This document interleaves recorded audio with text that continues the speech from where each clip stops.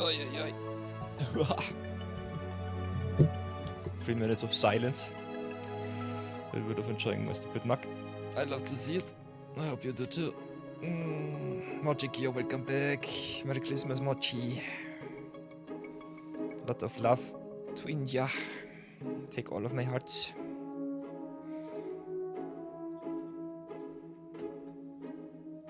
How do you do, Mochi? Hope you're doing fine.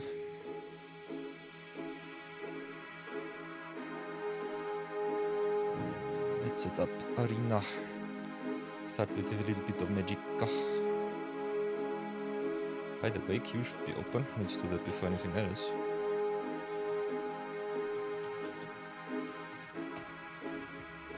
So, MTG bots, do your duty. Here we go. Here we go. It's running right now. We should be fine in 1 minute and 30 seconds. So just a tiny smidge more. Also, nice 3-month subscriber badge that you have there, Mochi. Kinda like it. So let's have a look. Setting up stream after such a long time. Always a little bit tough. But we're still going kinda strong. Look at those juicy records. It's been quite a while.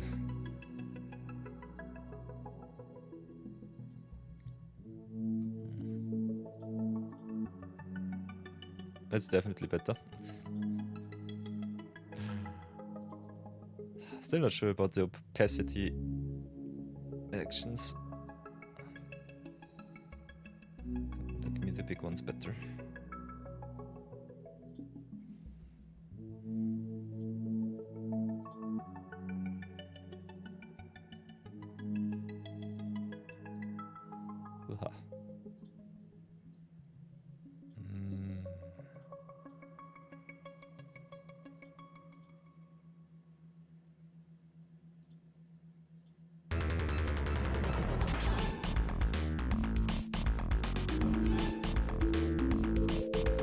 How do we do today?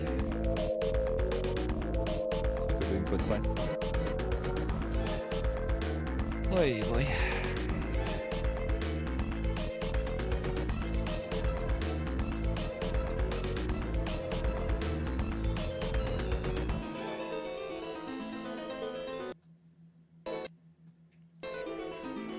Let's have a look at that.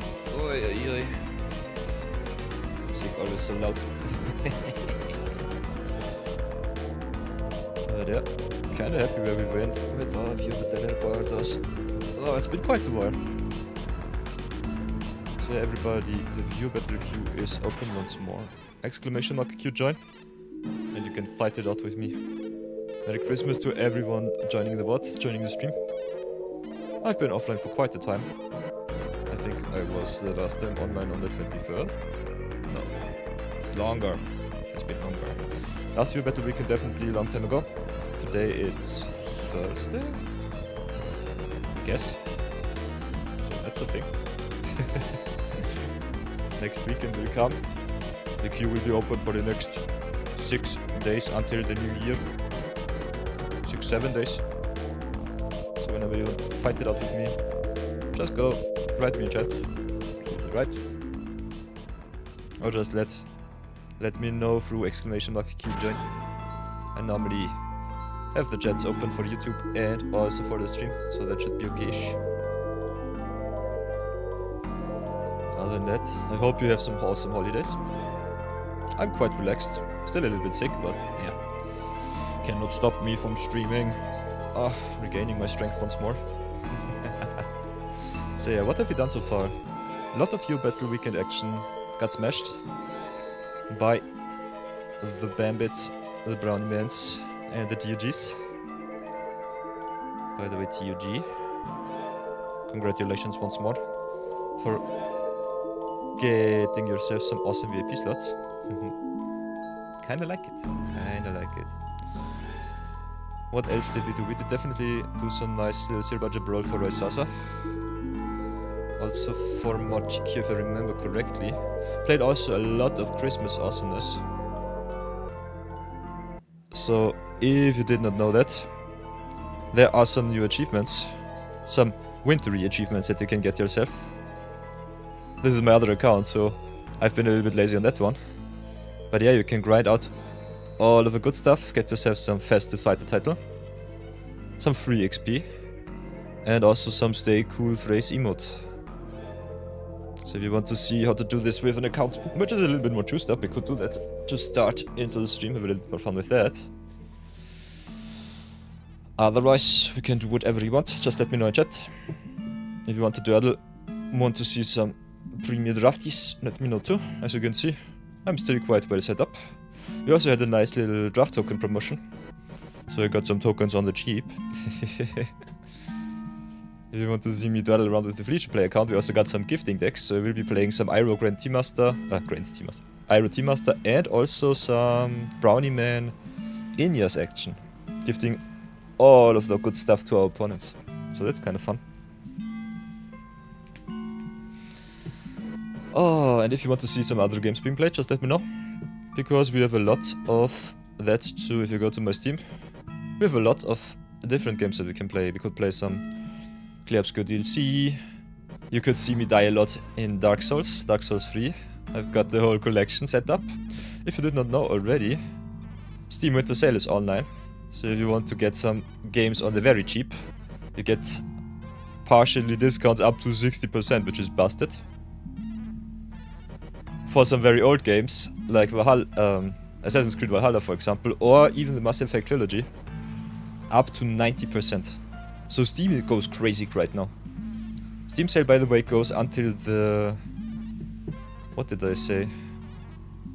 Until the 5th of January, so you still have at least 10 days left to make your decisions. It's normally the time of the year where I buy the most of the games. So that's kind of fun. What else do we do? Could also do a Dragon Age marathon. It's been quite a while. Could also do a little bit of a Final Fantasy showcase if you want to see that. Around the switch of the year, I'm kinda in the mood for some RPG action. We could also do some nice little community action, maybe some Night Dying. Still did not beat this game. Have to die a lot more. Death counter still goes strong, for those of you who might wonder. This is our Kingdom Come Deliverance death counter, by the way. So we can continue our run there. Last time, I lost my chance for a free horse. And now I have to run through the whole country by foot. Run myself my mount. So a lot of good stuff here. But I think to start it off, we'll be doing a little bit of snowy grinding. What do you say?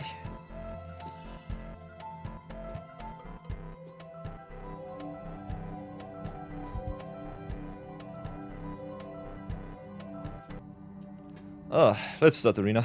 Have some fun here. By the way, if the arena music is too boring for you, let me know too. Always try to spice it up a little bit more. As always, respin your good stuff. Important. And then, what do we want to do? Which achievement do we want to grind out? I'm personally inclined only to gift some stuff. Festive Feast, Blizzard Brawl. Win 5 games with no commander seems kind of fun. This account definitely has all of the tools. Played against some very powerful Nafi decks. So also some Smeller decks, but I personally think if you want to go snow, Nafi is definitely the easiest way to go nuts. So let's have a look at him. Build a short little zero budget Brawl deck. Nafi Betrayer King. Also got a nice little discount on the historic Brawl letter, so that's kind of fun. Return this card from your graveyard to the battlefield tapped for free, and also pumps your whole team of snow and zombie permanents. So that's pretty neat. Then we have all of the snow cards. We have to play some snow good stuff. Got some Sand and Spirit, some Frost Augur, some Avalanche Caller. Icebind Pillar I find okay-ish, I would say. Definitely can play the Graven Lore, that's for sure. Affinity for Snowlands. Icebreaker Kraken is so much fun. All of the good stuff of Magic's past. Cold Steel Heart and so on and so on. So yeah, got a lot of good snow permanents here. Then we have some zombies. Could go for all of our rare mythic zombies just because I'm the most rich person. Zombies who control a flying is kind of fun. So there are some very nice lords there. And we have some good zombies like a Kevnet. Can play some nice Necro Duality awesomeness. Have also some emballed creatures which come back as zombies, which is kind of fun. Unless we've got the Champion of the Perished, which grows with each zombie. Crypt Breaker making us tokens. Dreadhorde Invasion also amasses some armies. So that could be kind of fun. Then we've got the Jada, which makes us some tokens too. Patience here is kind of fun. Alchemy, good stuff. Then we have some more return creatures, which are kind of good, especially in Historic Brawl. Razorlash Transmogrant very often comes back for just 2 mana, which is really busted. And we've got the Tainted Adversary, which can go really wide.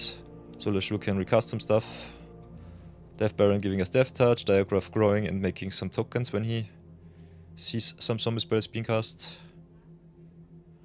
Could play some self-discard, personally don't think we have to. Then we've got some Planeswalker action, just because. Just playing all of our good stuff. Warren Soul Trader also really nice with some creatures that you can get back. And then we have some wonky Anthem effects like Curse Glove Wrappings.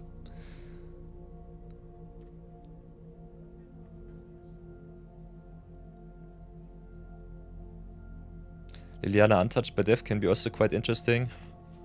Can also replay your zombies from grave, which is really good. Then we've got Gisa Hellraiser. We still need a little bit of control elements at the very least. But yeah, I kind of want to play a little bit of power today.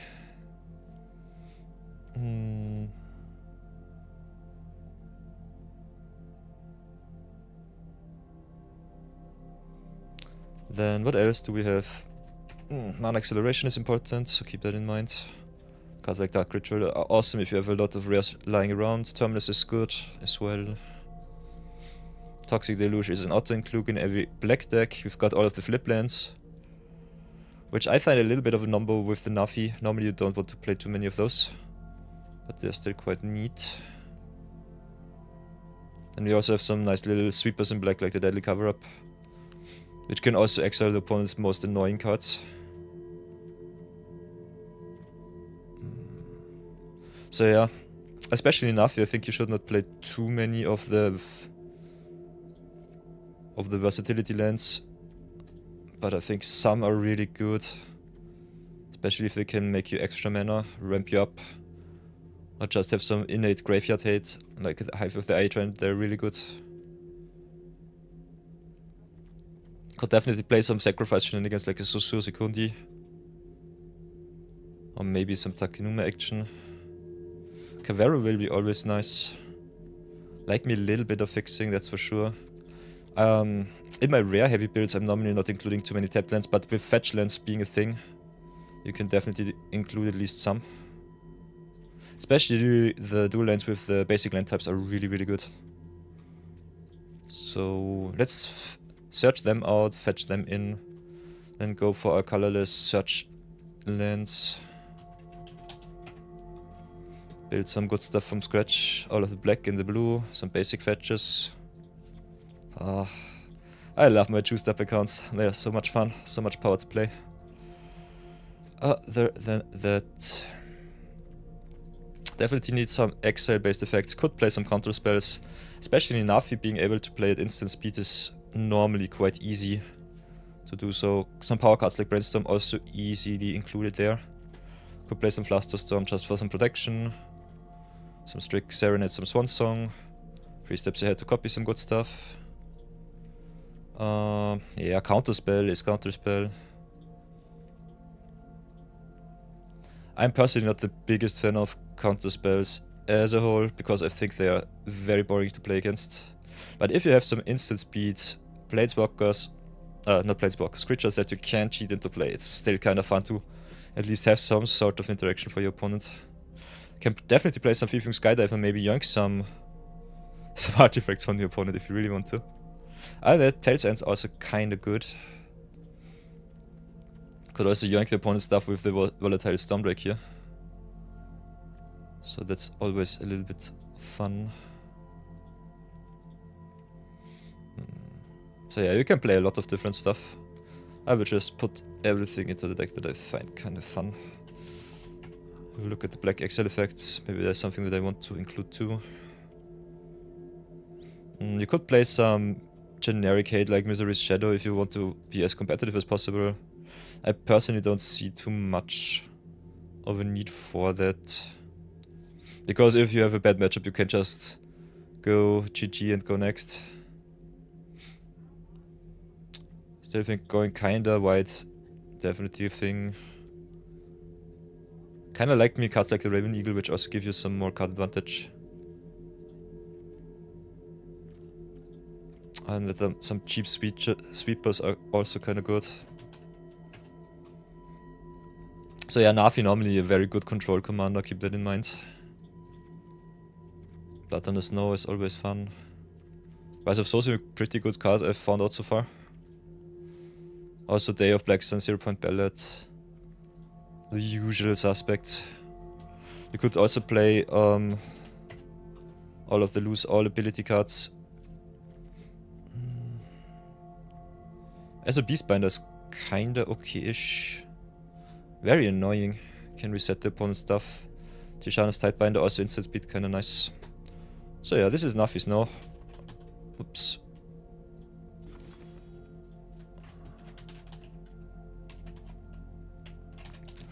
Playing a little bit of Brawl to warm up my achy heart.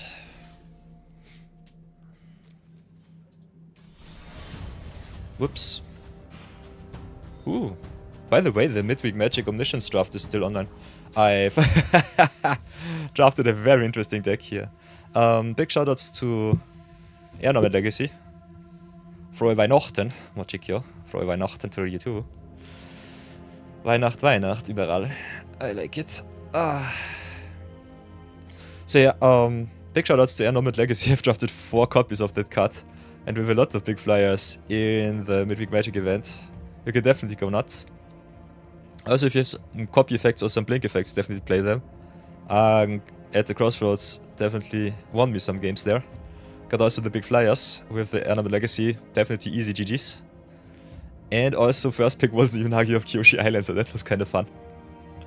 You drafted Oracle, Waterbend, Big Guy cards. Very good, Mochikyo, very good. I personally like me all of the 2-for-1s, like me all of the card draw cards, especially the Clue Makers are kind of fun. Because you can draw cards during your turn and during the opponent's turn, so keep that in mind, that's a thing. Card draw the most important thing, especially during the Omniscience drafts, because you want to cycle through your deck as fast as possible to hit your bombs like Aang, for example. Also had some hand hate. Yeah, the hand hate, like the daily indoctrination, I personally think not really playable. I had to pick it up because it was on the wheel. Omniscience draft only gives you 42 cards, so you have to play nearly all of your cards, and I think the other 2 cards that you get normally are lands, so that's a little bit unfortunate. Other than that, everything that draws your cards is awesome. Cards like the Suku, which are mana sinks, definitely awesome. Big problem with Suku here, he exiles stuff that you have to cast for its full price. Omniscience only works from your hand, so a little bit of a number there. If you have the time and the place where you can attack with Suku, I think he's still some solid piece to give you value, but otherwise he's just a filler card. I was very surprised how well the flyer tokens strategy works, especially if Normal Legacy just goes around pick 13, 14, because the bots don't know how to do that. And also was very surprised how good all of the redraws, especially the shrines, are. Yeah, Magicure picked up a couple of Osa's Cruelty, which is really devastating if you're on the play. So if you start the game right away, it's nice. Otherwise, this card will become very, very bad because... yeah, after turn 1, the opponent's hand is more than often pretty empty. And yeah, and all of the rest of your packs were full of Earthbending. That's unfortunate. As you can see in Omniscience Draft, you don't have to play any lands. So Earthbending, a little bit of a dead mechanic here. I also had to put in some big boys like Vegemol, which I normally let go around.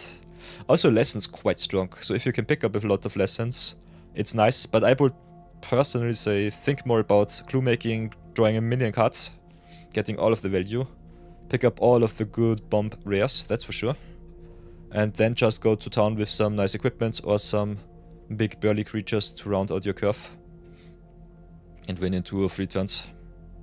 So yeah, big shoutouts to Forecasting, Fortune Teller and all of the draw cards, especially Messenger Hawks are busted. Big fan of Geyser Leaper just giving you that redraw every turn. Rummaging through your deck, flexing a little bit. Yeah, Machikyo with the 4 times Giant Koi action, I love it. That's nice, that's very, very good. Love to see it, Mochi. So yeah. Definitely can have a lot of fun during the Omniscience Draft, and if you're done, can always leave. Otherwise you have a very nice time with a solid deck, just being able to grind out your wins through the other competition, give the other players the chance to earn themselves some good stuff.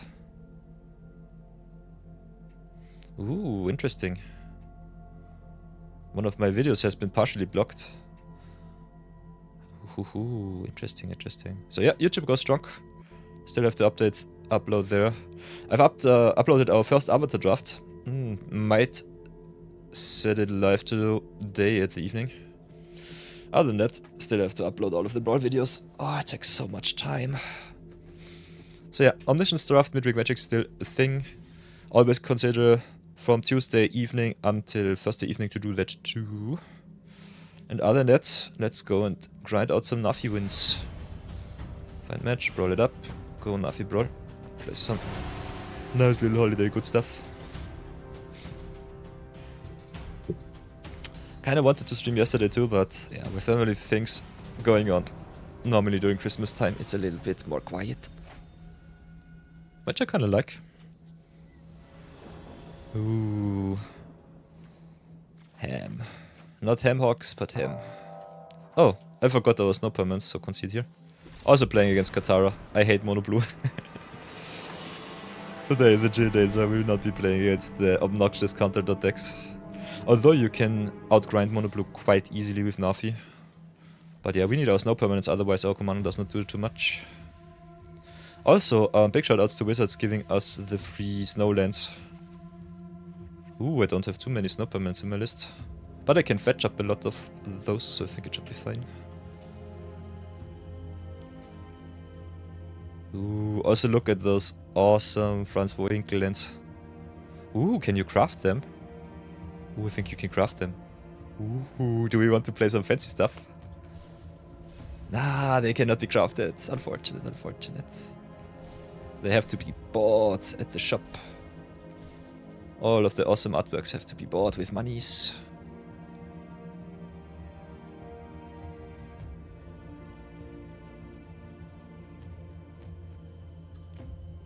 So yeah, let's get the artwork straight.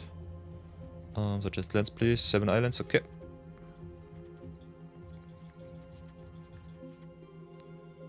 Then we have the swamp. 6 swamps. And then just dawdle around with Nafi a little bit. And yeah, as always, if you want to join me, go maybe exclamation mark commands. Otherwise, Q join is always the way. Yeah, here's a list with our stream elements commands. So go exclamation mark commands.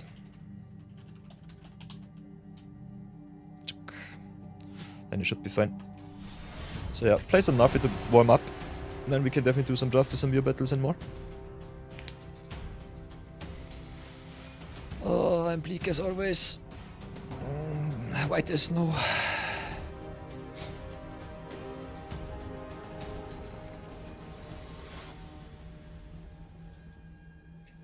Let's play some nice little snow action before I forget to grind out the things here.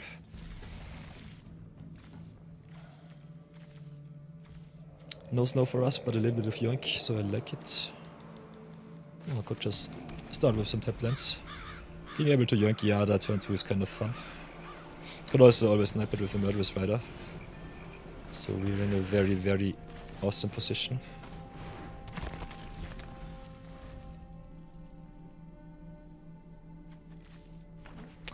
So yeah, for the near future, I kind of think of splitting up my stream blocks into two, maybe 2 to 3 hour blocks. So just that we are able to do some more variety.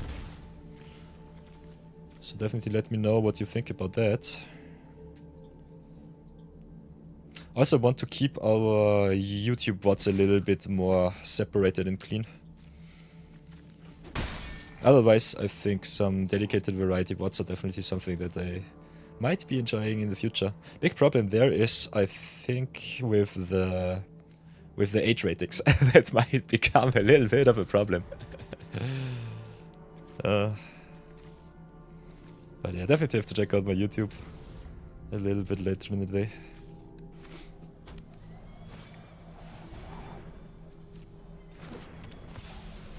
So your opponent drops Sigiada. I want to use my mana, so we'll play it like this. Next turn drop the Nafi, get a free. Also got some zombies to play, some places to be. Could fetch for us, no, but I think we want the surveil with the fetch land here. So play the castle Lockway, Nafi it up. Just go to town with a little bit of beats. Champion of Perished is so good, I love it.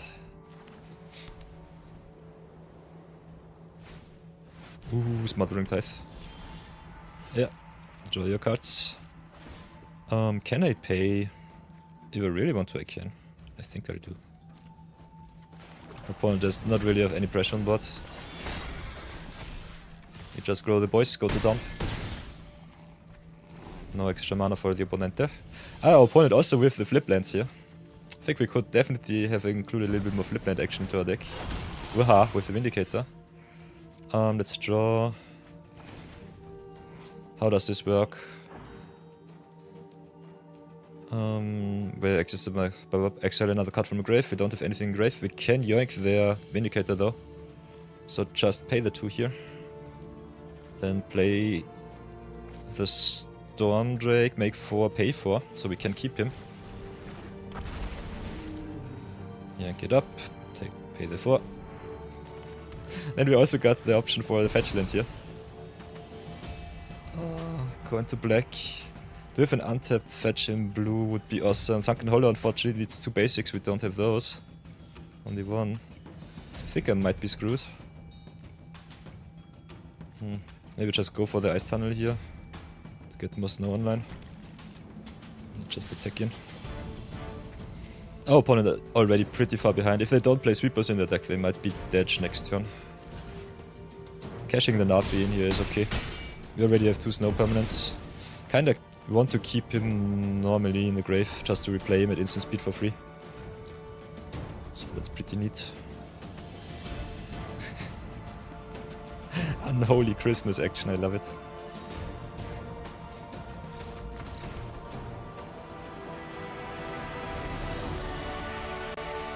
Sweet.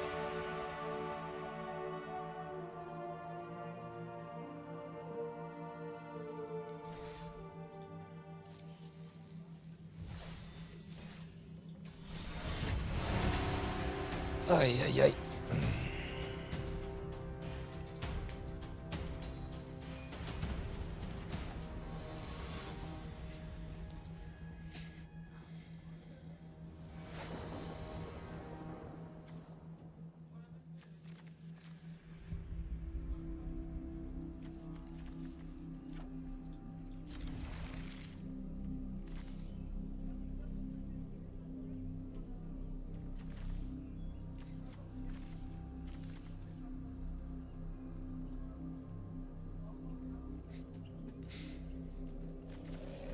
Still not sure how I feel about fetch lands in our Brawl Decks. Sometimes if you want to have a very down-to-earth curve, it's always fun. Just to have them lying around. Otherwise it might be a little bit strange. So how do we want to play this? We have to play double black. We've got the Hagram Mauling, so we could just drop that one, playing against Runneth. With no removal on the draw, which sucks. We got the Villainous Wrath though, so if we live until turn 5, we should be able to stabilize somehow. So could just drop the Mauling here, get our second black source for sure. Then play the Fabled Passage on 4 for the blue source. Go maybe Swamp into Jadar, into Liliana or Slasher. Get the defense strong, and then I think we pray that the Villain's Wrath is good enough if our opponent outruns us.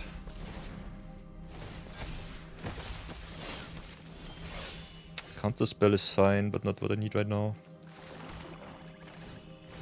Big problem with the Decayed Zombies is also that Decayed creatures cannot block, which sucks. I hate tokens that cannot block. Would love me some blockers a little bit more.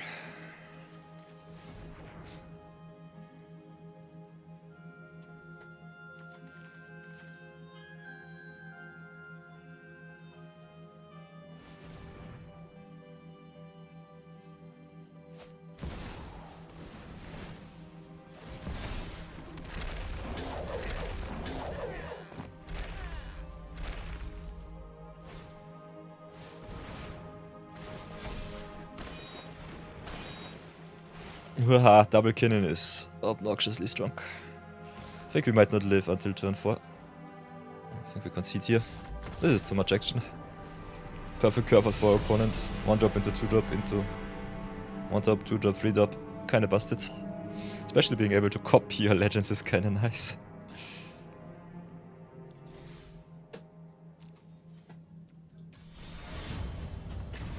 Nonetheless, we go again. Have some fun.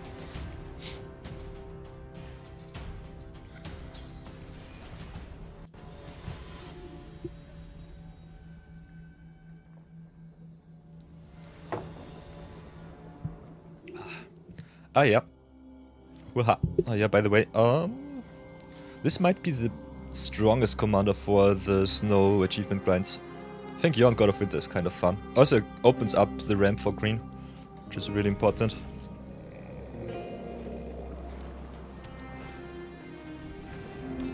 Just being able to untap all of your snow permanents every turn is kind of busted. So yeah, draw versus play difference. Also the green ramp is so good. Ramping up into all of your snow basics, go to town. Kinda neat. Might have to play some Yuan later on. So what do you want to play? Some blockers would be fine. Could also just get the taplins out of the way to Wrath maybe in 1 or 2 turns.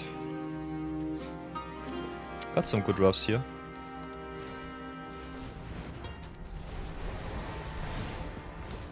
Definitely might have to drop the Unstoppable Slasher here. So slash it up.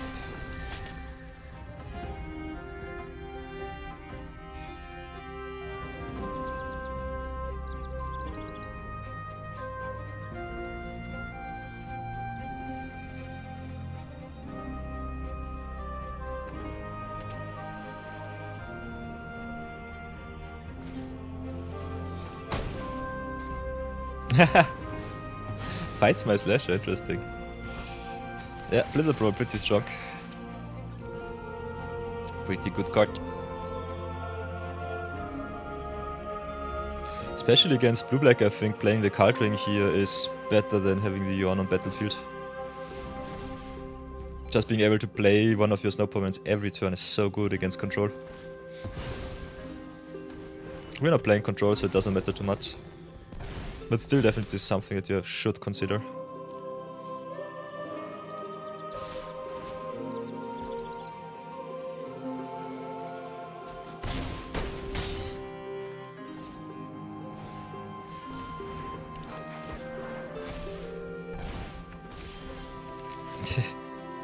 We might be dead on turn 5 again.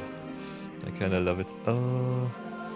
So yeah, Dave Black Sun is CMC. So we can only snipe their Spirit, their Greeters and the Disciple. We have our 5th land for the Deadly Cover-Up, which definitely roughs them next turn.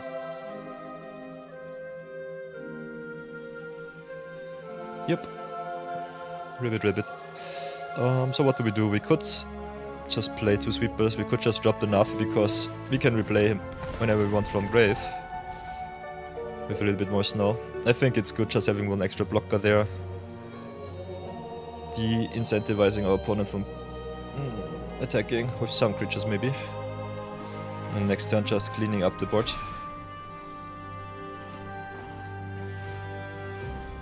Key opponent tapping out is good for us. The extra treasures from the creatures are a little bit bad though. But yeah, our opponent's greed might bite them a little bit. And next turn our Slasher also loses his last stun counter, so he will come back, which is really, really good.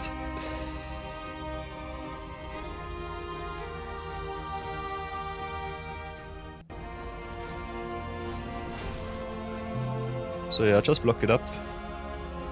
Eat all of the damage.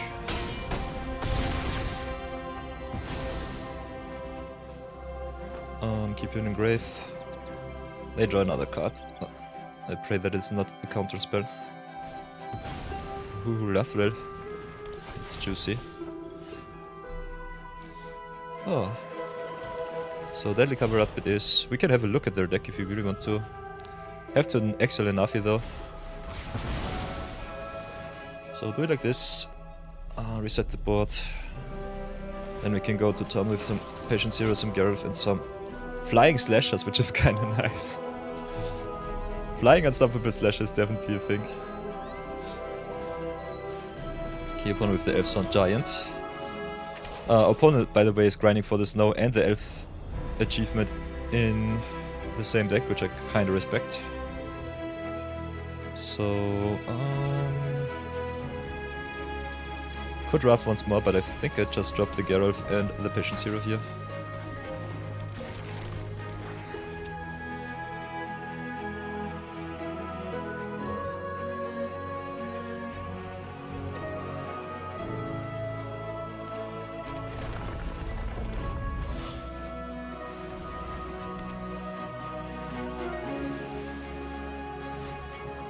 Yeah. And the spirit comes back. So yeah, you're pretty good against control decks. We're not playing too much control, we just happen to draw all of our control elements here. So double block there. Let's see what happens.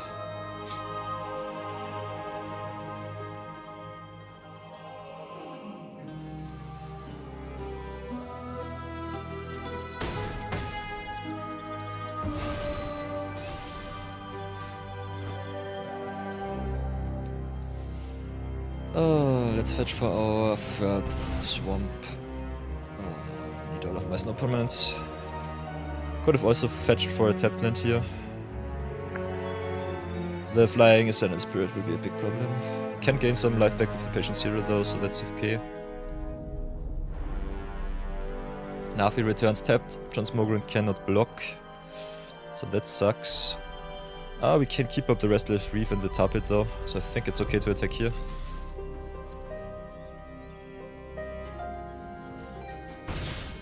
And I think we just pass turn and pray that it's good enough. But yeah, this is a matchup where I'm not really confident.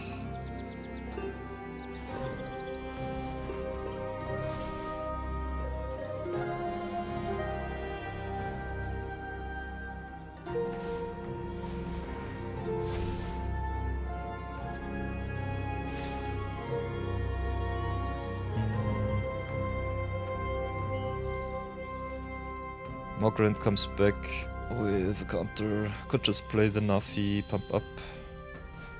I think we animate the Restless Reef here. Block their token down. Still dead to Ascendant Spirit here. Could Villainous Wrath. They can get it back, pump it up once again. They have Black Sign destroys. Damnation destroys. Also Villainous Wrath destroys. So that's a no-no. Nafi gives us one more life. Spirit gets some counters whenever they tap for 4. But it is a 1 CMC creature, so I think it should work. Let's do it like this. Play the Nafi. Go and attack with our zombies. Gain some life back. They lose a lot of life and then just destroy their spirits. And this should buy us enough time that we win.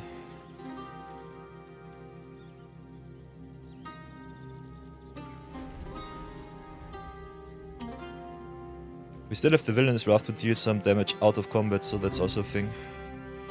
So depending on how wide our opponent goes, I think we should be in a good position. Ooh, Eyesight Troll. Indestructibility achieved. Okay, your opponent had enough. I think they are still in a very good position. No reason to concede there. They have 2 blockers. Oh, they tapped down their mana sources, a little bit strange. If they could replay the Ascendant Spirit, they definitely have some good blocks there. Slasher is a little bit of a pain, that's for sure. So yeah, if we want to be efficient, I think we should just go away from the Nafi. So let's update our Steel Budget Brawl Decks a little bit more. We're already 137 days into our challenge, so it's kind of fun. Punt level at 0. Channel points redemptions.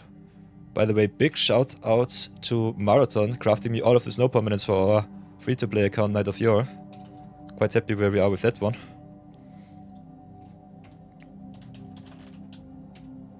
So Marathon 42, thanks again, my good friend, making it possible to have achieved all of the awesome winter good stuff.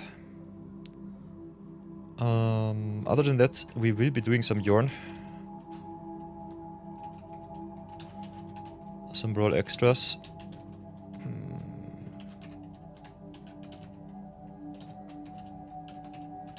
Let's play some Yarn Elves too. Kinda want to get this records as fast as possible out of the way. Last time we grinded it out. If you're interested, check out the VODs from 6 days ago. It took us 7.5 hours to get, with our new free-to-play account, all of the achievements. We did it, but it was a pain. Especially the tap down our creatures achievement at the end was kinda nasty. I think what took us the most time was definitely the 30 games with the Festive Fighter. And gifting 15 cards because we did not have all of the gift cards from Bloomborough. Which is a little bit unfortunate. You need the gift cards from Bloomborough. And if I'm not allowed to craft anything, I'm just screwed. So that was a thing. So yeah, let's build some Yorn. Stay in the holiday spirit. Just brawl it out once more. Yorn God of Winter, a really busted card. Whenever he attacks and taps, there's no power minutes, and otherwise get your stuff back. So let's do the same thing once more. Science Berry. I personally like me, especially Frost Augur. Having enough snow permanents in the deck, this card will always draw you something just for 1 mana, which is so good. You got also the Avalanche Collar, which can just animate your whole board and go to town on your opponent, especially in green. Ramp is so nice. So that's a thing. Can tap down also your opponent's stuff with Iceband Pillar, which I can find kinda solid. Otherwise, Gravenlaw is good. Priest of the Haunted Edge is solid, but not too impactful. Blizzard Brawl is pretty good. Into the North also fixes you into any color, which is fine. Sculptor of Winter is really good if you have some lands which make more than 1 mana. Outrider making our stuff big. Glittering Frost giving us the frostiness. Ramping us up. For 3 mana, a little bit expensive in competitive Brawl though.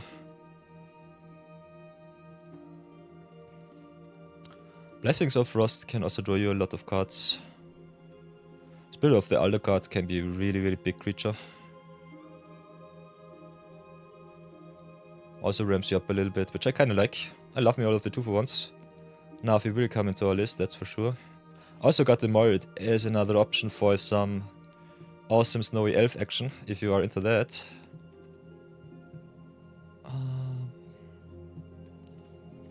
So yeah. Spirit of Olive Garden, totally true. Brownieman, welcome back.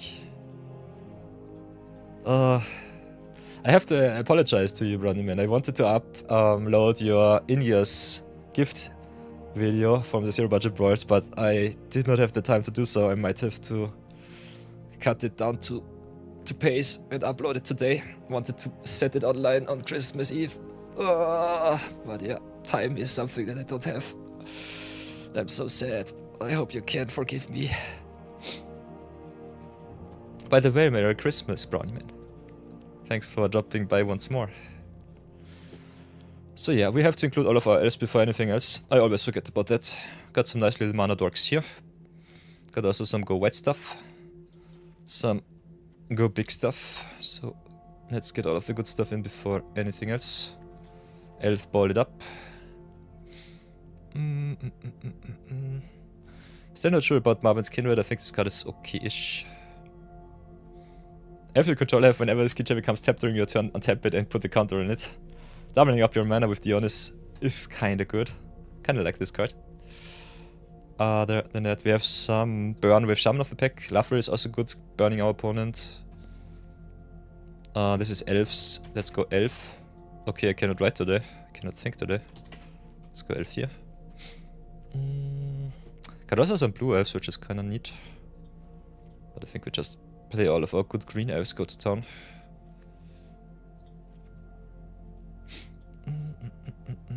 The 1 drops in, the 2 drops in. Me being sick sucks really bad. Streaming as a sick person is definitely something that I despise.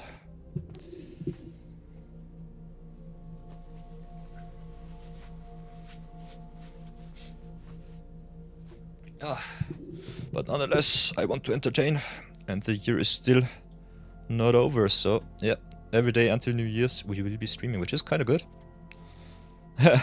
Kinda excited to see if I will live until then. If I will survive my declaration. So how many elves do we have? Founding Shaman being able to search your deck for any creature is also quite good. Incubation Dragon fixes us. Gala Creatures is always making us some treasures, is sweet. How many elves do we have? 20, there they are. Might just have a look at all of our good elves. Could just play Elf Tribal if you really think about it. Yeah, you have so many good elves here. Can play everything you want.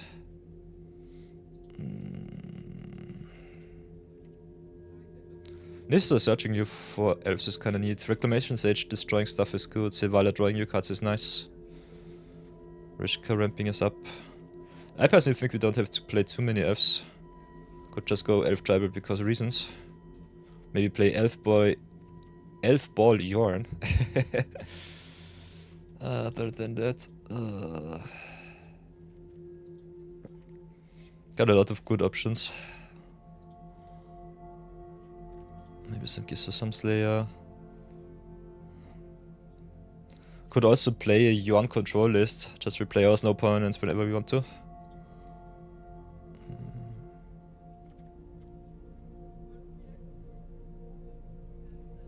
Can also play some indestructible stuff. Maybe some self-mill. Could also play some scrying elves. We have so many options. Whoops.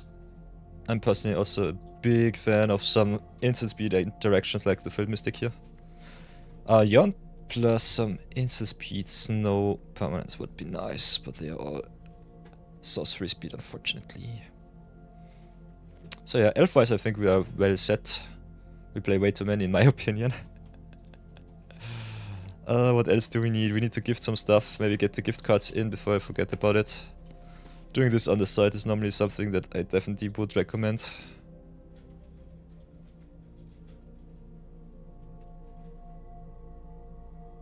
Oh no, I did not see a wombo combo brownie man. Did you post it?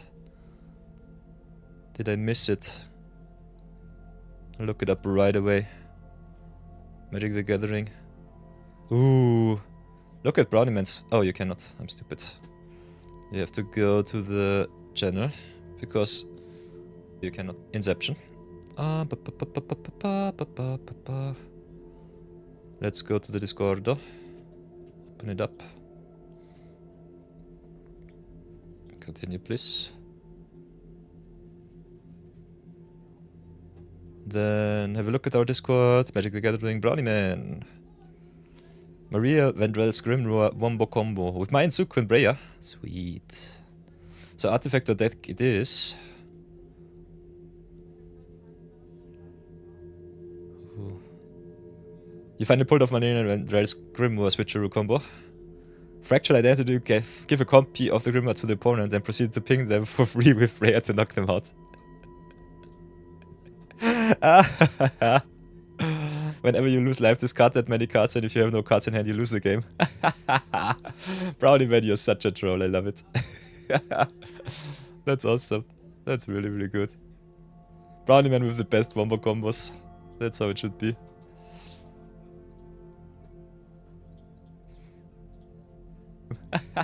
Yeah.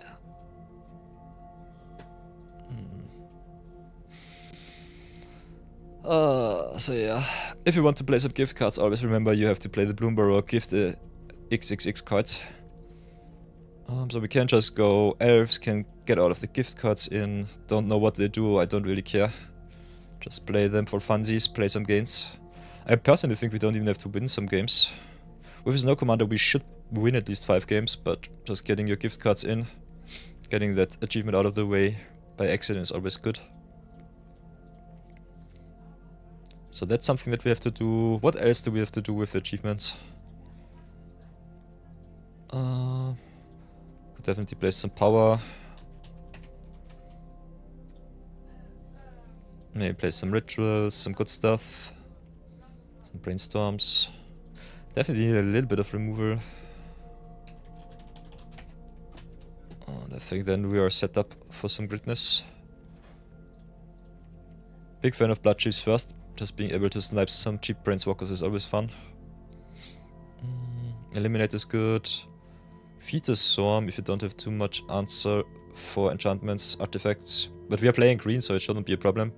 Sultai, one of the most busted color combinations in all of Magic.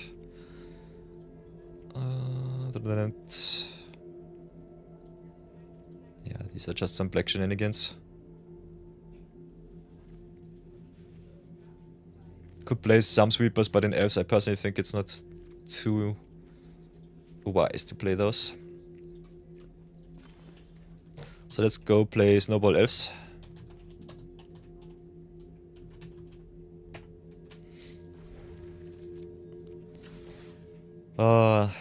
Brownie Man says he used to play the Grimoire in Ineos but never got the combo off. Yeah, I think it's tough. If you cannot search the combo pieces, it's always tough. Especially blue-white does not have all of the tools that you might need.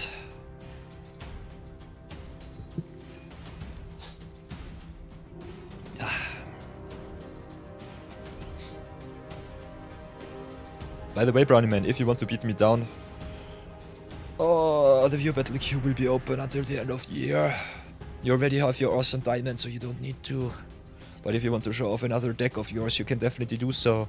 Would be also kind of interesting to see what winter achievements you can grind out in the friendly challenge queue.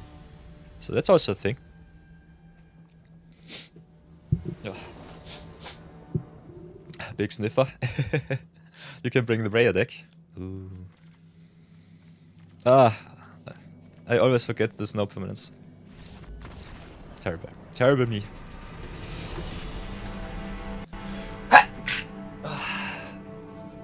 Oh, pardon me. I'm so sick. Internalizing my sickness on YouTube is definitely something that I might have to do. Just to get it out of the way. In German we have a saying. Ist der Ruf erst ruiniert, lebt sich's gänzlich ungeniert. Wahahaha.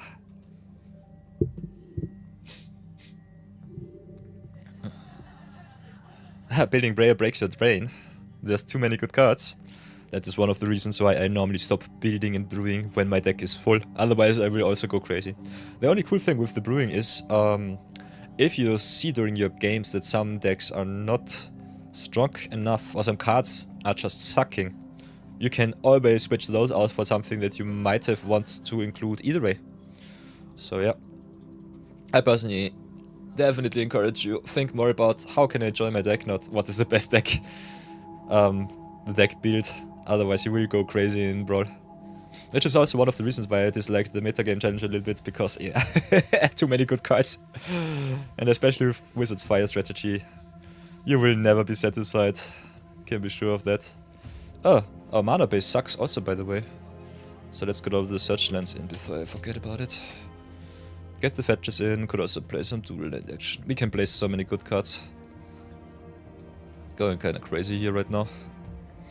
I think you can play nearly every fetch in blue. In 3 color you should be able to play, I think, 9 of the 10 fetches. Only 1 is not in your color combination, the other 9 should be good. I think in our case it's Iron Mesa that we have to cut, the other cards can come in. 3 color is always a little bit tough to build because you have to go like this. Get your fast lands into. Don't need all of the snow permanents. We'll definitely get some creature lands in though. Play some Verges, some Catacombs. Also kind of fun that the snow dual lands have also the basic land type. So if you want to craft something for the zero budget brawl or on the cheap, definitely consider fetch lands plus some tap lands. But if you're able to craft yourself some fetch lands, you normally could go for the shock lands too. Yeah, every fetch but white red, totally true, brownie man. I thought so too. So yeah, get all of the dual lands in. Basic land types are good. Got also some Triumph action and some Tri-lands, which I kinda like. Then go green blue. Get all of the fast mana in. The dual land payoffs, maybe some tapped creature lands. Especially against controller, kinda like me some, at least some creature lands in the deck. Getting too many tap lands in your deck in a story brawl normally not the best way. Sometimes still kinda fun. Could play some pain lands too. Other than that. Yeah, as you can see, my other account is pretty well set up with the lands. I think, by the way, if you're asking yourself, what should I craft first things with first if I start a new account? If you want to play Historic Brawl, always go for a solid mana base, because you will open a lot of multicolor commanders. And the mana base is normally the most important thing in Magic. So getting yourself some nice little rare and mythic lands, which support most of your commander choices too, is normally the way to go. Makes it pretty easy and a lot of fun. Okay, for whatever reason. Free lands too much.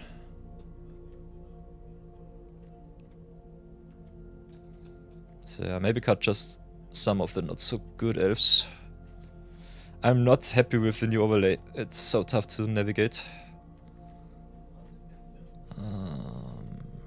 Yeah, cut 2 cards and then just go back into queue. Could just cut it into the north. A little bit of ramp is good, but we have all of the elves here.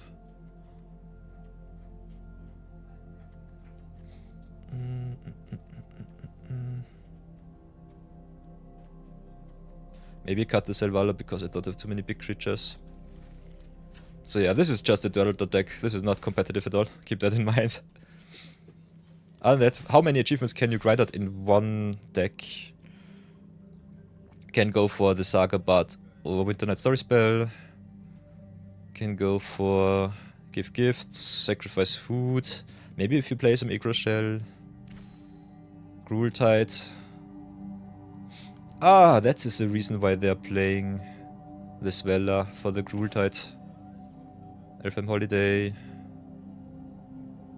Play games, win games, cast snow spells.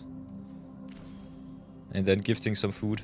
By the way, the easiest way to gift some food is with Iroh, Team Master. We'll definitely play that one too today. But this will be on our Night of Your account. Oh, by the way, we have some ad breaks. So, 3-minute ad break it will be. Yeah, too bad no Wilds or no Serema. My beloved is gone. So yeah, we've got a short little ad break and then we'll continue in 3 minutes. But I will definitely stay with you. So, stream is paused. But I will definitely love to chat with you all.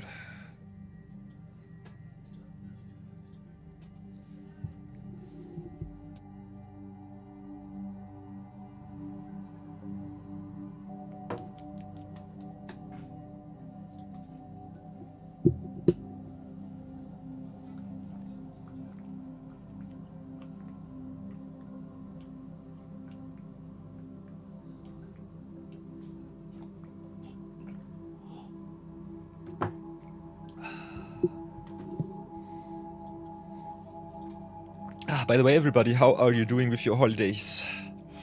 Do you have a lot of fun? Are you refreshed? Is it a lot of stress? Let me know, let me know.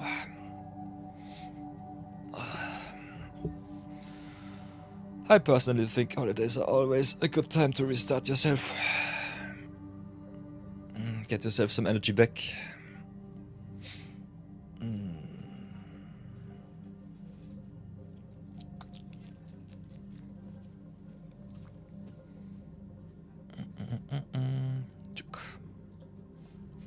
So yeah, that's a running. Get the mid-rolls, pre-rolls, whatever out of the way. 3 minutes of ad break might be a little bit too much, but I think the less the ads interrupt our multiplayer sessions, the better it is. Pirate Software said that he tuned it down to 2 minutes every, I think, 45 minutes, something like this. I still don't know if I'm okay with that. Might want to try it out rather soonish, but I think the more regular the ad breaks are, the worse it will get for the streaming experience. And normally during the ad breaks I'm just sitting back, having a little bit of chat with you, and maybe just get myself a little restroom break, something to drink, something like that.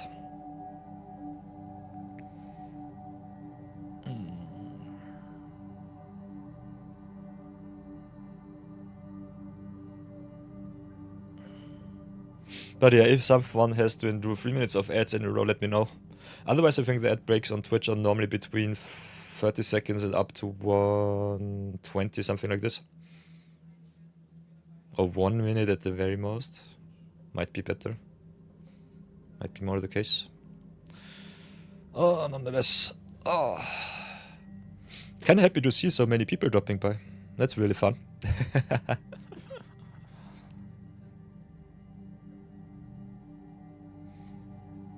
So yeah, last 10 seconds and then we should be fine. Get that out of the way. I want to see the games. Please, please, please, please, please. And by the way, welcome back everybody. Thank you so much for everyone who supports the stream a little bit with their monies. Amazon Prime, Twitch Primes, easiest way. Most free way. And also the most lucrative way that I found out. Prime subs are normally localized with the pricing. So supporting a streamer, always a little bit of an interesting thing. By the way, Vidal987 broke his hype train record once again. I've gifted 5 subs yesterday. It was a lot of fun. Christmas stream with Vidal was pretty awesome. Nah, I think it was 2 days ago, I'm stupid. I think it might have been 2 days ago. Okay. We got a hand, that's for sure. No green, which sucks. We got the brainstorm, but I think we have to mulligan here. We got also the fetch, so I'm stupid. Because we play power, we have normally all of our good stuff. So yeah. Get the Taplins out of the way. Maybe should have played the Opulent Palace, because Glade can come into play on tap. This is Taplin trial right now. A little bit sedge. But yeah, doesn't matter too much. Drop the Palace, drop the Kramer. Next turn we should be able to double spell. Nope, I don't think so. Playing against Visa here. So a lot of value on the table. Need all of my green sources. Don't have no good fixing in our land slots.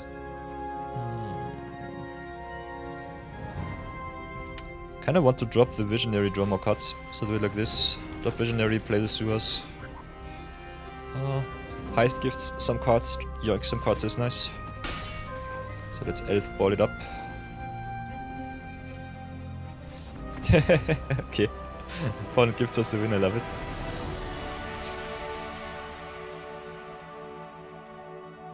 Serum and Breya is also great because Breya and plus Inyas can crew the ship and gives you enough flyers to enable Inyas. Yeah, I love me all of the optimizations in your mana curve, in your CMC calculations. It's a very nice observation there, Brownie man. Very, very good.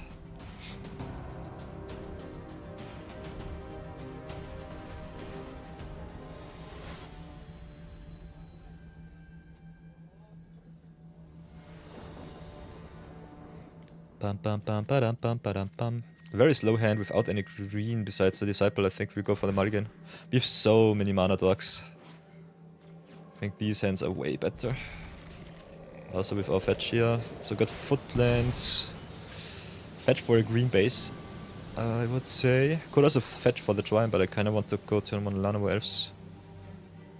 We need a double black for the blood on the snow, so I think we'll go Overgrown Tomb here.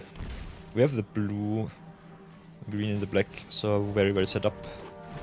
Play against Igrix Wombo Combo. Can at least set the opponent back for one turn. With some gifted fishy fish. So play the Jump Catacomb. Because we play against Mono Black, I kinda want to drop the Yuan here as the artifact. We don't have any snow permanents right now. But I think offering my commander as a removal spell fodder is not what I want to see. So yeah, could be funny and bounce the Arcane Signet. I think we don't have to. We're having way too many lands, that's for sure.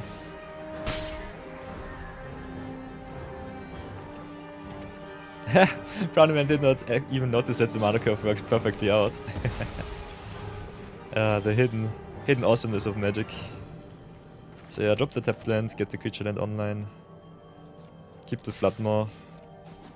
Just hit in, give some stuff, play some snow spells, go to town.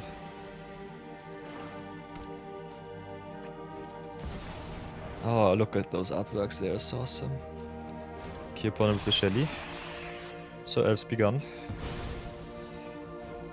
The question is, what do I want to do? Bouncing Sheldwood is definitely not what I want. But yeah, our list is not competitive at all. Kinda want my opponent to play a little bit more stuff before I Blood on the Snow. Begs the question what to play on turn 1 and 2. On turn 2 you can definitely drop an Arcane Signet if you want to ramp you up even more. On turn 1, good question, is there a 1 mana rock? Trying to think about that one right now. Ooh, opponent with the Exquisite Blood. Gaining life whenever I lose some. Is nasty. Ooh, Coiling Rebuff, sweet.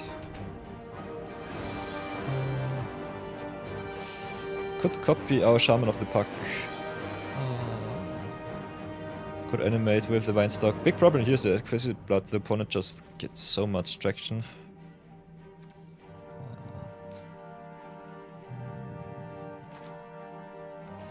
How do they do this? Could just Blood on the Snow right now. Hit them for 2, Blood on the Snow. Get back over vulnerable elves. This is so inefficient, I love it. Just dawdling around today. So yeah, 1 mana rock. What do we have? In Commander it would be Sol Ring. But other than that...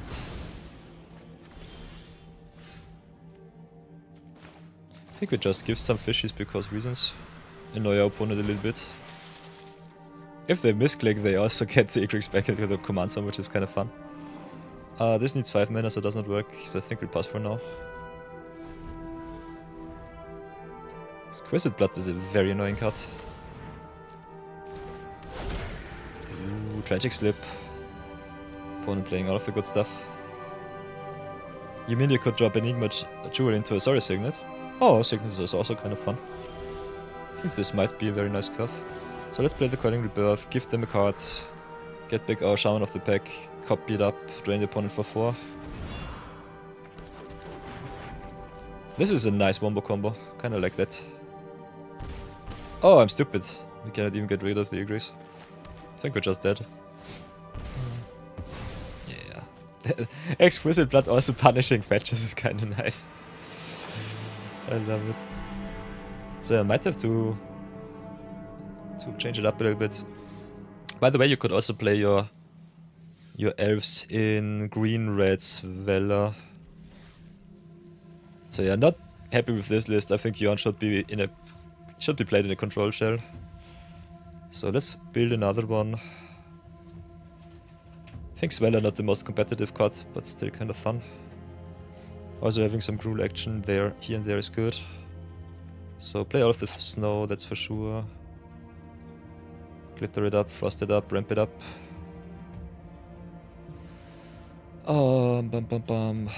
Get all of our mana elves in.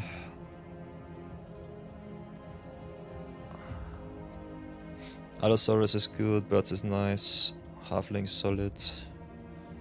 Then we've got the elves. Got the gooses, got the elves here. The more we ramp, the more values Valor can produce. Utopia Sprawling Green also nice. Got the cup, the tender, familiars.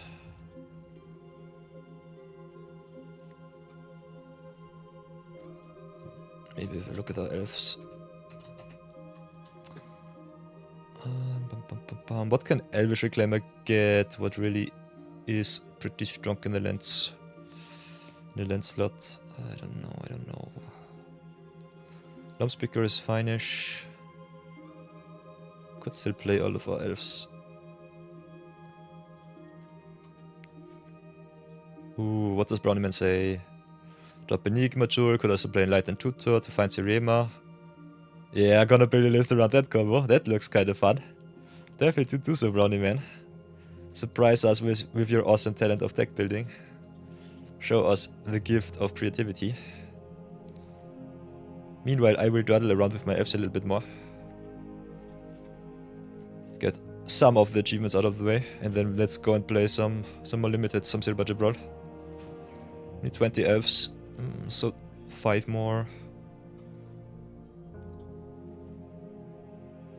Maybe just include all of the good rare elves go to town.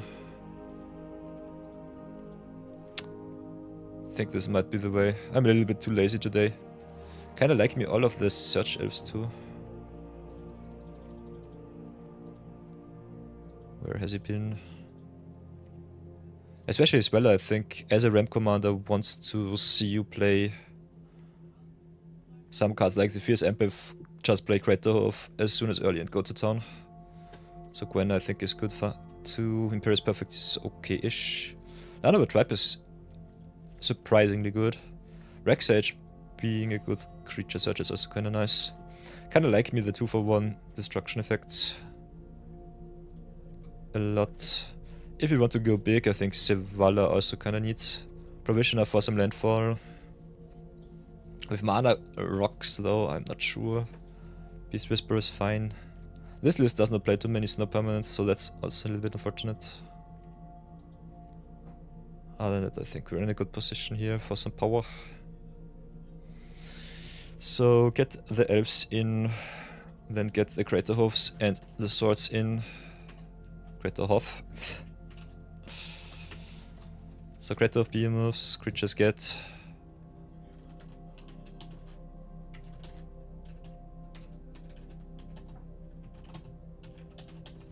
Creatures you control. Haste enabling with Speller, by the way, also pretty neat. Let's have a look.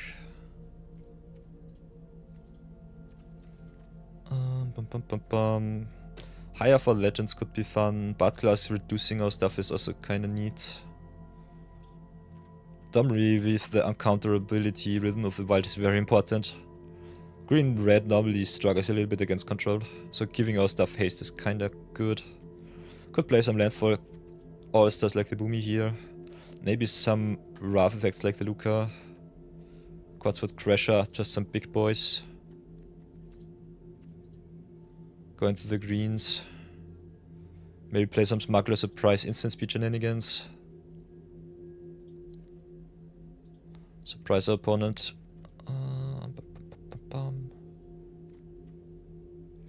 Beastmaster Ascension is also kinda nice in Elf Ball. Very slow. Really good in tokens. So keep that in mind. Beastmaster's Ascension is really good in tokens. Also is a mythic from the special sheets. So that's a thing. Vitality ramping us even more. Kodama could be okay-ish. Don't want to play too much jank. I personally am a big fan of Scouring Stormsoul just to be able to play around control. Defense of the Heart is just a win the game button. Questing Beast is really good against Planeswalkers. Sarif with mana creatures kinda neat. But otherwise, Earth King for some ramp. Shire ramping it up. Got the overruns, got the Warring Clecks. Weaving Reed is really good Planeswalker. March of the World was a little bit expensive, but still kinda funky. Nissa is good. Kratos at home, by the way, for everyone who is zero budget brawl. Glacier Godmore is really solid, I would say. A little bit expensive for 7, but I think it's good enough. And that you also got the Kratos Behemoth and the Andrace Forerunners too. Could play some Great Henge, could play some Galta. So yeah, you can cheat a lot of good creatures into play. Would love to play more Snow. Don't have all of it right now. Could play all of the Toughs, because Hard-Headed Teacher is pretty solid. Blind Bandit is also quite nice. There are some land shenanigans going on too. Zelala making token is also kind of interesting. This is just good stuff at the moment. Then what else do we have? The normal suspects in Alchemy are Conjure, like the Cosmic Sovereign or the Kariself. We also have the Ragavan. If you want to play some power, you can go for the stupid monkey. Just play it like this. Card draw really important in the deck. But yeah, let's keep it simple and stupid. Go for the search cards. Passaggio is good, Plazinma is fine. Failed Passaggio. In Foresto, Scalding Town, Vista. Photos. Van Catacombs. And we've got the Paylands. Get also all of the dual lands which you could play. Some cards like Shatter Sky Smashing. So yeah, a lot of power. You can play really much awesome stuff here. I'll not play too much. Could go also for the cards which have the basic land types to search. Like the Commercial District, the Cinderglade, Highland Forest, Sheltered Thicket for example. Craig is good, Spire is solid if you have enough basics. So yeah, the tapped lands with the basic land types definitely pretty neat. Oh, okay. Let's go Christmas Selvala.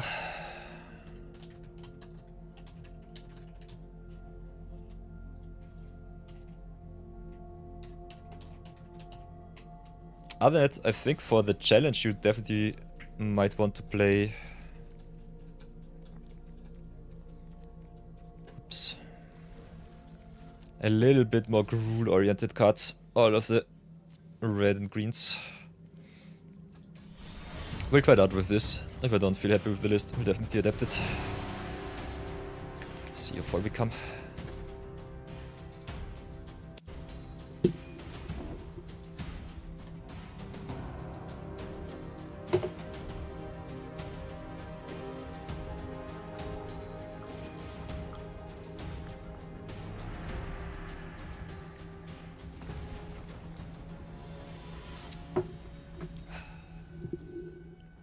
Nom. Ay. So, stream will be back. We've got a solid opener. No lands, no gifts. Playing against Lunis. Might lose against Lunis rather soonish. Got the Forerunners. So if you don't run into a counter spell, we might have a chance. Not playing any Snowlands is a little bit of a travesty here.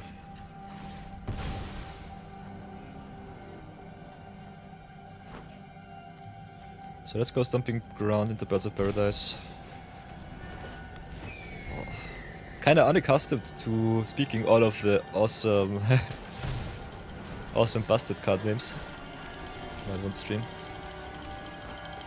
Could start with Enduring Vitality, could also just drop the Marvin here.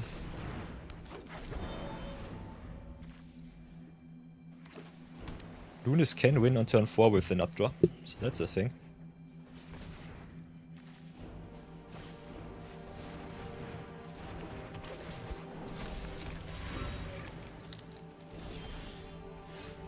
Hmm, 5 mana. Could play Selvala here. Go into Sculpture of Winter. Could just drop the Enduring Vitality too.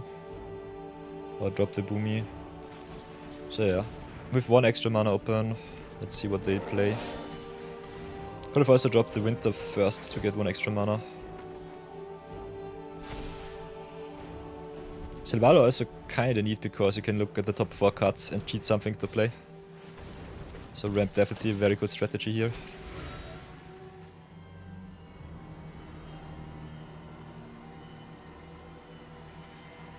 So yeah, Sculpture of Winter a little bit of a non-bo if you don't play any snow permanent, so that's something that I missed.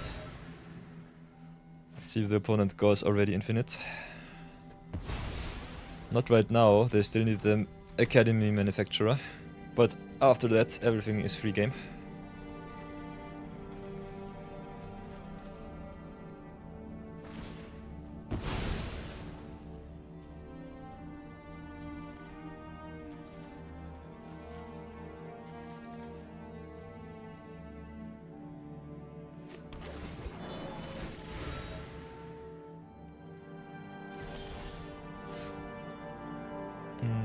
So what can we do? Fun thing with fetchlands is you can animate them, sacrifice them and get them back, so you can ramp yourself up for 2. 1, 2, 3, 4, 5, 6, 7. Would have been 7. So we needed a little bit more time. Maybe just drop the Art Mesa here. Play the Boomy. Give the counters to the Mesa.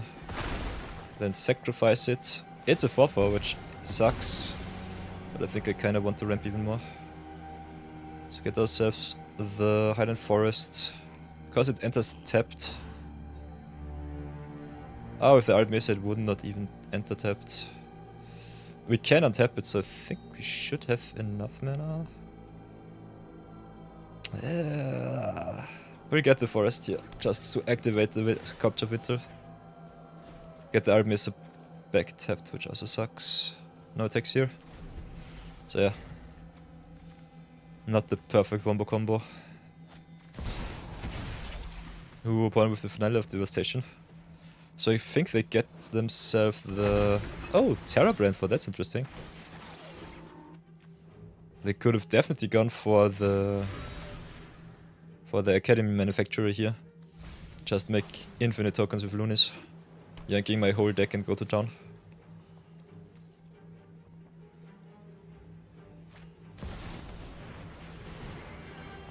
So opponent plays some counter spells. They have infinite mana with Token Makers and Terra.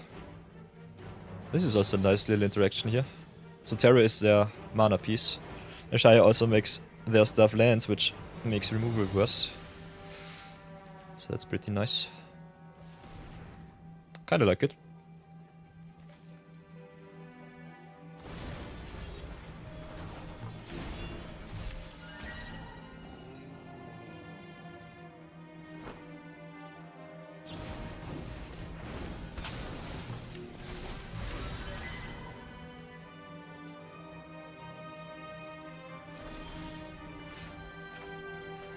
So drop the land. Can still not play the Forerunners, what the heck. So Art Mesa, go for an untapped land. Can be a Cinderglade, just because. Still cannot play the Forerunners, what the heck. Can tap, untap and then play Forerunners. Opponent's board is too big. I think we might just be dead.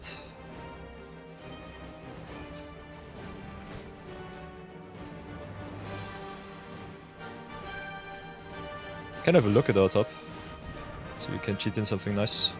Otherwise, just dropping our creatures might definitely be better.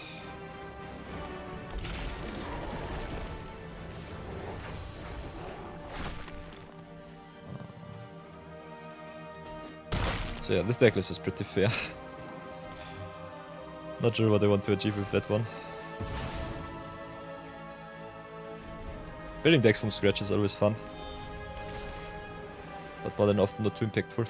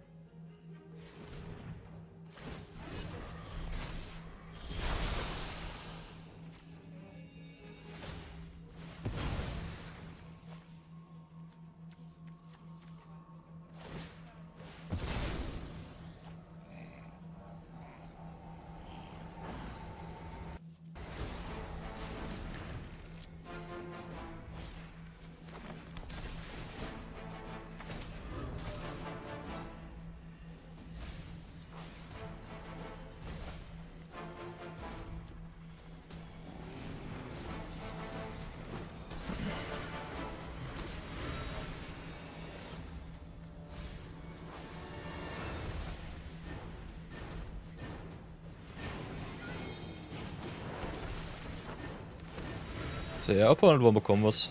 I'm kinda out. Oh, not happy about that. Let's play some Brawl Deck. I think that might be kinda better.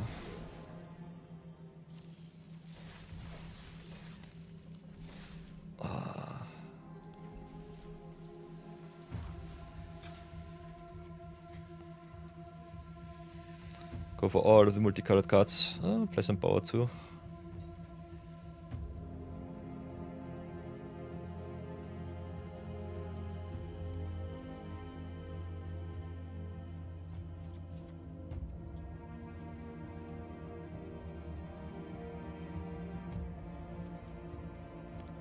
Can play some treasures, can play some ramp.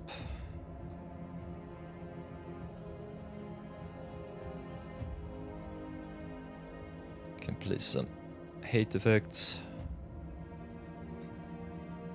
Some fight effects. Some haste effects.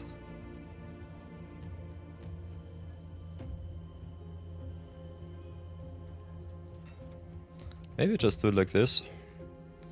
Get the Gruul achievement out of the way. And then just play a little more power.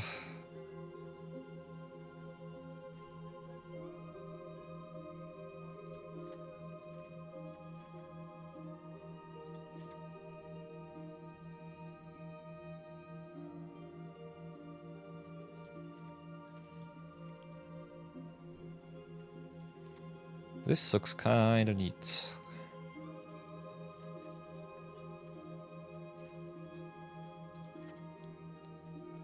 Get all of the green stuff out.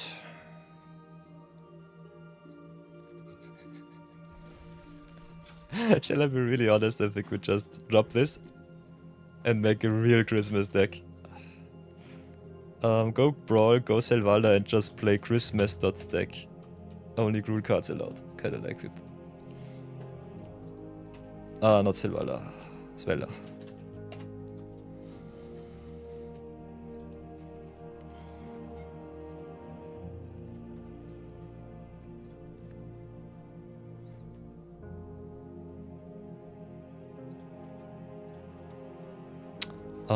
By the way,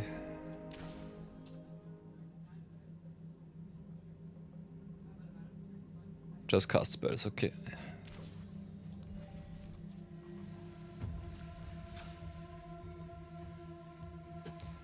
So yeah, achievement hunting in Magic can be fun, can be also not so fun. Always keep me up to date if you want to see it. See something like this being streamed. Otherwise, we can always just go a little bit more streamlined with the content.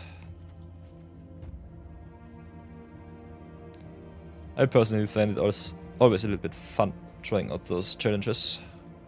From time to time, changing up content definitely neat.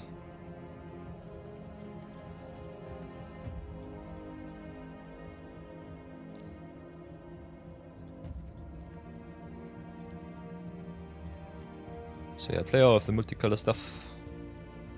Get the achievement out of the way. And play more power.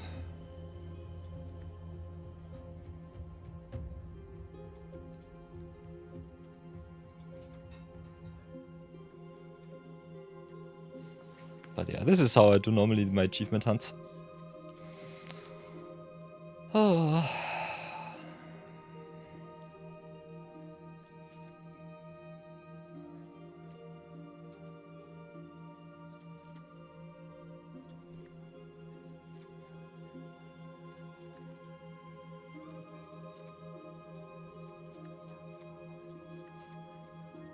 Christmas deck.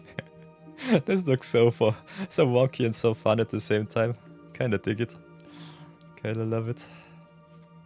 Okay, Tovola might be a little bit strange. Still kinda neat if he gets some damage in. Do we have some wolves?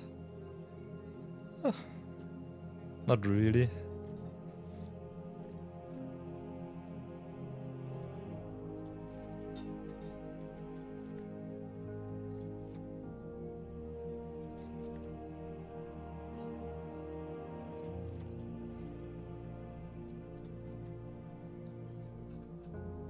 Might still have to get in some of our 1 mana fixes, otherwise I think we might be a little bit too slow.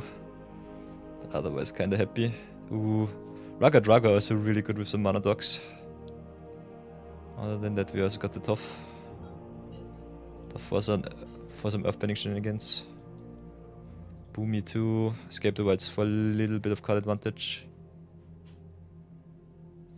Got some Hedgers, some Hasting, some Roxanne, some Quadsquad Crashers, some Xenagoses. Also some Kogla and Iroh. So if we ramp it up a little bit, it might be kinda neat.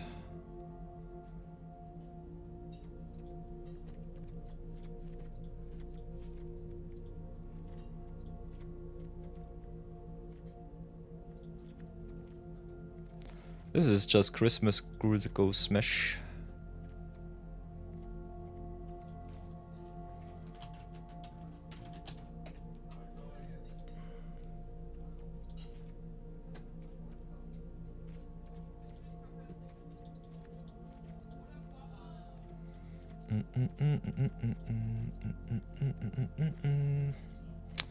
Bum bum bum bum bum bum bum bum. Have to play some of our snow stuff. Just so that Zavala works. So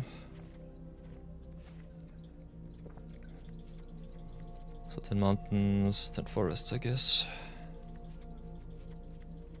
Something like this. 11 forests. Then get all of our mana dorks in. Could also put all of our snow permanents in. Maybe just go full on Christmas mode. Kinda like that one. Just play our snow spells, go to town with that. Ooh, that looks juicy. Kinda like it. Don't know how much big stuff we have, but the work is still neat.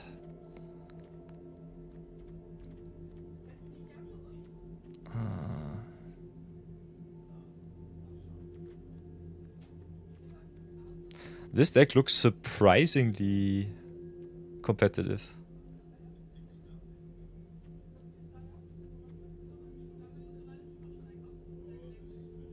Maybe just get one of our weaker cuts out and just cut it on. And our commands are also a little bit strange. With our early drops, otherwise pretty neat.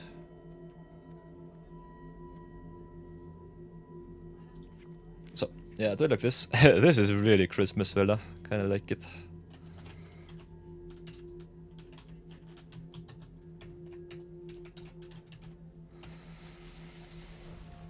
7 exit. So turtle the deck. Again, speed down the deck. Whoops. Nope. Nope. My head is all over the place today. Brawl it up. Christmas Brawl. Do it like this. I don't think we play enough elves. Otherwise, I think we're well set up for some gruely action. Hey, TUG, welcome back. By the way, that other guy, 98, welcome to the VIP club. Enjoy your diamond. Merry Christmas, TUG. Hope you're doing fine. Hope you're doing well. Hope you're doing awesome. Have an awesome time. Heck yeah. Sniping me exactly at the end of stream and getting you awesome win. Perfect. Was a very, very awesome view battle weekend. Kinda sad that I had to drop the last one. Kinda wanted to get to 10 view battle weekends before the end of the year, but yeah. When work cries, shouts, and wants you in its claws, you cannot get away. But yeah, over the holidays I'm a little bit more free, so that's fine-ish. Okay, playing this well at Mirror, interesting. Oh, let's ramp it up. Next turn can drop the Boreal Outrider, pass for now. Christmas.deck.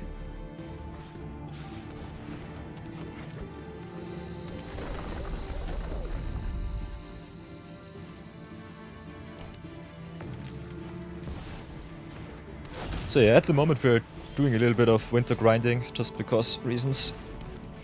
If you want to challenge me for some more viewer battles, the queue will be open until the end of the year. So if you want to earn yourself a VIP slot, you will always get the chance to do so. Other than that, what I want here might be another green source. We have already the snow for the Sweller, so that's good. Big question is, do I want the Chaplain or not? Could fight their opponent's stuff, which I kinda might have to.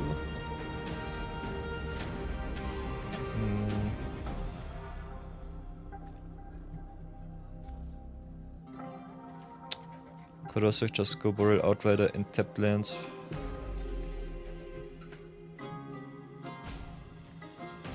I think I still want to fight. Let's go for the green source here.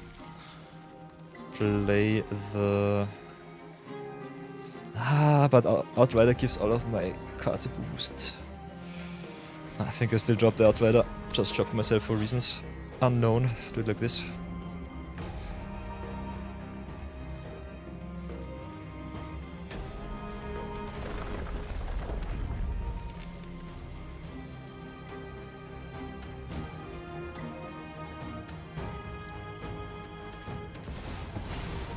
Ooh, born with the Galta. 2 cards left and what will they cheat? Galta, big problem for the mirror match. Okay, and they have all of the big stuff. I can see to this, thanks. Historic Brawl not being able to play anything. I love it. That's something.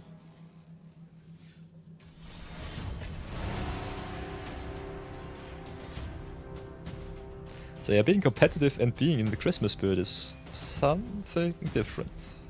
At least in my humble opinion right now. Could just play good stuff to deck.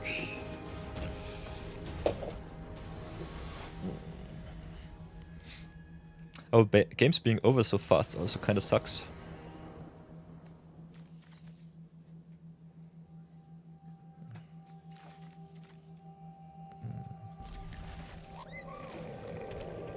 Also not sure about the cheering crowd here. Might be better for our opponent than for us. Nonetheless, let's go snow it up. Get the tapped land.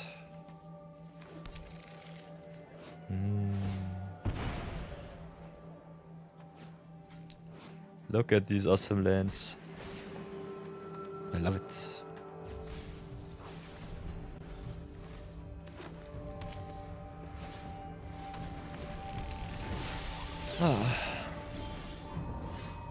Okay, what can we do? Can ramp a little bit with the Wondertail Mentor. Opponent ramps up too. Might go Old Stick Fingers Wombo combo, just because of reasons.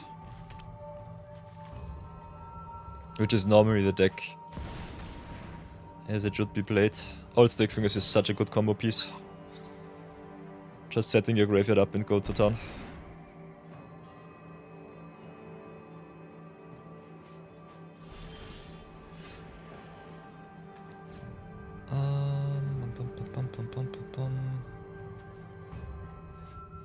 Could drop Swelder, could drop the Cheering Crowd.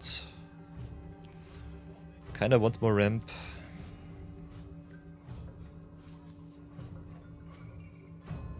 But giving our opponent more mana for the Old Stick Fingers is a little bit not so nice. Ooh. Discord pinked. But not mine. The pirates are online once again.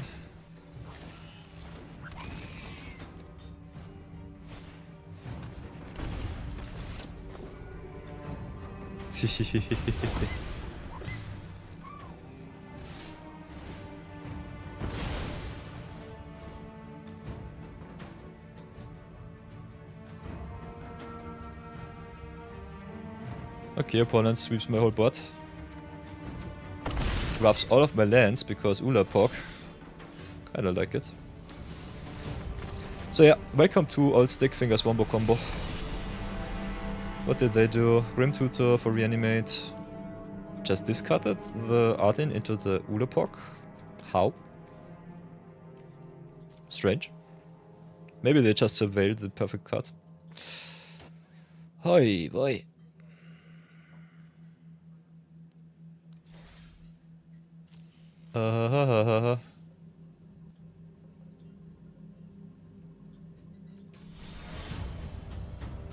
So yeah, our achievement's a little bit lackluster here.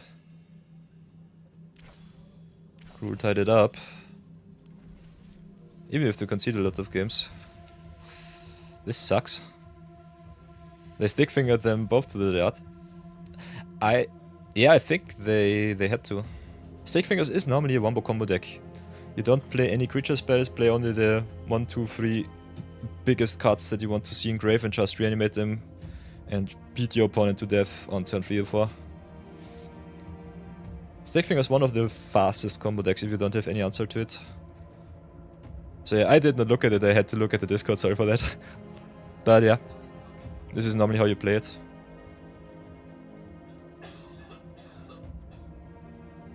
Ulamog Arden these days. Thank you for that, Brownie Man. I'm not up to date with the CDH lists these days on Arena. So that's something that I miss out a little bit too much. So yeah, this deck list does not have any elves, no acceleration, only sadness.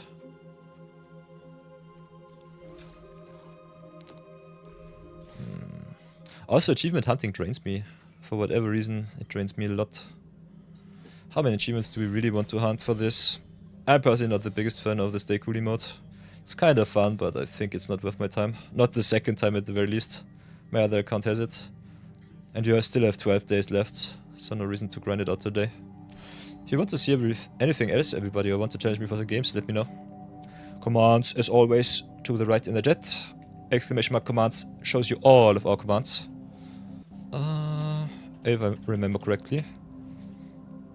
And if you go to the MTG bot or to the stream elements, you can have a look at that. And then there should be, in all of their glory, then you have the Q join, Q open, Q close, Q clear, Q join, Q random, Q next. All of the good stuff. So viewer battle bots are active as always. Other than that, stream elements commands are also a thing. So that's interesting. So yeah. Accounted, interesting. Yeah, user was created 1 year ago. Went online. A little bit shorter than that. Chat stats, items, Twitch, watch time, etc. So yeah, can go to town with that. Taste the food, season to be sharing.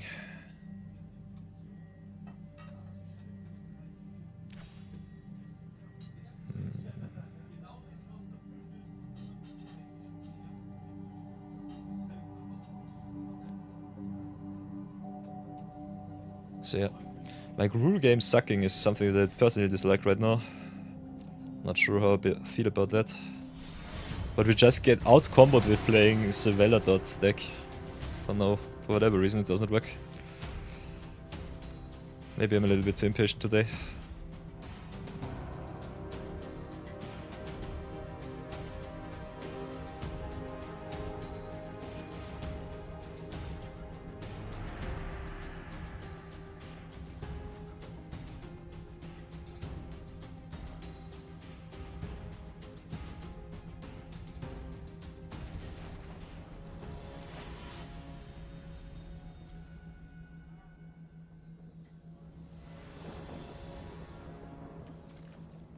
Also building a lot of decks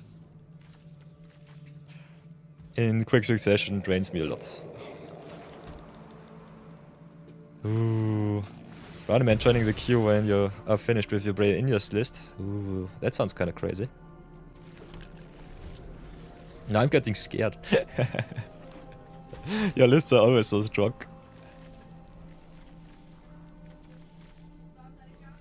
Might have to pull something powerful against you, Brownie Man.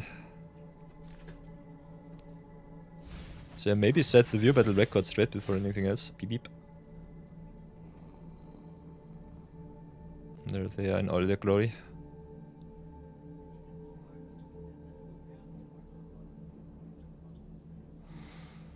Check. Hide them once more.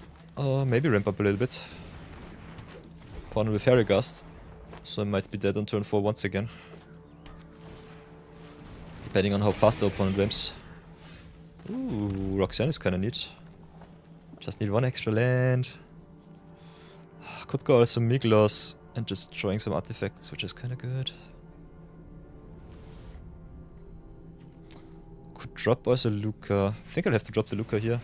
So untap. Play the Luca for 4.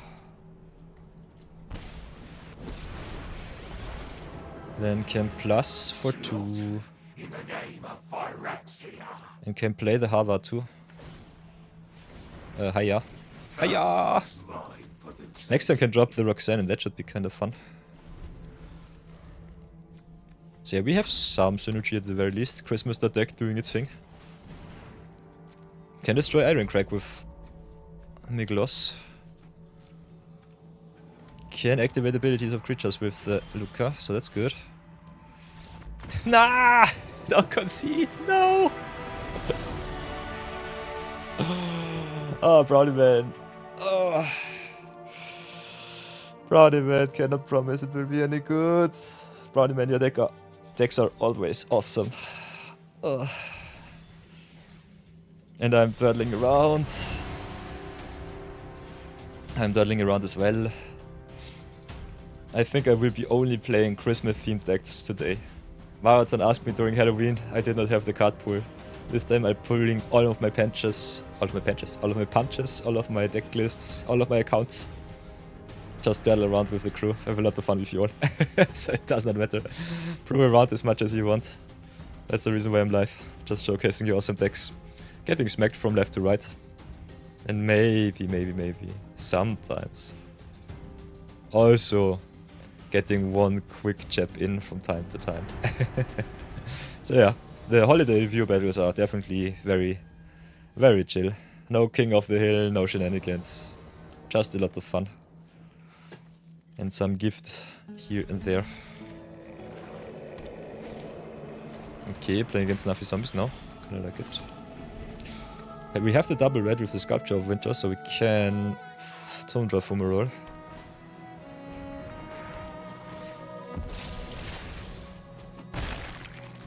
Opponent with the 1-2 curve. Kinda scary. So drop the Mountain, drop the Sculpture. Next time can drop the Sweller to ramp. Or just drop some big boys and girls.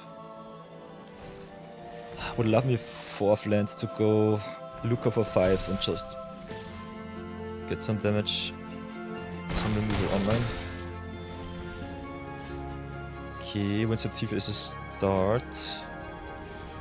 How do we do this? I think we go Heath. Big question is tapped land or not. I think it has to be untapped. Could play it tapped for a Spellbreaker or a Sweller, which I think might be the way. Could also play it untapped and untap for some Sure Shot or some Spellbreaker.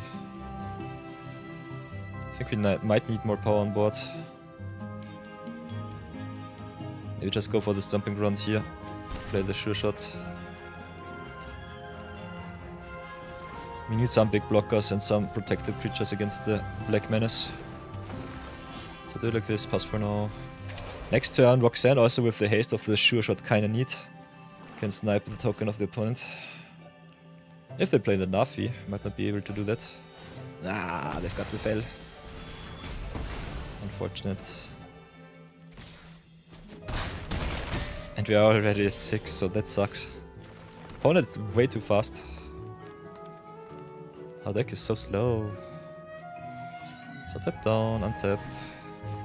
Still think dropping Roxanne here is good. Ramps us up also, which is nice.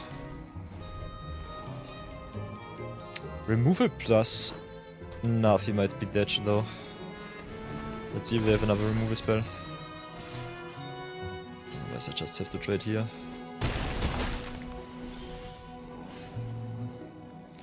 Play the Foresto, 1, 2, 3, 4, 5, 6, 7.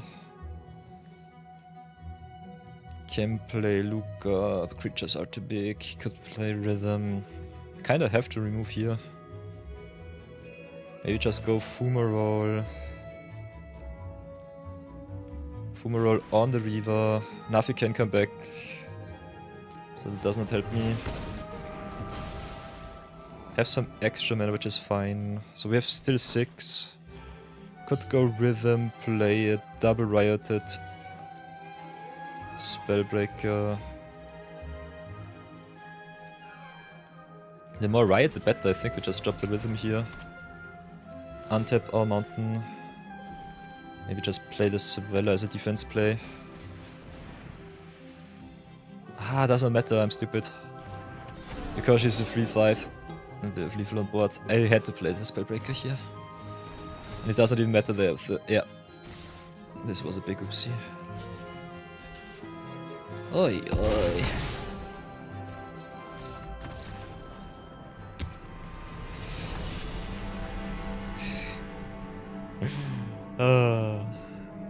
Christmas awesomeness, I love it. Only Christmas that deck.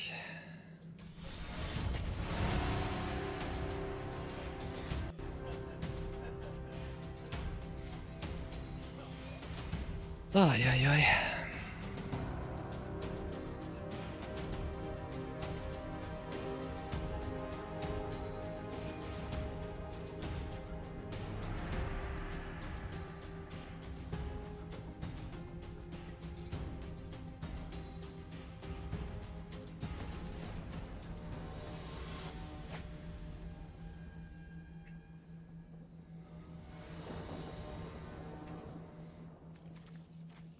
Hey, Draw for Life. Good morning, good morning. First time chatter. Hello. How do you do?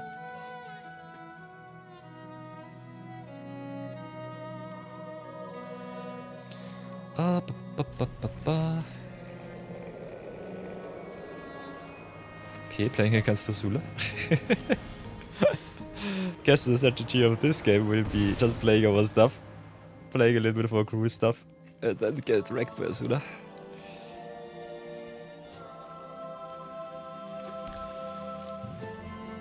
So yeah, we're dawdling around a little bit. Brownie Man is brewing up some nice little Breya in your deck list. Otherwise, the viewer battle queue is open if you want to fight it out with me. Can definitely pack a little bit more competitive decks.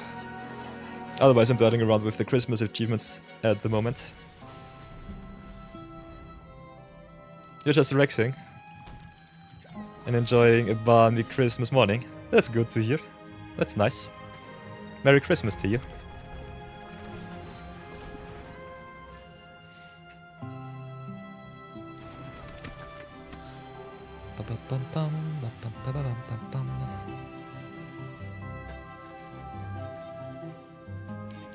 Key opponent has something. I will hold my horses.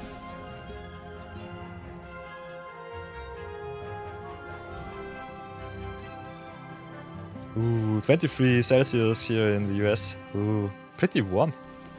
Nice.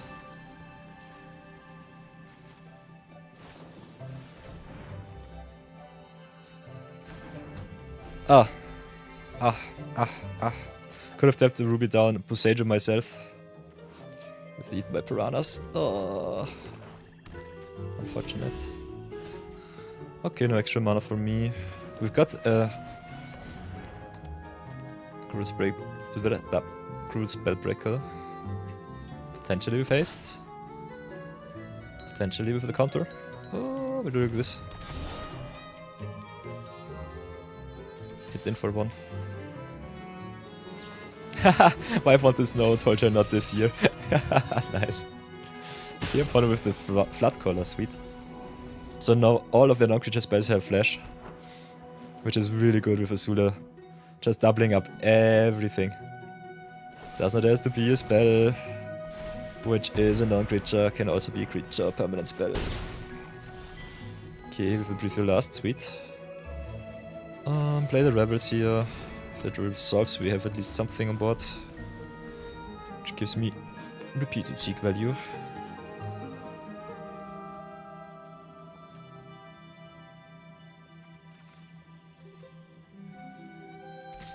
So yeah, we're playing a lot of rares, but we don't play too much synergy.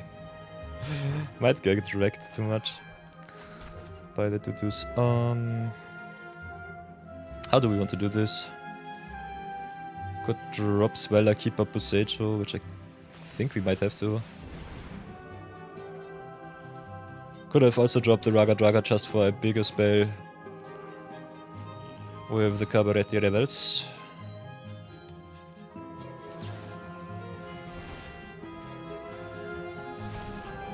Rebels also kind of fun because it puts stuff onto the battlefield, so plays a lot, plays around all of the counter spells.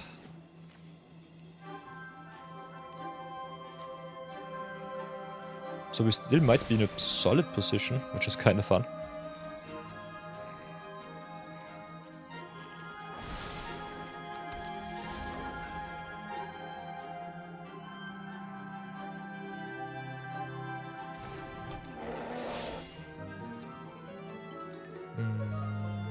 So yeah, pass for now.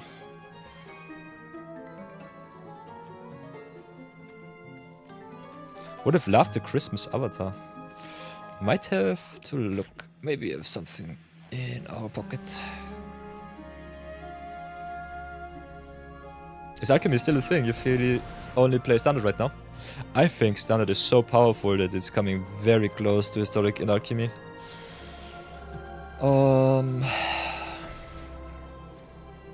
Alchemy and Pioneer normally the least played formats on Arena. I think most players either play Standard or Historic, if you're into Constructed.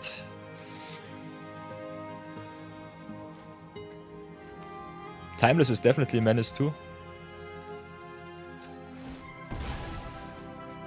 But yeah, I think most of the formats are still played. Ooh, with the Opposition Agent. Why did they have to print this stupid card into Arena? I hate it so much. I'm really sad. Still need an artifact to target with the Decimate. Opposition Agent is such a stupid card. What did Wizards think about printing this card? I hate it. Hate pieces in Magic are so unfun.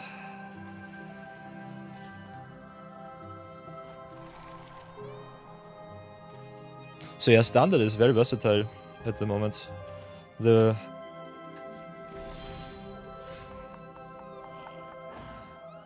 bans were definitely very important. So what can we do here?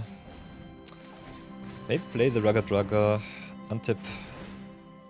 Could have also played Escape to the Wilds because Later Beaver triggers on every spell which has mana value 4 or greater. I love this card. This was a very nice card to be printed. Problem with the Stifle, okay. This is hate deck. I'm not a big fan. So play the Bosejo, play the Cindervines. Could have also ramped up with the Sveller here. I have to stay back on defense pass for now. Celsius to Fahrenheit.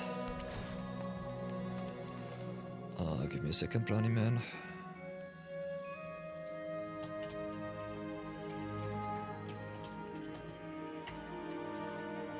There we have it.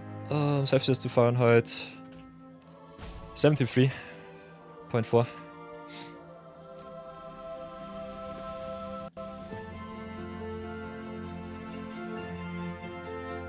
There was a problem with communicating with Wolfram Alpha. Interesting. The MTG bot is strange. Got all of the answers.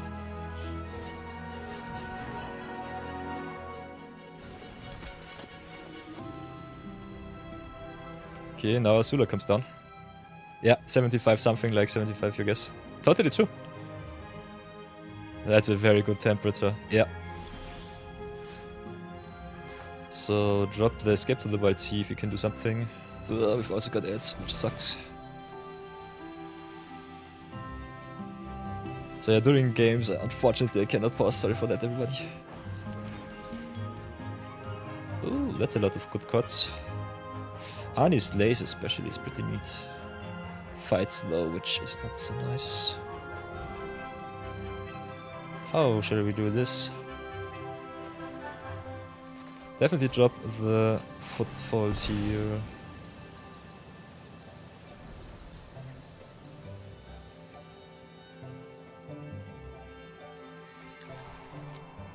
think we have to get rid of Azula. Don't like it, but it is what I have to do. So play Anislays.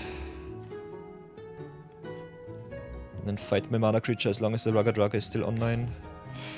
Could also fight the Opposition Agent here. Might be better if I'm really honest. Kinda hate that my opponent gets all of my lands.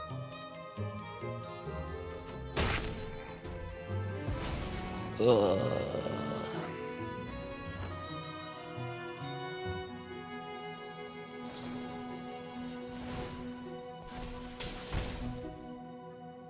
So yeah, big oof there.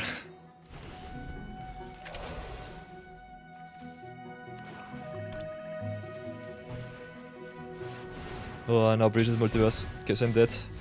They could have attacked first to double up the Breach here with the Flood Call on board.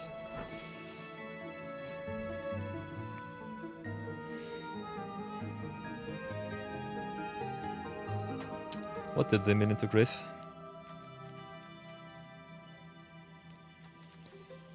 Oh, some Eat My Piranhas, kinda like that. Damnation, okay. Some sweepers in the deck are important. Also with the Peak. Peak is a very strange addition. Kinda like me some flash cards like the Brazen Borrower here.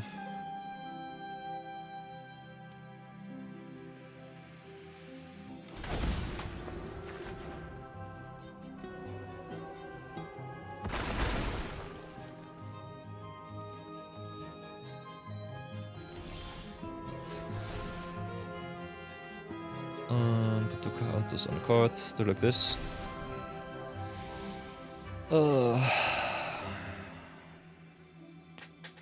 Welcome back from the ads, everybody.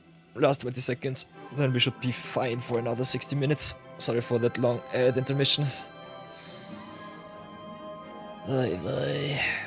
So yeah, stream is normally paused during ads. In multiplayer games it's a little bit tough. In single player games I'm normally paused for 3 minutes straight. And just have a little bit of banter with chat. So yeah, welcome back everybody who might have been stuck in ad hell. Now it should be fine again.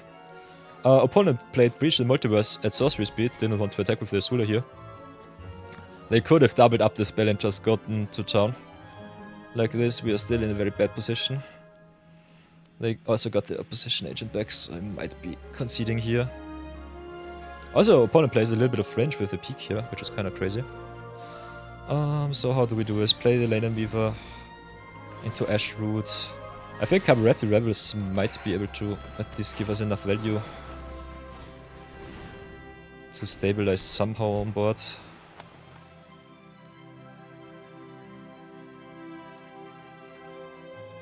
We don't play any 1-drops, which sucks.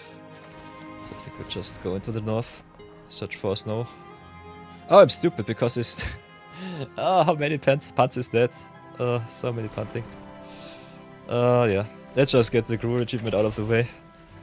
Let's play as long as we can and then just play something good.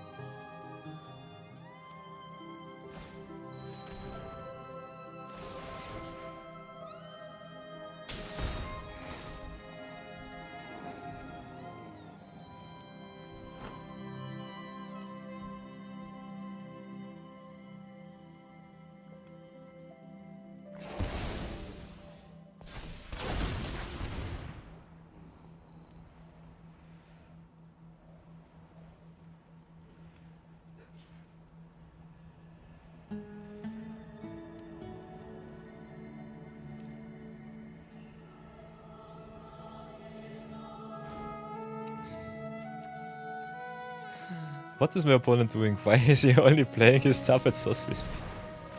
I don't understand. Could have doubled up the Snapcaster Mage and everything else. What the heck? What are they doing? Yanking my stuff is kinda nasty. Not gonna lie. So yeah, big boy's down. Will gladly block the Azula here, that's for sure. Not attacking with the land or the flood call is kinda strange.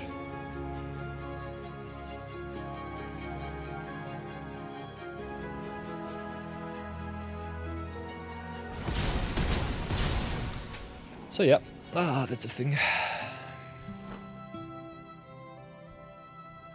But yeah, Cavalry Rebels is a busted card. If you want to craft something for your deck, if it's red and green, definitely go for the Rebels. Just cascading into your good stuff without any of the cast downsides is kind of busted. Interesting. So they slow rolled the land, just attacking once again. Yeah.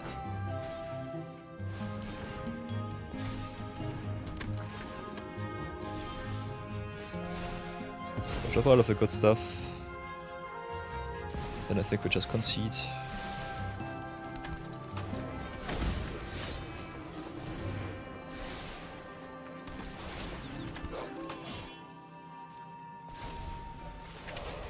Oi, oi. Also, cheering crowd really good for our opponent, giving the million mana for the Azula. I think I'll just concede to this. Kinda don't want to play this game anymore. Ooh, Brownie Man is ready to fight it out with me. So Brownie Man, what will it be? Is your prayer list finished? Our achievement is done.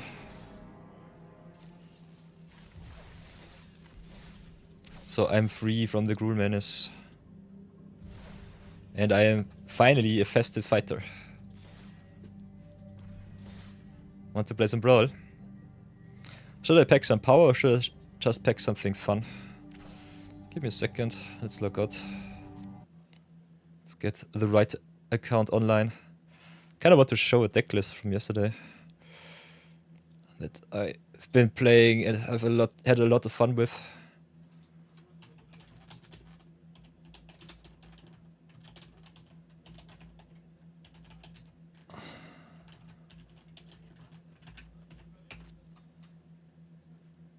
So here we go once more.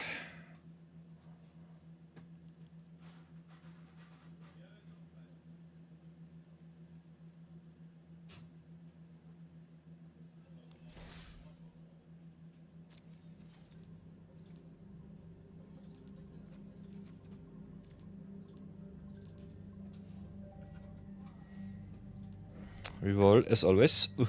Okay. Go online. I always forget to go online. I think I'm also offline in Discord.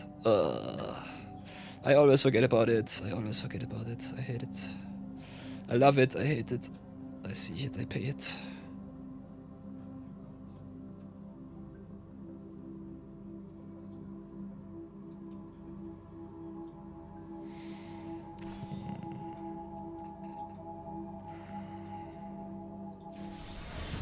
So Brownie Man. Everybody, it is time for more viewer battles. Playing against Brownie Man. Doing some Christmas action, so I will be only playing awesome Christmas decks today. Christmas themed stuff is the way. And what is better for Christmas than being a festive fighter and gifting some teas and some presents. Okay, this looks interesting. I'm on the play though. Want to be a little bit faster, so do it like this. This looks nice.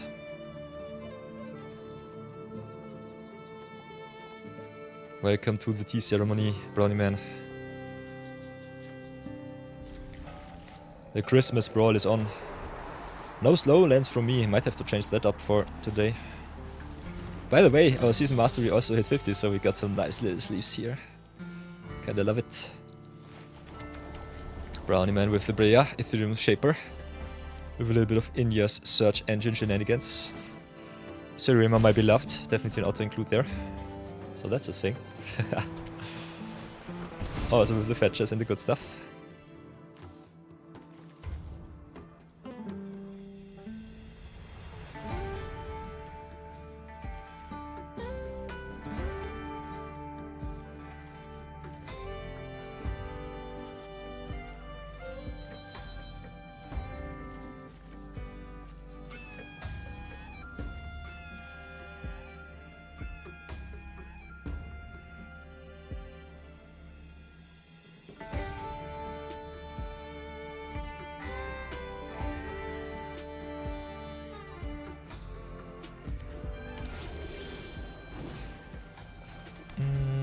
Do I want to start with Iroh? Brownman has the island open, so I'm kinda scared. Gifting my tokens to the opponent is something neat. I think we'll do it like this. Play the output heavy. Make a Goblino, hit in for 1, speed it up, speed it up. Maybe if we are lucky we can ramp a little bit.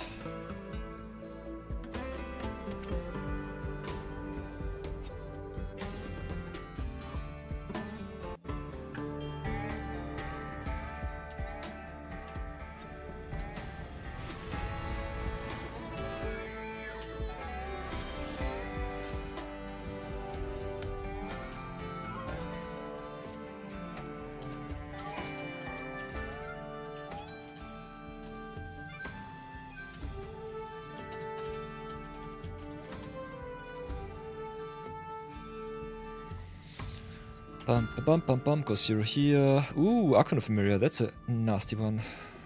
No more than 1 spell for me, this sucks. So drop the planes here. Can get rid of the Archon if I really want to, but I think I'll have to. So Dusk Cross, Reliquary, sacrifice my Goblino. Archon down, I want to play my stuff, thank you very much. Then play our Grand Tea Master. And gift you... Oh... By the way, that's a very fun interaction. Normally, because both of those triggers are at the beginning of combat, you should be able to stack the House Code Heavy over the Iroh. For whatever reason, Arena always resolves Iroh first. So have a look at that. Iroh resolves, go for the Reliquary, and then the House Code Heavy makes a token. So yeah, I'll give you my Dusk Cross Reliquary, enjoy. Then I think I'll have to hit him for free.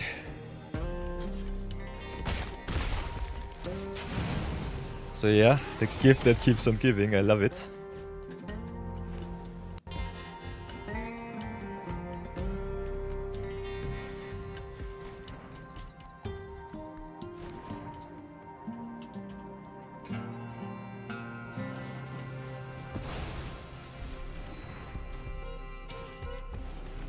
Ooh, Swords to Plowshares.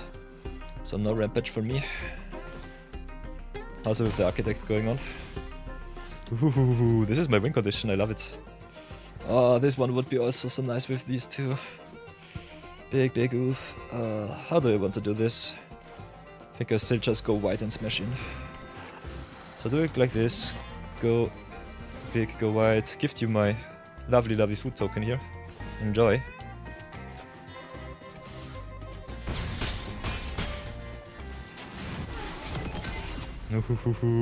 Iroh is so much fun. Grinded all of my wins yesterday out with Iroh Team Master, and I still have to do a zero budget Brawl episode with him too. So I think we might be doing a little bit of your battle editing, giving the madness to everyone. Ooh. Okay, that's an in-your setup if I've ever seen one. Might be still a little bit too fast though. So how much can I really do here? Could show you the ultimate wombo combo. Maybe set myself back for 1 extra turn if I really want to. Think you might be dead on board though. You have 3 blocks. I have 5 attackers. Nah, it's still not good enough. Depending on how greedy I am, this might be nice next turn. How greedy are we really? I think we are as greedy as can be. Play the Exalted Sunborn. Then go next. Gift you 1 of my lands, enjoy. Maybe you need the ramp. Making 2 big boys and girls. And can smash in.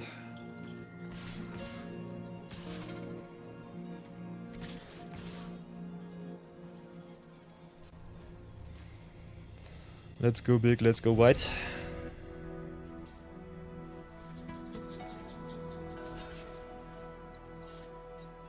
Could have definitely just pumped my creatures. Let's see if the brown man has Inyas in hand. Exalted Sunburn plus Iroh Team Master is so nice. Oi, oi, oi. So yeah, Iroh is pretty interesting because he can give the opponent's lands which is kind of neat.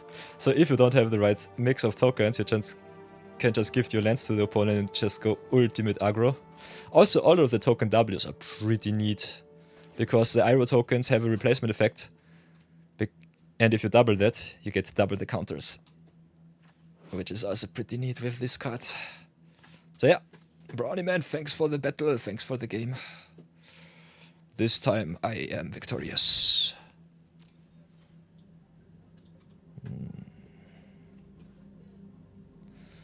I love it. GG's, Brownie Man, GG's, take all of my hearts. How did you feel about the game? Oh yeah, Brownie Man definitely can get his revenge match if he wants to. I'm a little bit slow today. By the way, everyone new joining the stream, we're doing some viewer battles during the holidays and during the weekends. And the grand prizes are VIP slots in the channel. In the near future I will be also doing some giveaways. I might be starting with that at the start of next year.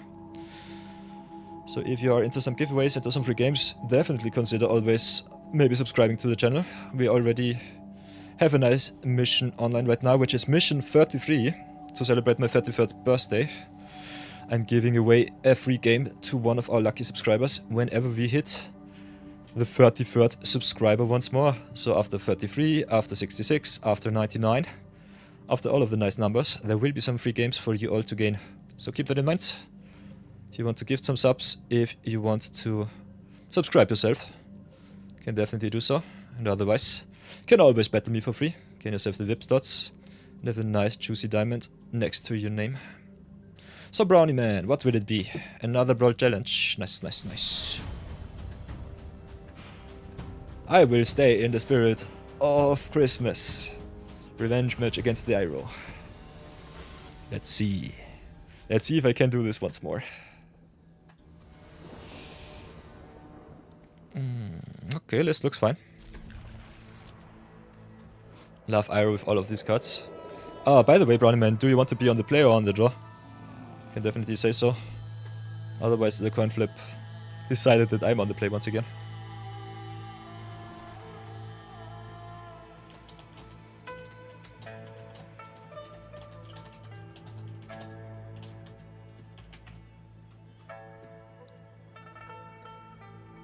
So yeah, that's very interesting, or good to know for everyone who might be new to Arena.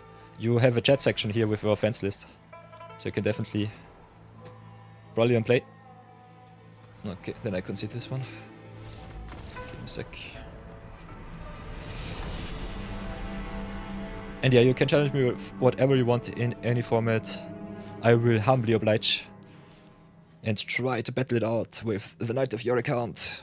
Free to play Magic series. 137 days young, but already really powerful. This account slaps. I've grinded out nearly every daily reward that you can grind out, and that is pretty powerful after only 3 months of playing. Especially the wildcards have been very, very gracious to us. So yeah, I'm not allowed to craft anything, by the way.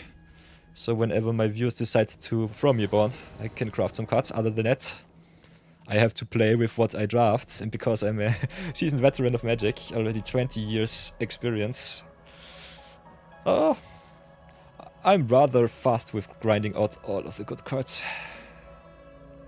How do I feel about this opener on the draw? It's really awesome, especially with those cards.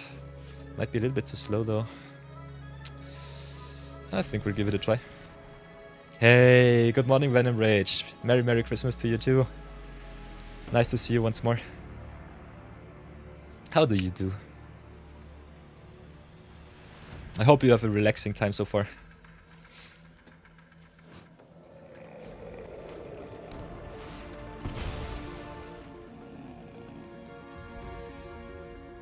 So yeah, I have to get my avatar and my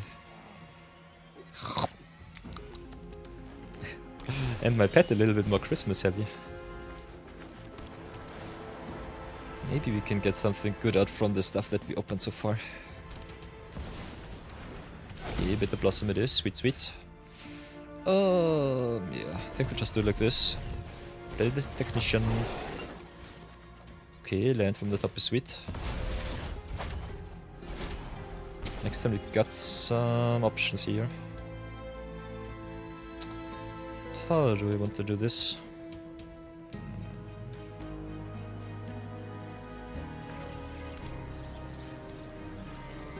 This is the wombo combo. Ooh, what back him. Play the command tower first, I would say.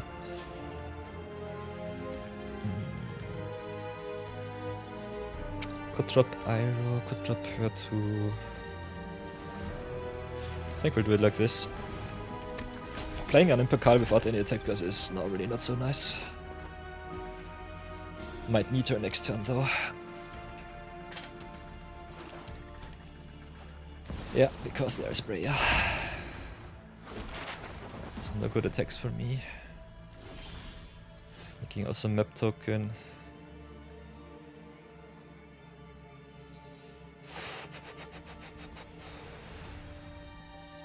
How do I want to play this? Breya can give my stuff -4/-4, which sucks. So really annoying.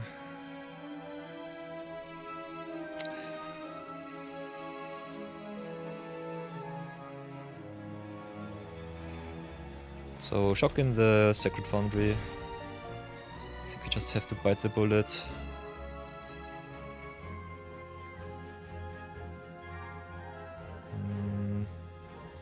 Not happy with my place here. Let's see what Brownie Man does. This is a very greedy attack.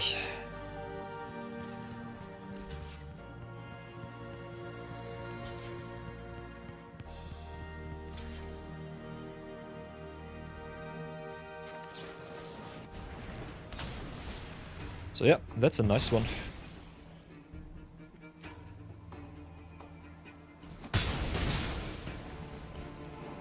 That is something. The shock was unnecessary, unfortunately. Could have played it a little bit different. Ooh, sort of feast and famine. That's a juicy one. Doubling up your mana is kinda strong. And I have to discard too. Guess we'll do it like this.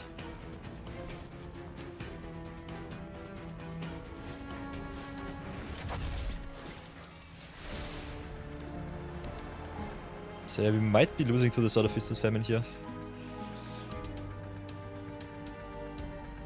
We'll get at least another good attack in with the Animpakal. Thanks to some unfortunate blocks of the Brownie Man.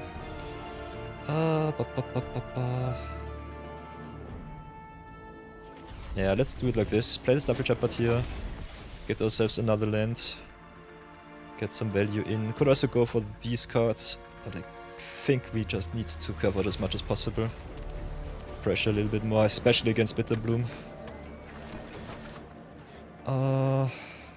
Yeah, the best play would be gifting the Stafford Shepherd, but I kind of want to attack in with the Animpakal, so I think I'll just give the Static Snare here. This is also one of the wombo combos with Iroh. Just gifting all of your enchantments that you never ever will need again. Do it like this.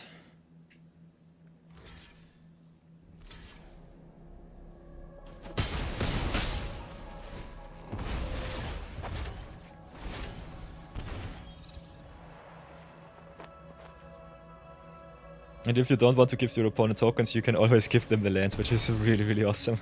So yeah, I love Iroh Team Master. Being able to gift every permanent that you have is so strong. I had some opponents yesterday which just conceded right away when they saw him on the battlefield. Did not want to have anything to do with him. So yeah, drop the Bivouac. Sword of Feast and Famine. Double mana in 4-color dot deck is kinda nasty. Brownie Man's Revenge going strong. Beating me down with his busted mythics. Yeah, that's a thing. Breya is so good with token makers. Hey, I am Samson. Merry Christmas to you. Welcome back, welcome back. Okay, Iroh also down. Get him back. Yeah, I think we might just die to the Breya here. Brownie Man being able to double his mana with the Sword of Feast and Famine really sucks. Could also try and snipe just that one. Might be better than going for the Breya here. Breya needs to sacrifice stuff. Still will get me, but yeah, Sword of Feast and Famine was too good. Just getting 1 or 2 hits in is already such a big tempo play.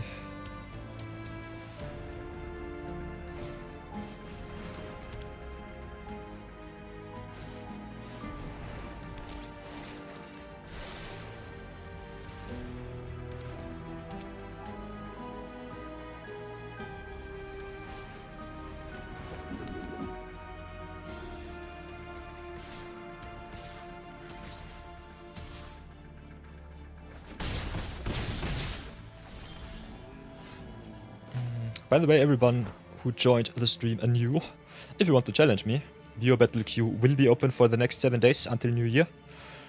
If you get a winning record against me, you earn yourself a VIP slot on the channel, like our awesome viewer James Iroh, aka Brownie Man in chat, already did.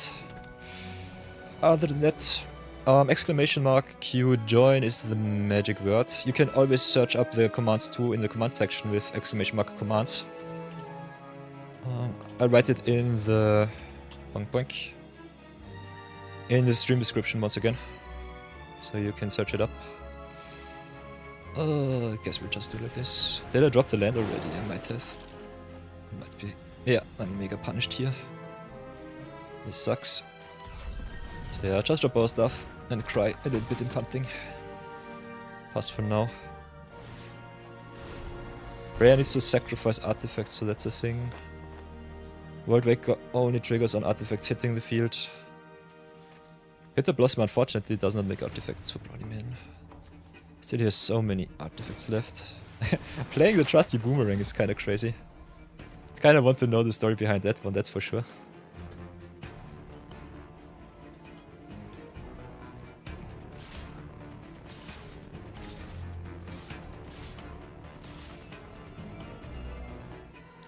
That's a big attack. Now I'm scared. A lot of flyers. A little bit of simulacrum action. Guess we'll just do it like this. The rest I cannot block. Take a solid 5.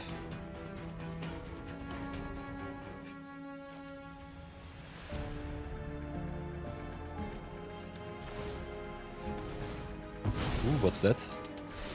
Ooh. Hitting in and then dealing damage. Am I dead on board? That's 2, that's 4, that's 6 damage right now. Rhea is so good. Gaining life, dealing damage, making tokens, removing stuff. She does everything.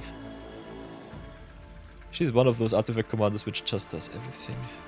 And she's also in 4 colors, which is nuts.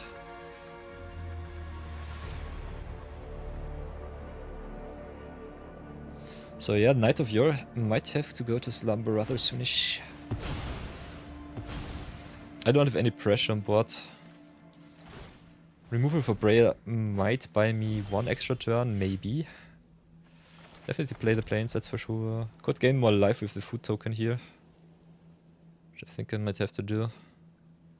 Boomerang tapping down my stuff. Ah, Boomerang is a wombo combo with World Waker Helm. Okay, I understand. That's kind of neat. So what can I do? Don't have any life gain left. Might have to go Iroh. Sacrifice 1 food. Just to not die to the Breya.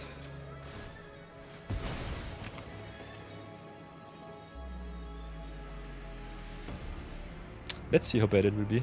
Let's go next. Give the last to make some tokens.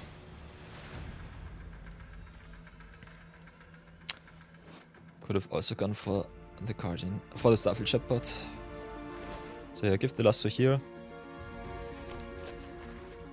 But yeah, the flyers get me. Oh, the floor is kinda neat and clean. But the air is my biggest problem right now. And Boomerang giving Brownie Man infinite artifacts is kinda busted. Because every token can tap down as long as he has mana. You can just play Boomerang, tap down, for example, a Fairy Rogue, get the Boomerang back, get another map token and just remove everything that is in the way with Breya. Or just burn me out of the game. So yeah, with all of the swords I'm just dead on board. GG's.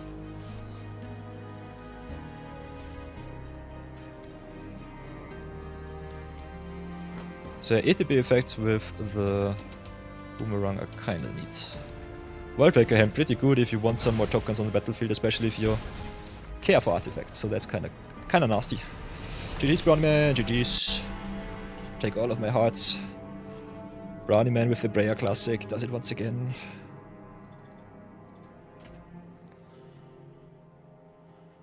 So yeah, nice. 1-1 we go. By the way, if you want to see who is in queue right now, you can also go !Q. Have a look at that.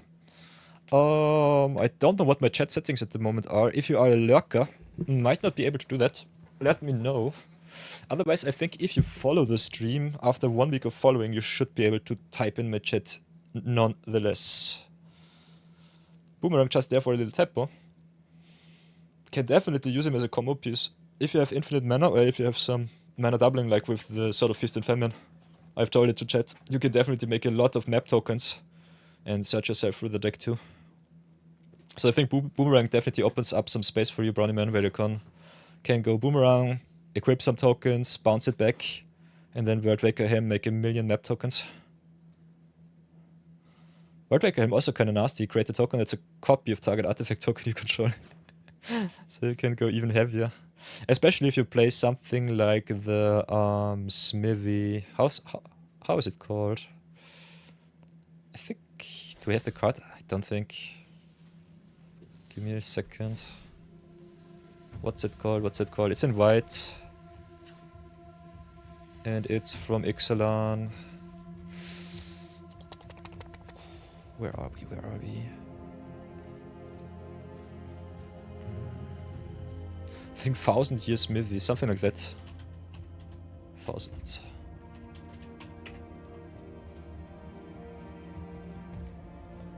Wildcard him pretty good if you have some big artifact token makers like 1000 Moon Smithy. This card is so busted. This card is pretty strong. I love it. This is one of my favorite cards from Caverns of Ixalan. This card is so good. One of 1000 cards from Modern Horizons.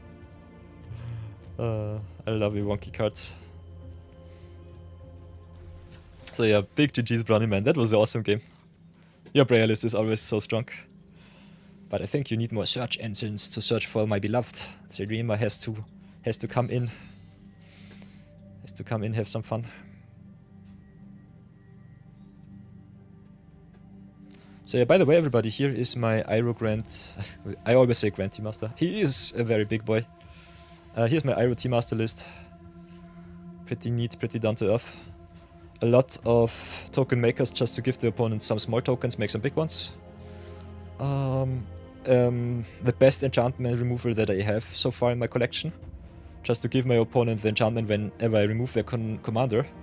It just stays on the board, which is nice. And if I just exile one of their creatures, it's kind of fun because most of the removal spells target cards that your opponent controls, and if you give the enchantment to your opponent, they cannot even get rid of the enchantment that's removed their best creature or their best permanent. So that's kind of fun. You can also give your opponent stuff that has water hexproof, so they cannot get rid of it.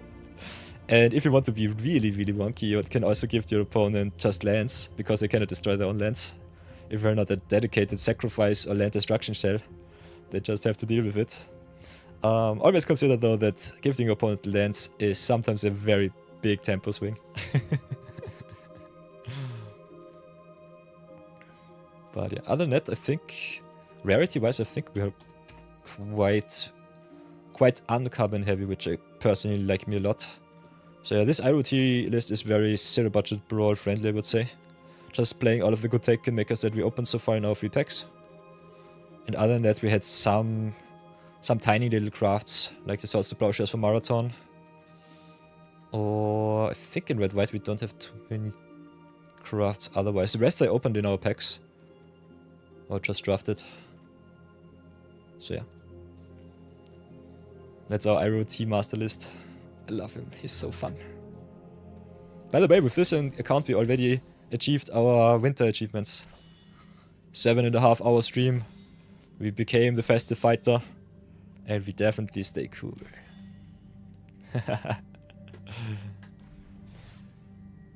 So yeah, if you want to challenge me, as always, !Q join. Otherwise, just type in chat and let me know. I also have the YouTubes open, but I think YouTube is normally more VOD section for our viewers that cannot join us live. Which is also fine. And other than that, you can always join also our awesome Discord channel. So if you want to stay up to date, maybe have some fun little memes going around, or get some heads up for some events or some free rewards that are running rampant on Reno right now, can definitely join us up. Can also have a look at how awesome some of our community members are, like for example the Brownie Man. Always awesome with his in-years list, which I think I might have to play today, because it's the time for gifting, the time for season. So if you want to join the Discord, you can just go !Discord, there is a link. Otherwise, we also have everything in the about section or the description box, depending on if you're on YouTube's or the Twitches. So that's also a thing. We're also doing a little bit of variety from time to time. Might dedicate a 2-hour block every day next year in the evening for some variety streams. Maybe do some KCD, some Kingdom Come Deliverance. Maybe some R-rated games. Maybe a little bit more RPG like Grey Obscure or Final Fantasy. Just to keep the variety aspect of my streaming career here a little bit more open-minded. We might also do just some new games depending on what comes out next year, so that's also a thing. But other than that, Viewer Battle Weekend is definitely still a thing. We also got the Viewer Battle Weekend queue open on every holiday that I can think of.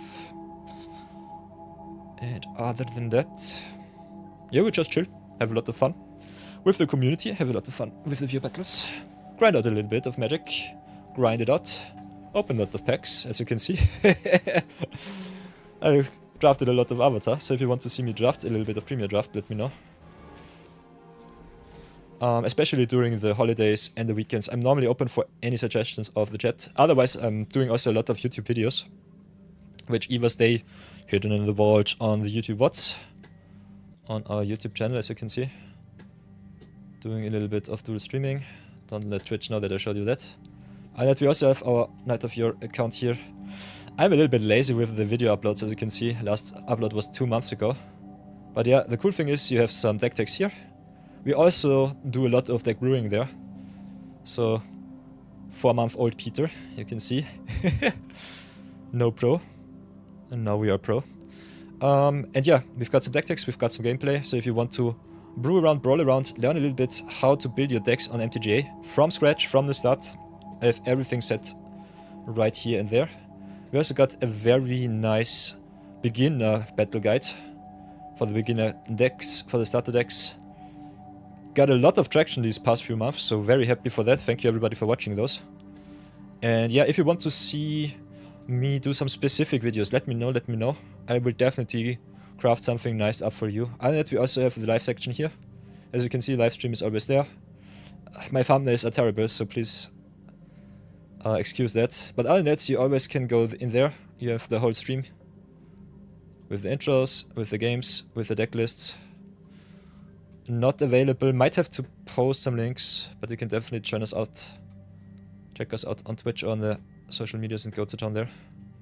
So yeah, I think social media and overall stream is quite well set up. So I'm very happy with that. Ooh, Brownie Man wants to fight it out once more. Okay, okay. What will it be, Brownie Man? Iroh has been defeated. I might have to go with the in-years next. What will it be? I guess you will be fighting me until you get your winning record.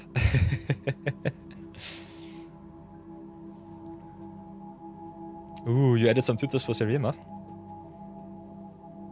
I might have to check out if we have some more gifting commanders, so that could be also something fun. You will fight me until you pull off the combo. Okay, that's fun. So I might be taken hostage for a little bit longer than I expected today. Which is fine.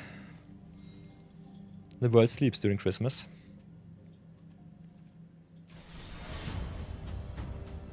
So Iroh, thanks for your service. I could also play some power like the Magic Hero special for you. But I think we'll go with the Brownie Man special and play some Inyas. Show off what your awesome favorite commander can do from time to time.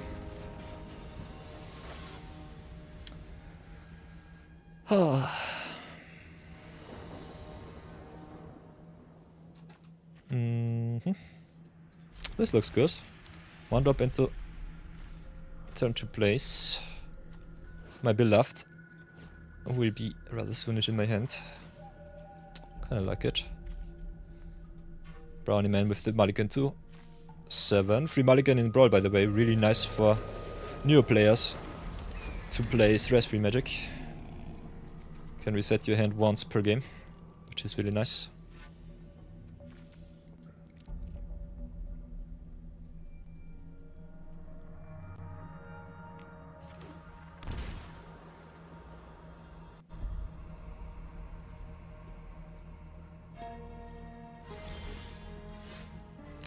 So, play the Air Temple. What do I want to play? Could play my 1 drop, which I think I'll have to do.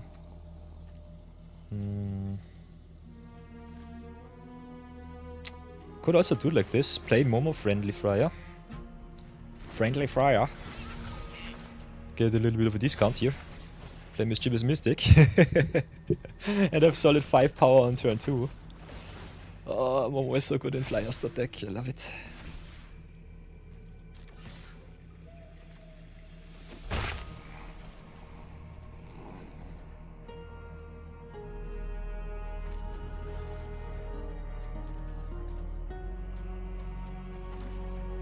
So yeah, big shoutouts to everyone, Merry Christmas to all of you, and thank you so much for dropping by on a holiday. That's something that is normally very special, and I'm very glad that you all have fun with me, have fun with the community, and dawdle around with me a little bit more.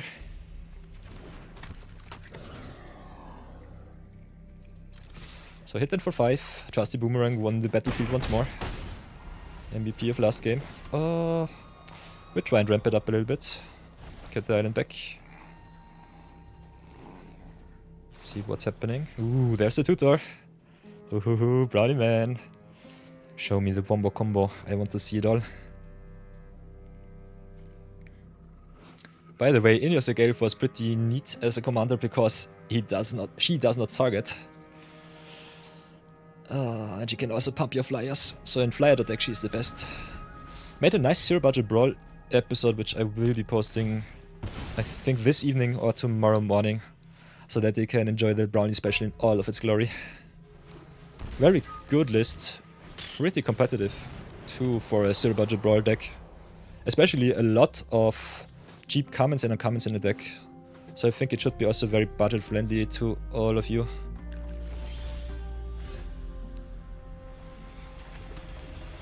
Okay. So Blade on. Cloudfin Raptor grows. Momo grows too because Dion is busted. And I think we might be too fast. Depending on Brownie Man's hand, a sweeper might be necessary.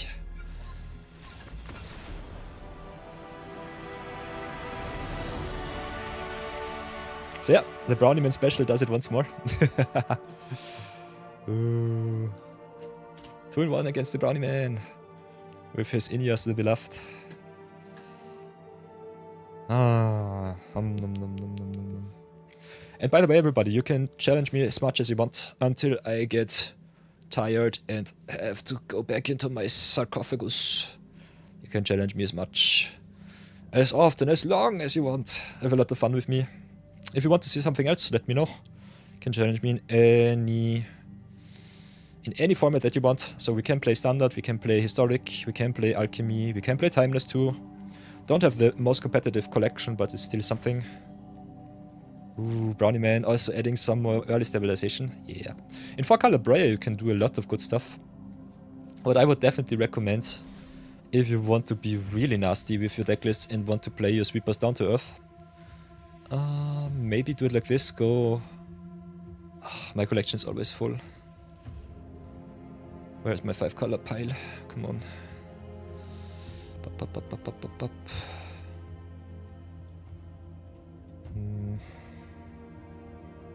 Maybe just send my standard artifacts to the heavens.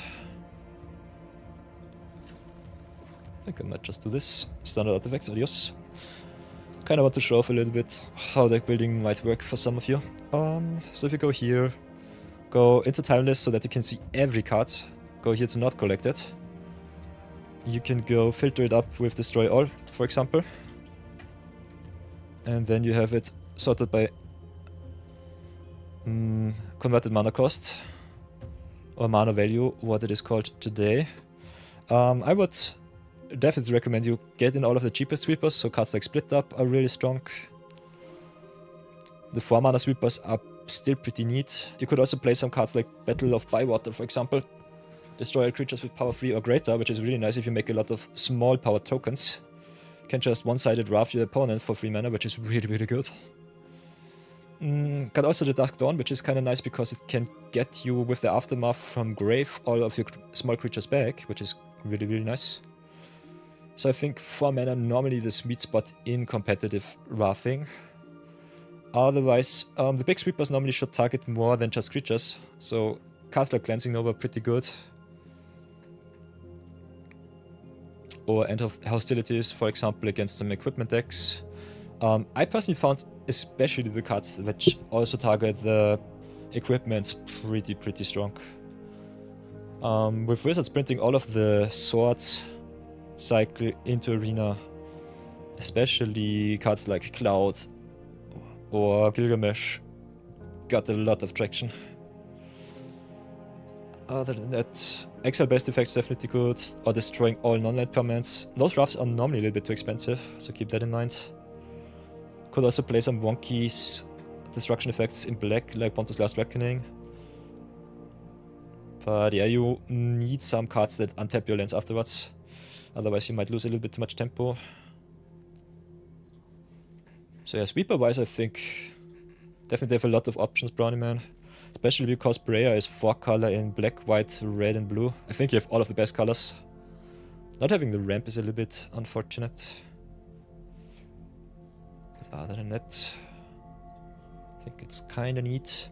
Also, big shoutouts to the sweeper effects which destroy, for example, all enchantments for 2 mana. Back to Nature is pretty good, especially with Heibai running rampant on the historic Brawl queue right now. I think every second to third game is more than often against Heibai. So destroy all enchantments, destroy all artifacts, effects are really good. Kinda like Fate from History, like Back to Nature. Then you have also some sweep effects which can't be countered, like Supreme Verdict, which is kinda neat. Or some cards which have some potential upside late game, like the Restricted Office here. Also destroys the bigger creatures. Then you have some nice stuff against tokens in specific, like Pest Control. Pest Control being a mythic is kinda nasty. I think it's a good wrath, especially really good in Vintage and Legacy. But otherwise, crafting this card with a mythic is something that I personally don't like. What's also kind of fun is wrath effects which support your personal strategy, like Singularity Rupture, for example. Milling half of your opponent's deck and also potentially half of your deck is really good in self-mill and in mill. So I love me those kinds of roughs. And other than that, yeah, some cheap interaction is normally, if you want to go pinpoint removal, reserved for the 1-drop, 2-drop slots. So go, for example, go exile for 1-drop, 2-drops. Get yourself some awesome cards like the Duskclaw's Reliquary, for example. Could go for Heartlight Containment if you play enough artifacts. Like Breya, for example. I think Heartlight Containment is one of the best removal spells for Breya. Gets only creatures but also has Ward, which makes the permanent based removal effects better. If you go monocolored, I think, especially mono white, Lay Down Arms is a very nice addition to the 1-drop removal spells like Path to Exile, or for example, Portable Hole, Seam Rip, and Swords to Plowshares. Swords still the best removal spell in the whole format. Just giving your opponent a little bit of life for removing the best creatures, so strong. And other than that, I think we have a lot of good catch-all spells too, so that's really nice. So yeah, I'll be right back. I have to make a short little toilet break. And yeah, Brownie Man, queue up when you want. Anyone else can always go !Q join. And then we will continue. See you soon.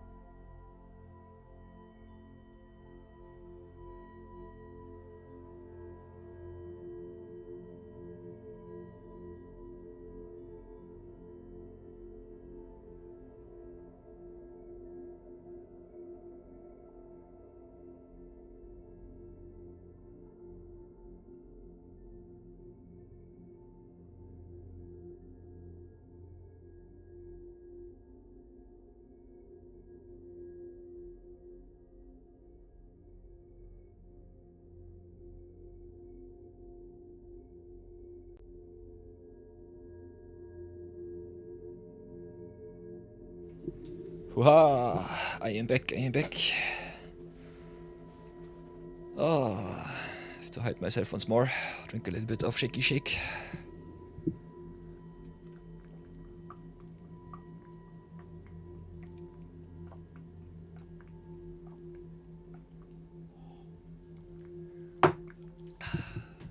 Nom nom nom nom. I love me the shaky shakes. Keeping us strong. Haha. Night of Yor going strong. So yeah, what else would I recommend for some good cheap interaction? I think exile-based removal mainly in white. If you play Sacrifice or Token deck, you could play some cheap cards like Eaten Alive, Final Vengeance and so on. Not the biggest fan of 2-for-1 removal spells, but if you need some efficient mana use, then that's definitely a thing. Other than that, I think in black especially we have the destroy effects here, which normally are good, like the cut down, like the Blood Chief's First. Got also the Fatal Push with some nice little alt artworks from the Final Fantasies. So that's one of the favorite cards.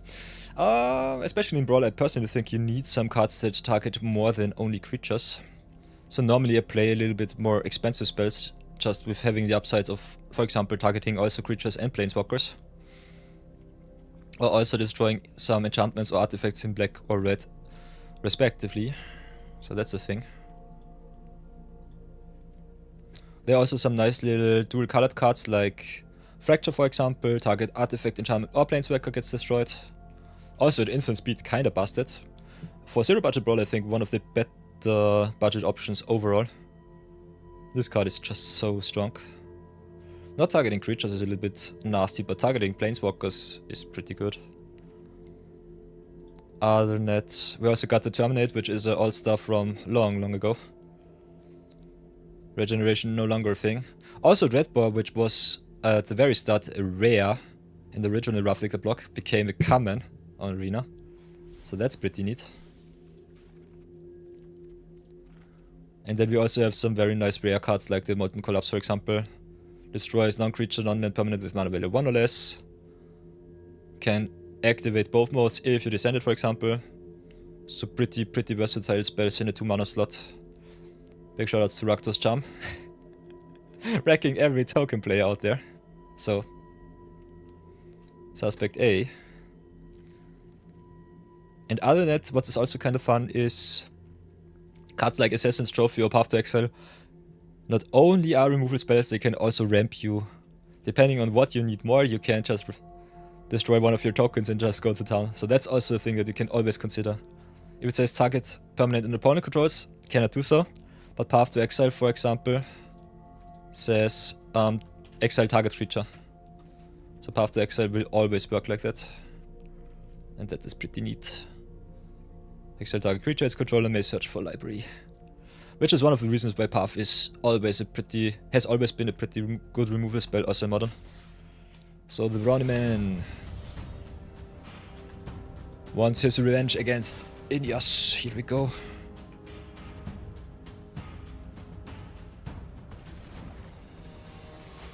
So yeah, a lot of good cheap and budget options out there. Pretty much well set up if you were a free-to-play player like me. I think we can keep this hand. Not the fastest land in the hand, but I think it should be still fine. Are we in the play? Yeah. Brownie Man, do you want to be in the play? Do you want to be on the play again?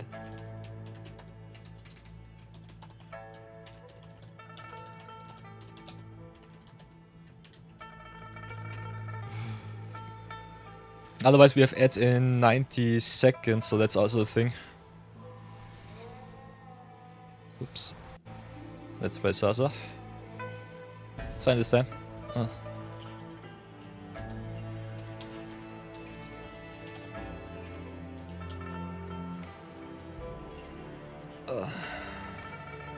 Just to let you know, Brownie Man. So let's start with the top laner deck. See how far we come without ad intermission.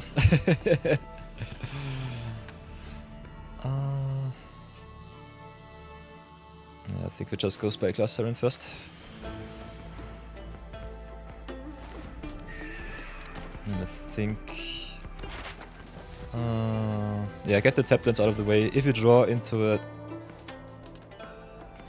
another land, I think this should be fine.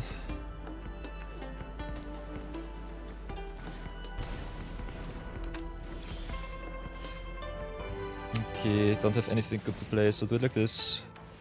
Map on the Siren. Okay, Air Temper is neat. Play the Healer's Hawk. Kinda want all of my colors, so I think we do it like this. Hit in for one, pass for now.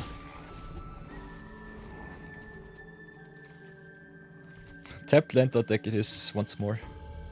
Kinda love it.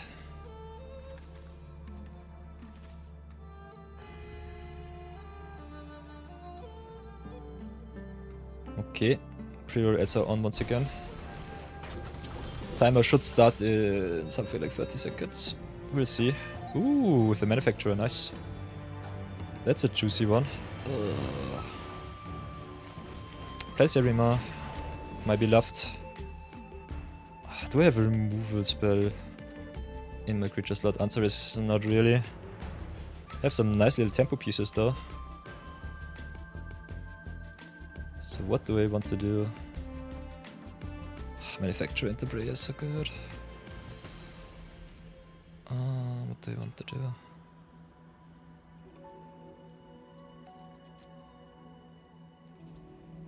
Could still set us up for a little bit more value. And we've got some ads. So yeah, we've got a short little ad break for 3 minutes. So sorry for that, everybody. Ads are running right now.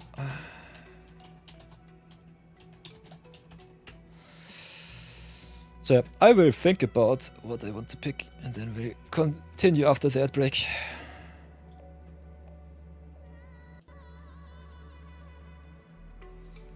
So sorry for that. Might have to get the ad breaks out of the way a little bit faster.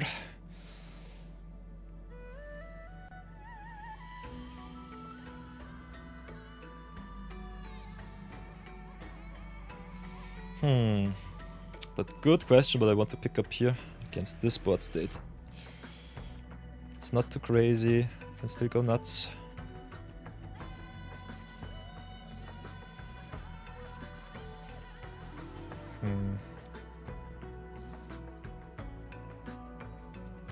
I think this one is not the way. This one might be okay-ish. This one is a nice little discount.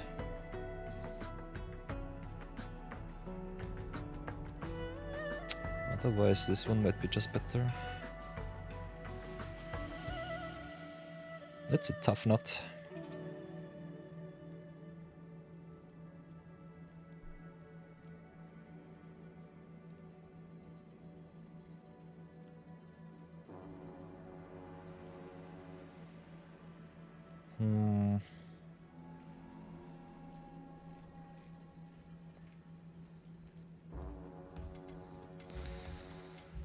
Hi.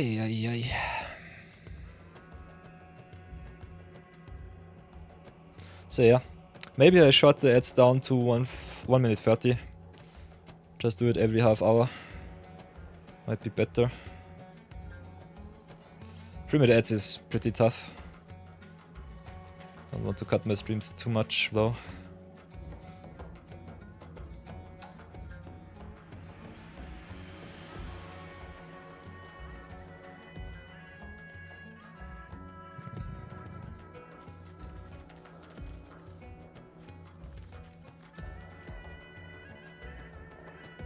So yeah, last 20 seconds of ad break and then we are back at it again.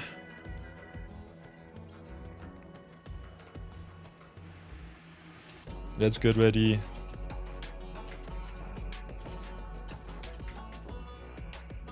Last 7, 6, 5, 4, 3, 2, 1. So, it's over. Welcome back, everybody. It's over. It's begun. Oops. So, what will I search? Got some options here. I think I'll go for the value play.